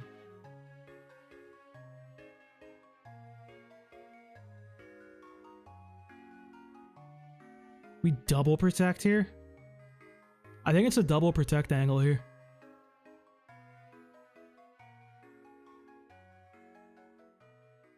Because that shit for sure pops him.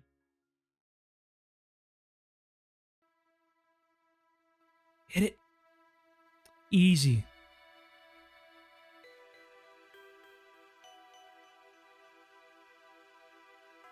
I don't think I wanted to protect there. I think I just fucked up horribly. I knocked off the clear amulet, so maybe...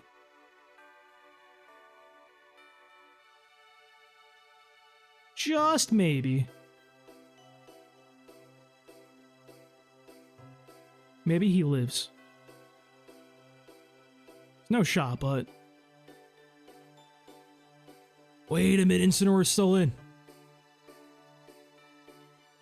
Never mind.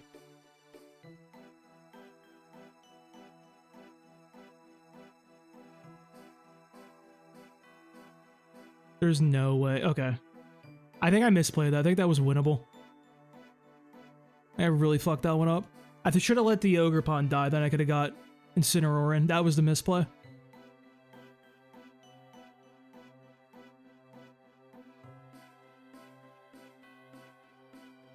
I think we go...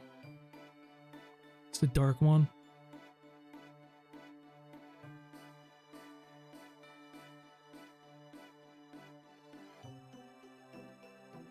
Let's go with our cooking strategy. Set up a bit. Let's do just the normal one.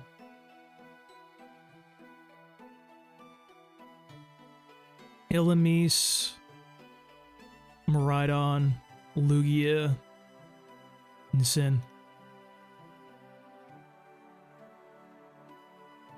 Does he go fucking Terra here?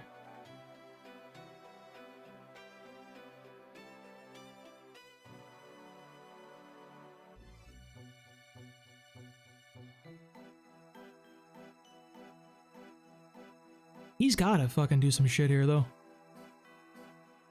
Tailwind. Well, that's still a better play for me.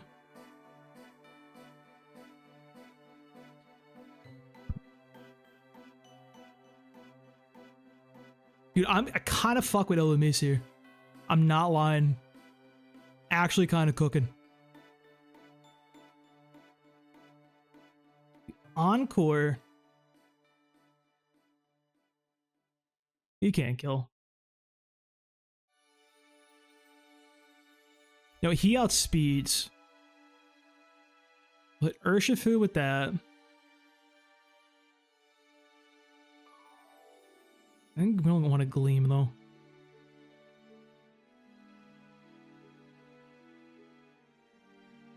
Go back, I think. I think we might want to go back.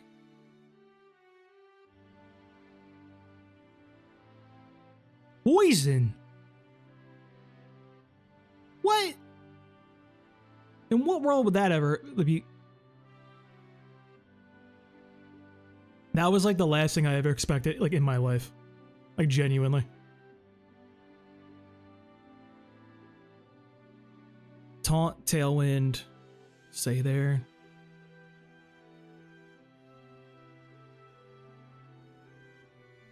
I think I just Gleam. No, Gleam won't do anything.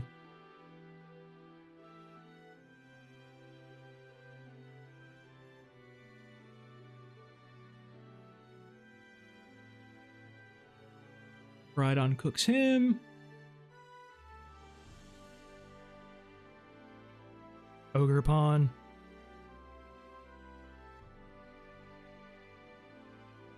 He's stuck like fucked like that.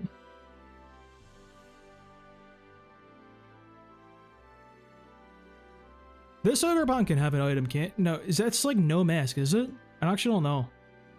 Exactly. We outspeed here.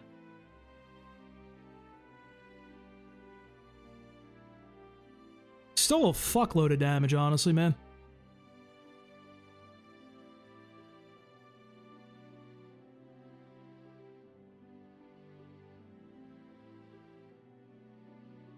Poison jab. Lugia can come in. He's not choice locked, is he? Like, there's no fucking way.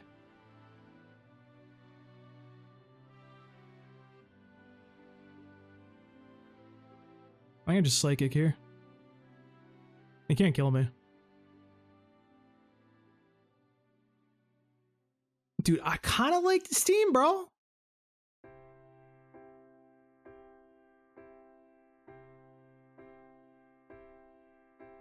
What is this? Who is that? What happened to Suicune? Dog, I don't know what that Pokemon is. Okay, where do we even begin here? Ogre Pawn? I feel like it is an Ogre Pawn angle here.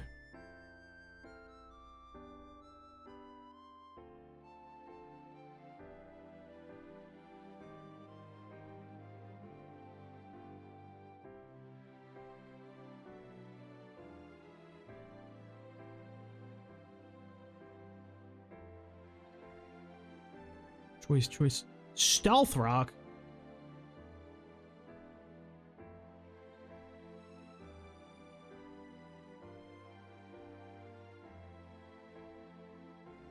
Let's go Miraidon and Incineroar.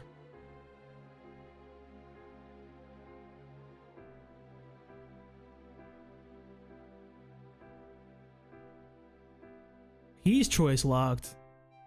We'll get the thing out.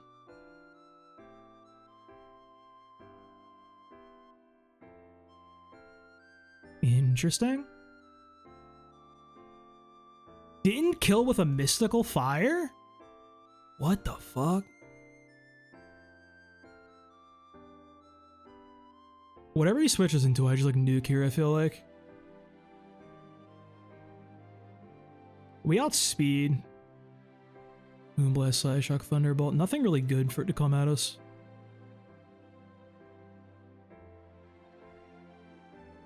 I think we just safely U-turn out.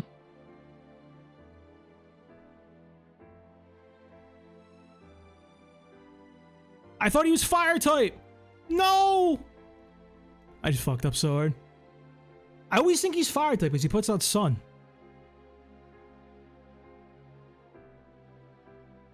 He's locked into close combat though. Probably fine.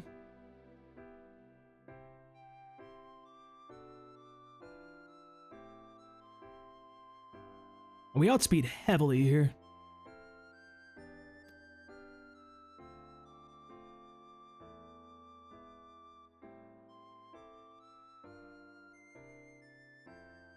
They're both Terrifier is the thing here. I think I still gotta go for the fake out.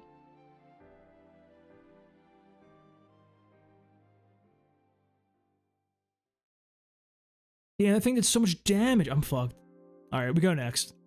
I thought that thing was fire type, so I just totally threw that one. That's all me. Mewtwo and the dog and neutralizing gas.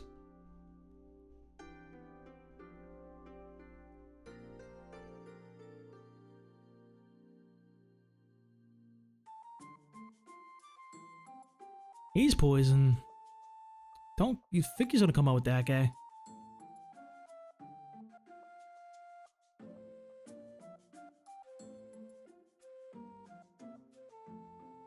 Sinner was probably fine. Yo, low key. Low key. We'll go Illumise, Lugia, Incineroar.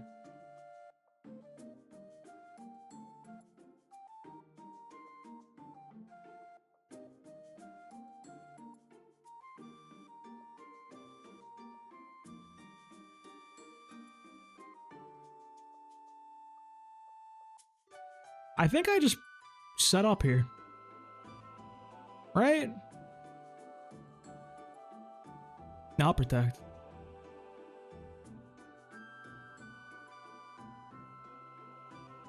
That did so much damage.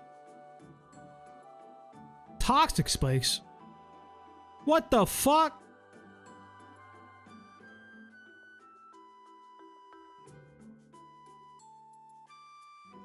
He can go into a few options here, I feel like.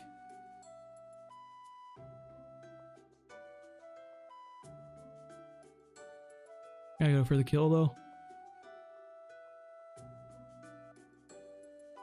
Calm Mind? He stayed in.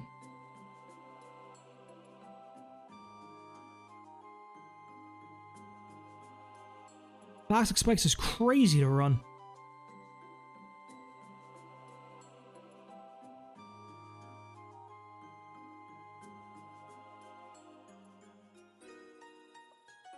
That is still on kill. Oh, he dies from that though. That's probably fine. What an interesting wheezing.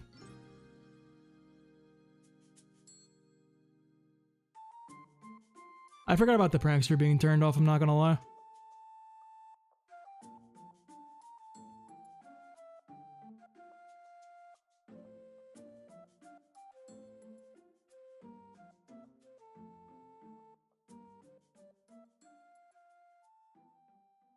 White Steel.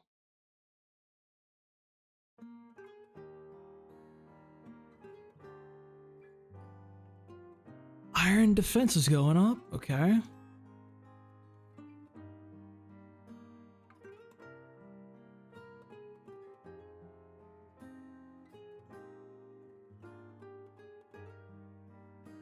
Toxic spikes, clear smog, toxic is insane.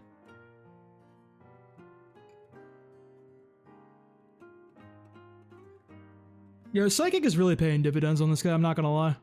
And the terrain comes up. Okay, cool. I didn't know the terrain like kicks in if you kill the Weezing.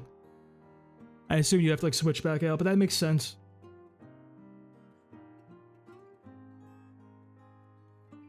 Who comes in now? Terrakion? Oh, nobody.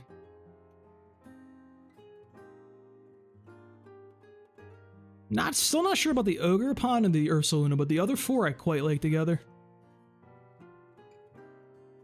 So go Miraidon. Ilamise. Miraidon.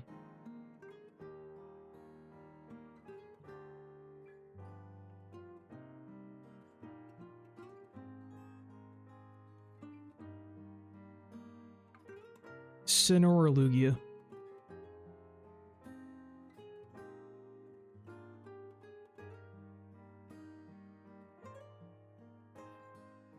He switches to somebody, they're still gonna fucking pop.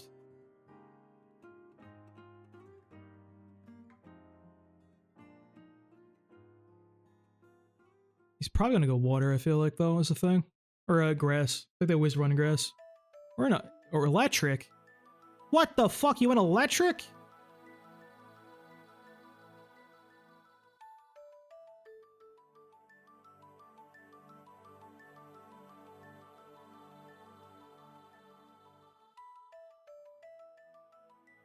Did so much damage.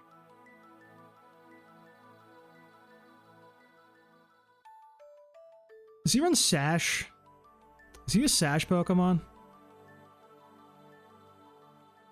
Alright, I forgot this mechanic.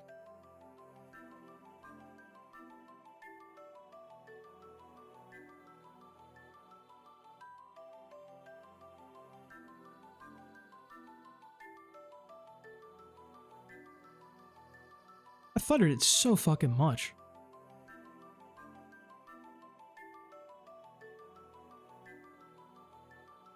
Knock him off. Wait, you can fake him. No, he's probably gonna swap, I feel like. Right? He outspeed. Yeah, there's figure. He knew he was going to come in. We protect. Kill him with a knockoff. Still faster for a little bit.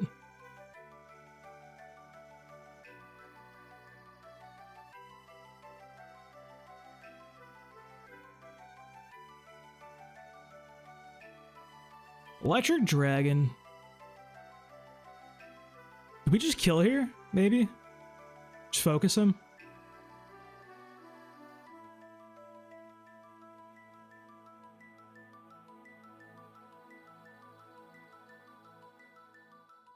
Well, knock off. Still faster. Calm Mind feels so greedy here. I almost feel like I gotta go for it though.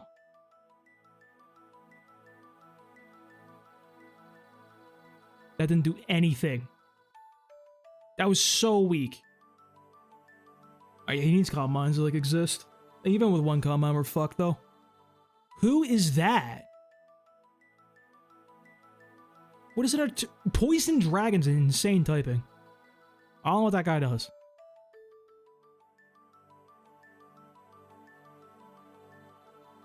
I feel like shenanigans may be afoot here. Are you like a trick? No, you can't be. Are you Trick Room? What do you do, bro? Let's lead with the two boys and see what happens. Ursaluna in the back and Incineroar.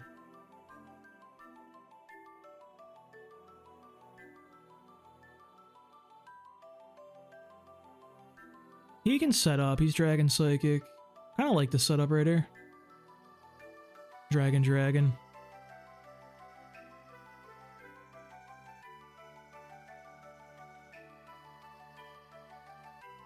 I feel like Ain't no way anybody stays in here, right? Calm mind.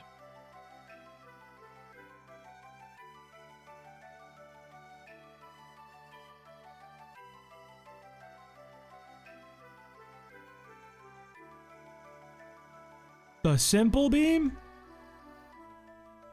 What the fuck are we doing here?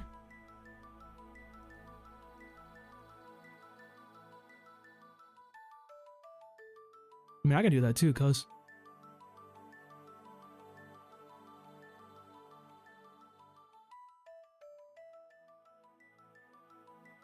So we got Dracoed.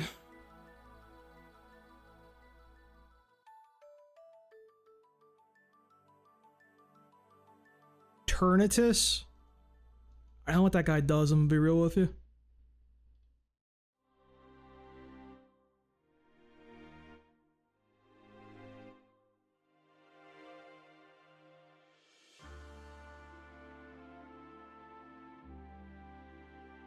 We have to switch. I'm greeting for the calm mind, dude. I don't care. Electric?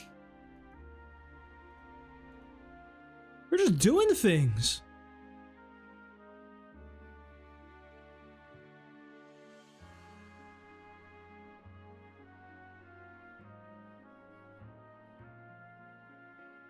Electric is crazy.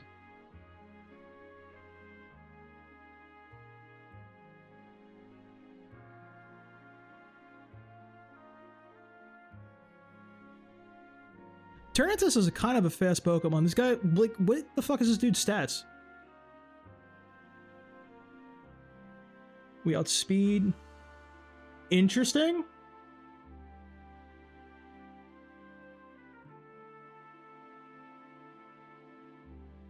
He just dies here.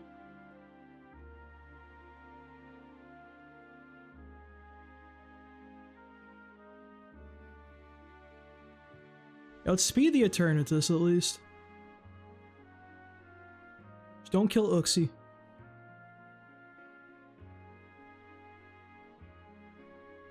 Huge burn? Big?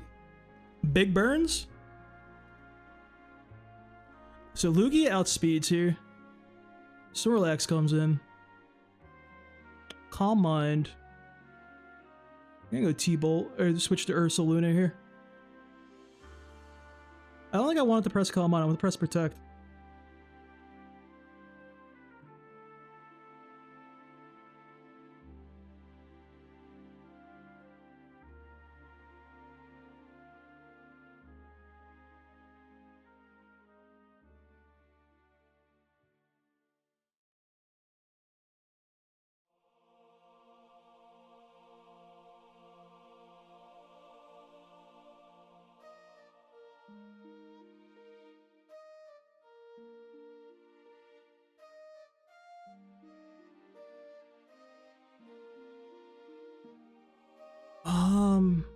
He's got Rest. Doesn't have Levitate though.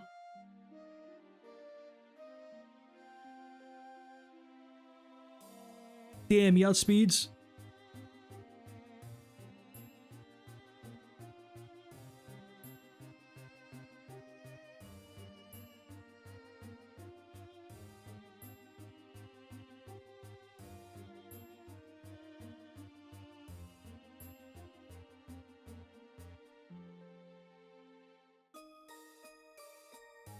I think I just quick Earthquake again, bro. I think we chilling. He's gonna sleep talk Thunderbolt me? Like, what's happening here?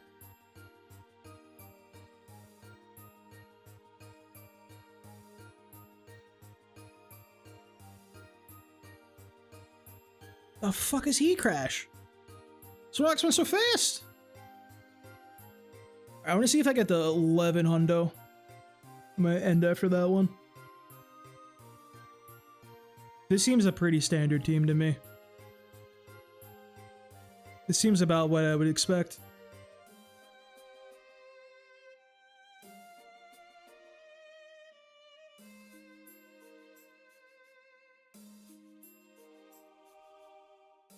Illumise Miraidon.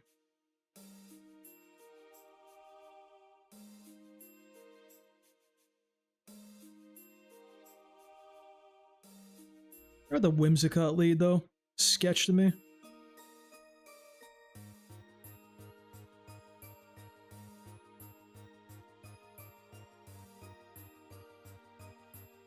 Well, Miraidon, Lugia.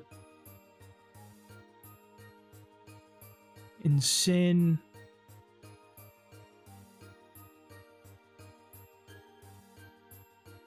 Ilamise. Sure. He's gonna what, follow me, nasty plot?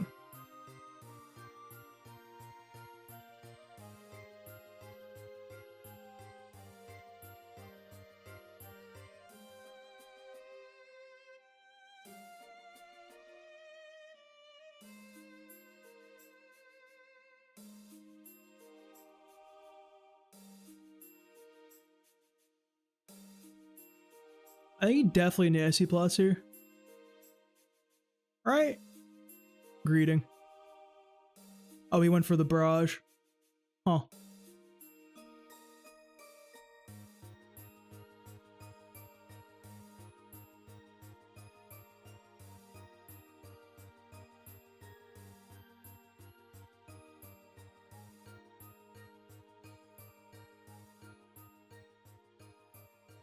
So I think I tank that now. You can protect. Aeroblast. What if he's locked in? No.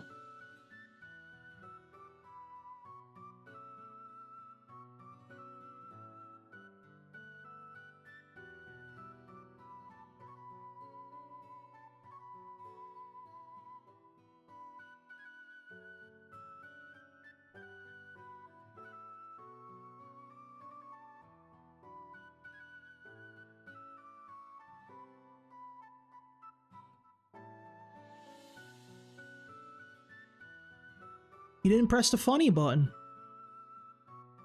I didn't do any damage this time. Ow! I think we might be fucked here, boys.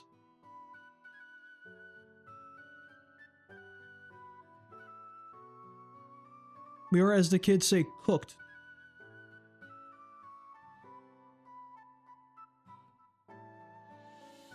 All right, yeah, we don't go with that combo.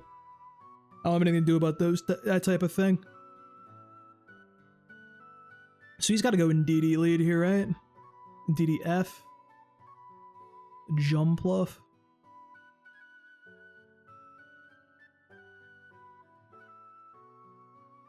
Lead Miraidon. Lugia.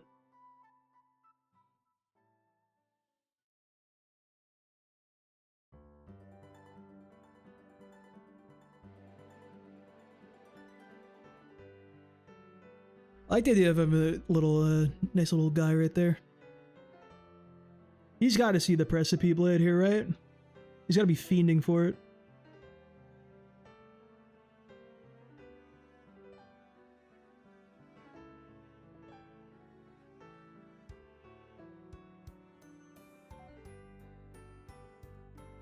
This feels like a hard play, dude.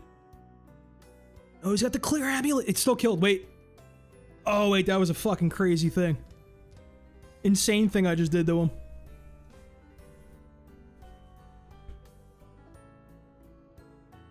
Oh, he just missed.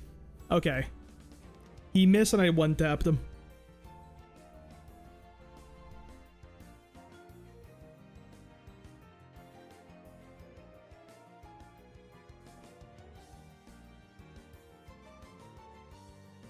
Well, he has that guy in Tailwind, which I'm never outspeeding. So...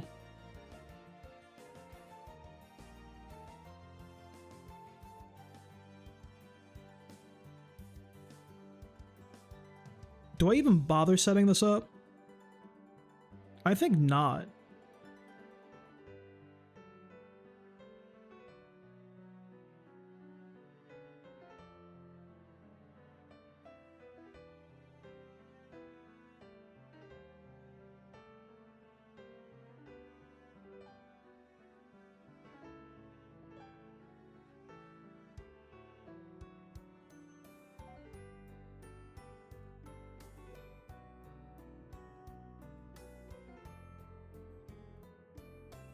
there ever a situation where I do anything? Protect an earthquake and see what happens? Because I know he's got fucking follow me on that dude.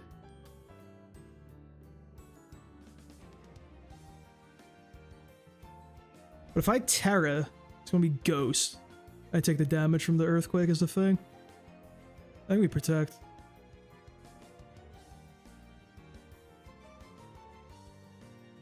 Ow! Fuck is that move?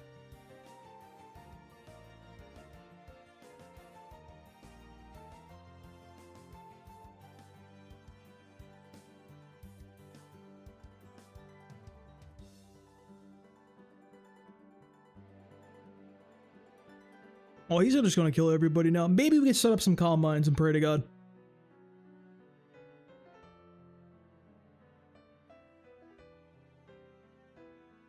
Thank you, calm mind, my biggest ally.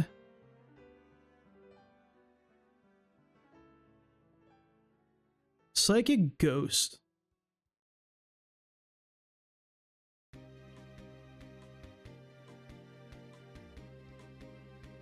I don't have a good, like, fucking thing to hit him with.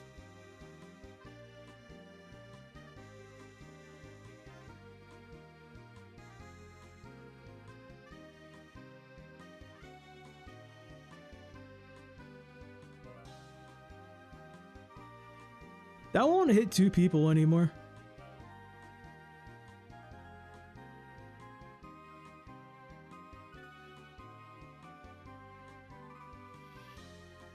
I had to go for it. Yeah, we're cooked. So I don't know what Expanding Force was, I'm not gonna lie to you. What are these people? What are we doing here? This is a lot of sun, I feel like.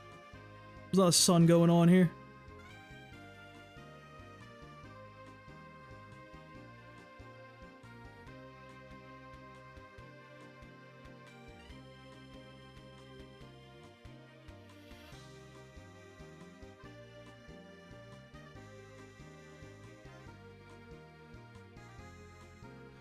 So Illumise can stay up. Miraidon, Lugia, and Incineroar. We don't have Clear Amulet is the thing.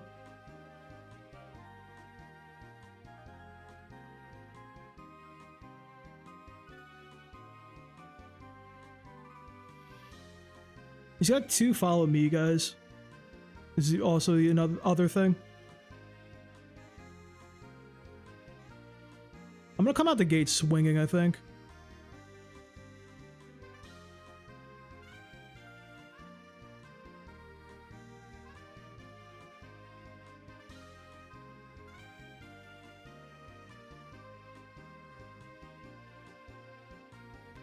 I feel like Lugia Loki has good typings into this.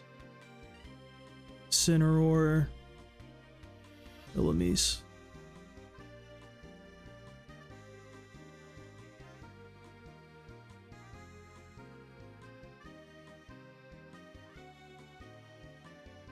Do we think he's gonna double me up?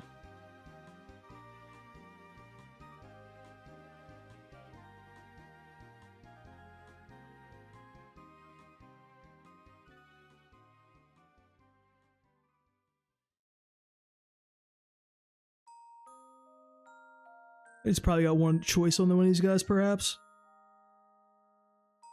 Double protect.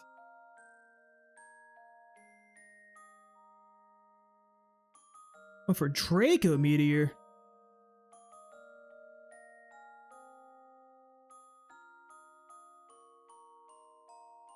So, Calm Mind, Terra Fairy. He's gonna go for it again, right? Surely. He can switch to... I'm nuking whoever he switches to, I think. Is the thing.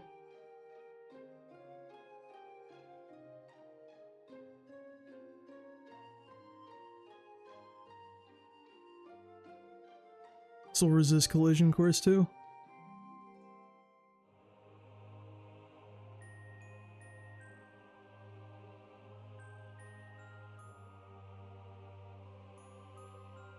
Traded Miraidons. And I got a comm lined up.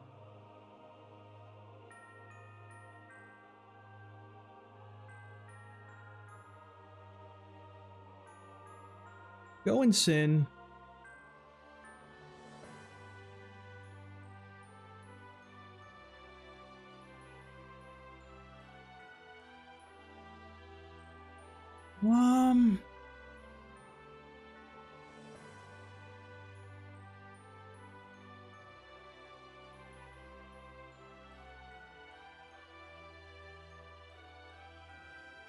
I think we hit him. He was gonna fucking protect. It's fine, he missed a leech seed.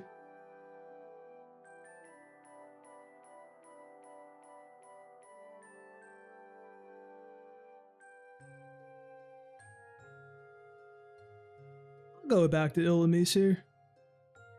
I'm gonna preserve the Incineroar, I think. As long as Ilamis doesn't get like one tap, it'll be okay.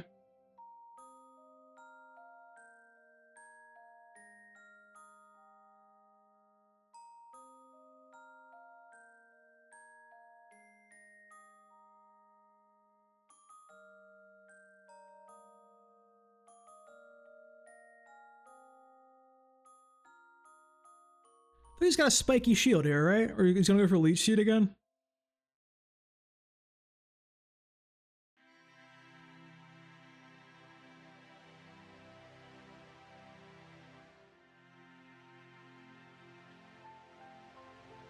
I missed.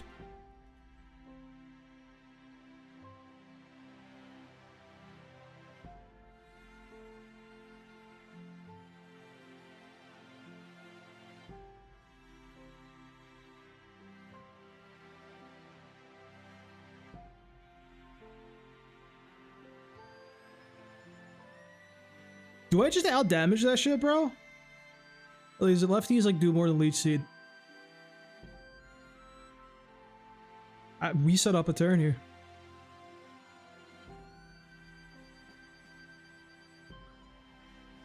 No, we're still losing HP.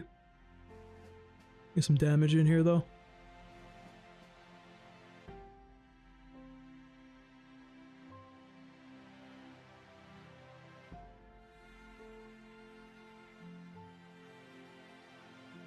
That's him. You turn to this guy. I missed two. Oh, come on. They're killing me here.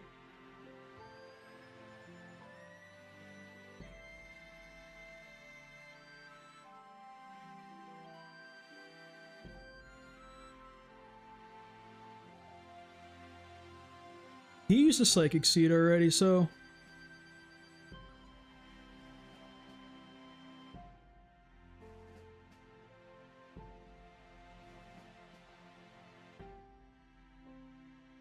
He's not gonna double protect again, is he?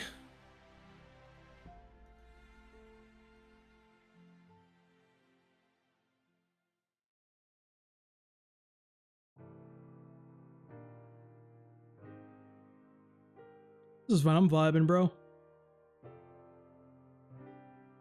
The body press. Coming out the gates with this shit.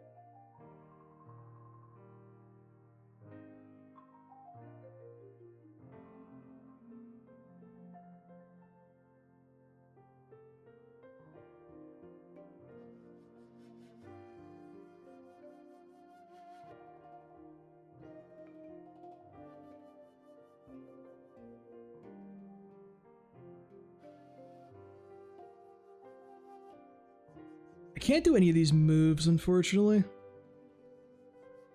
Just hit that guy. No, I think I want to kill Indeedee. It's more important.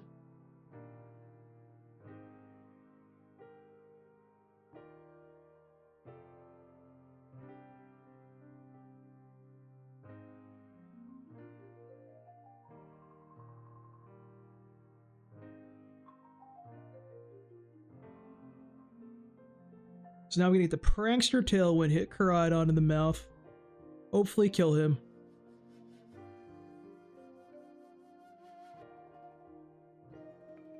This needs to kill.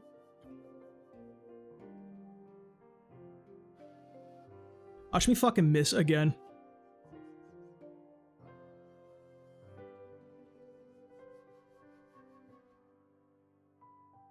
7. Damn, bro, I've been here for a fucking minute.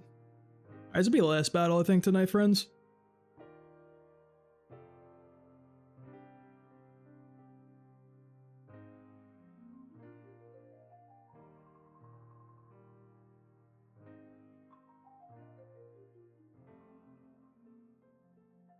I mean, realistically, I think I just kill him here. Wait, no, Psychic is... There just has to be a kill. Nuke Karada, I'm gonna nuke Chestnut. But he's got clear amulet, so it's not gonna do anything.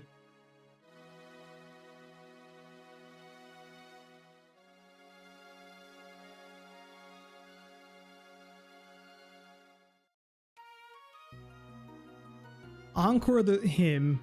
He'll be locked into spamming Protect, and we just nuke Chestnut.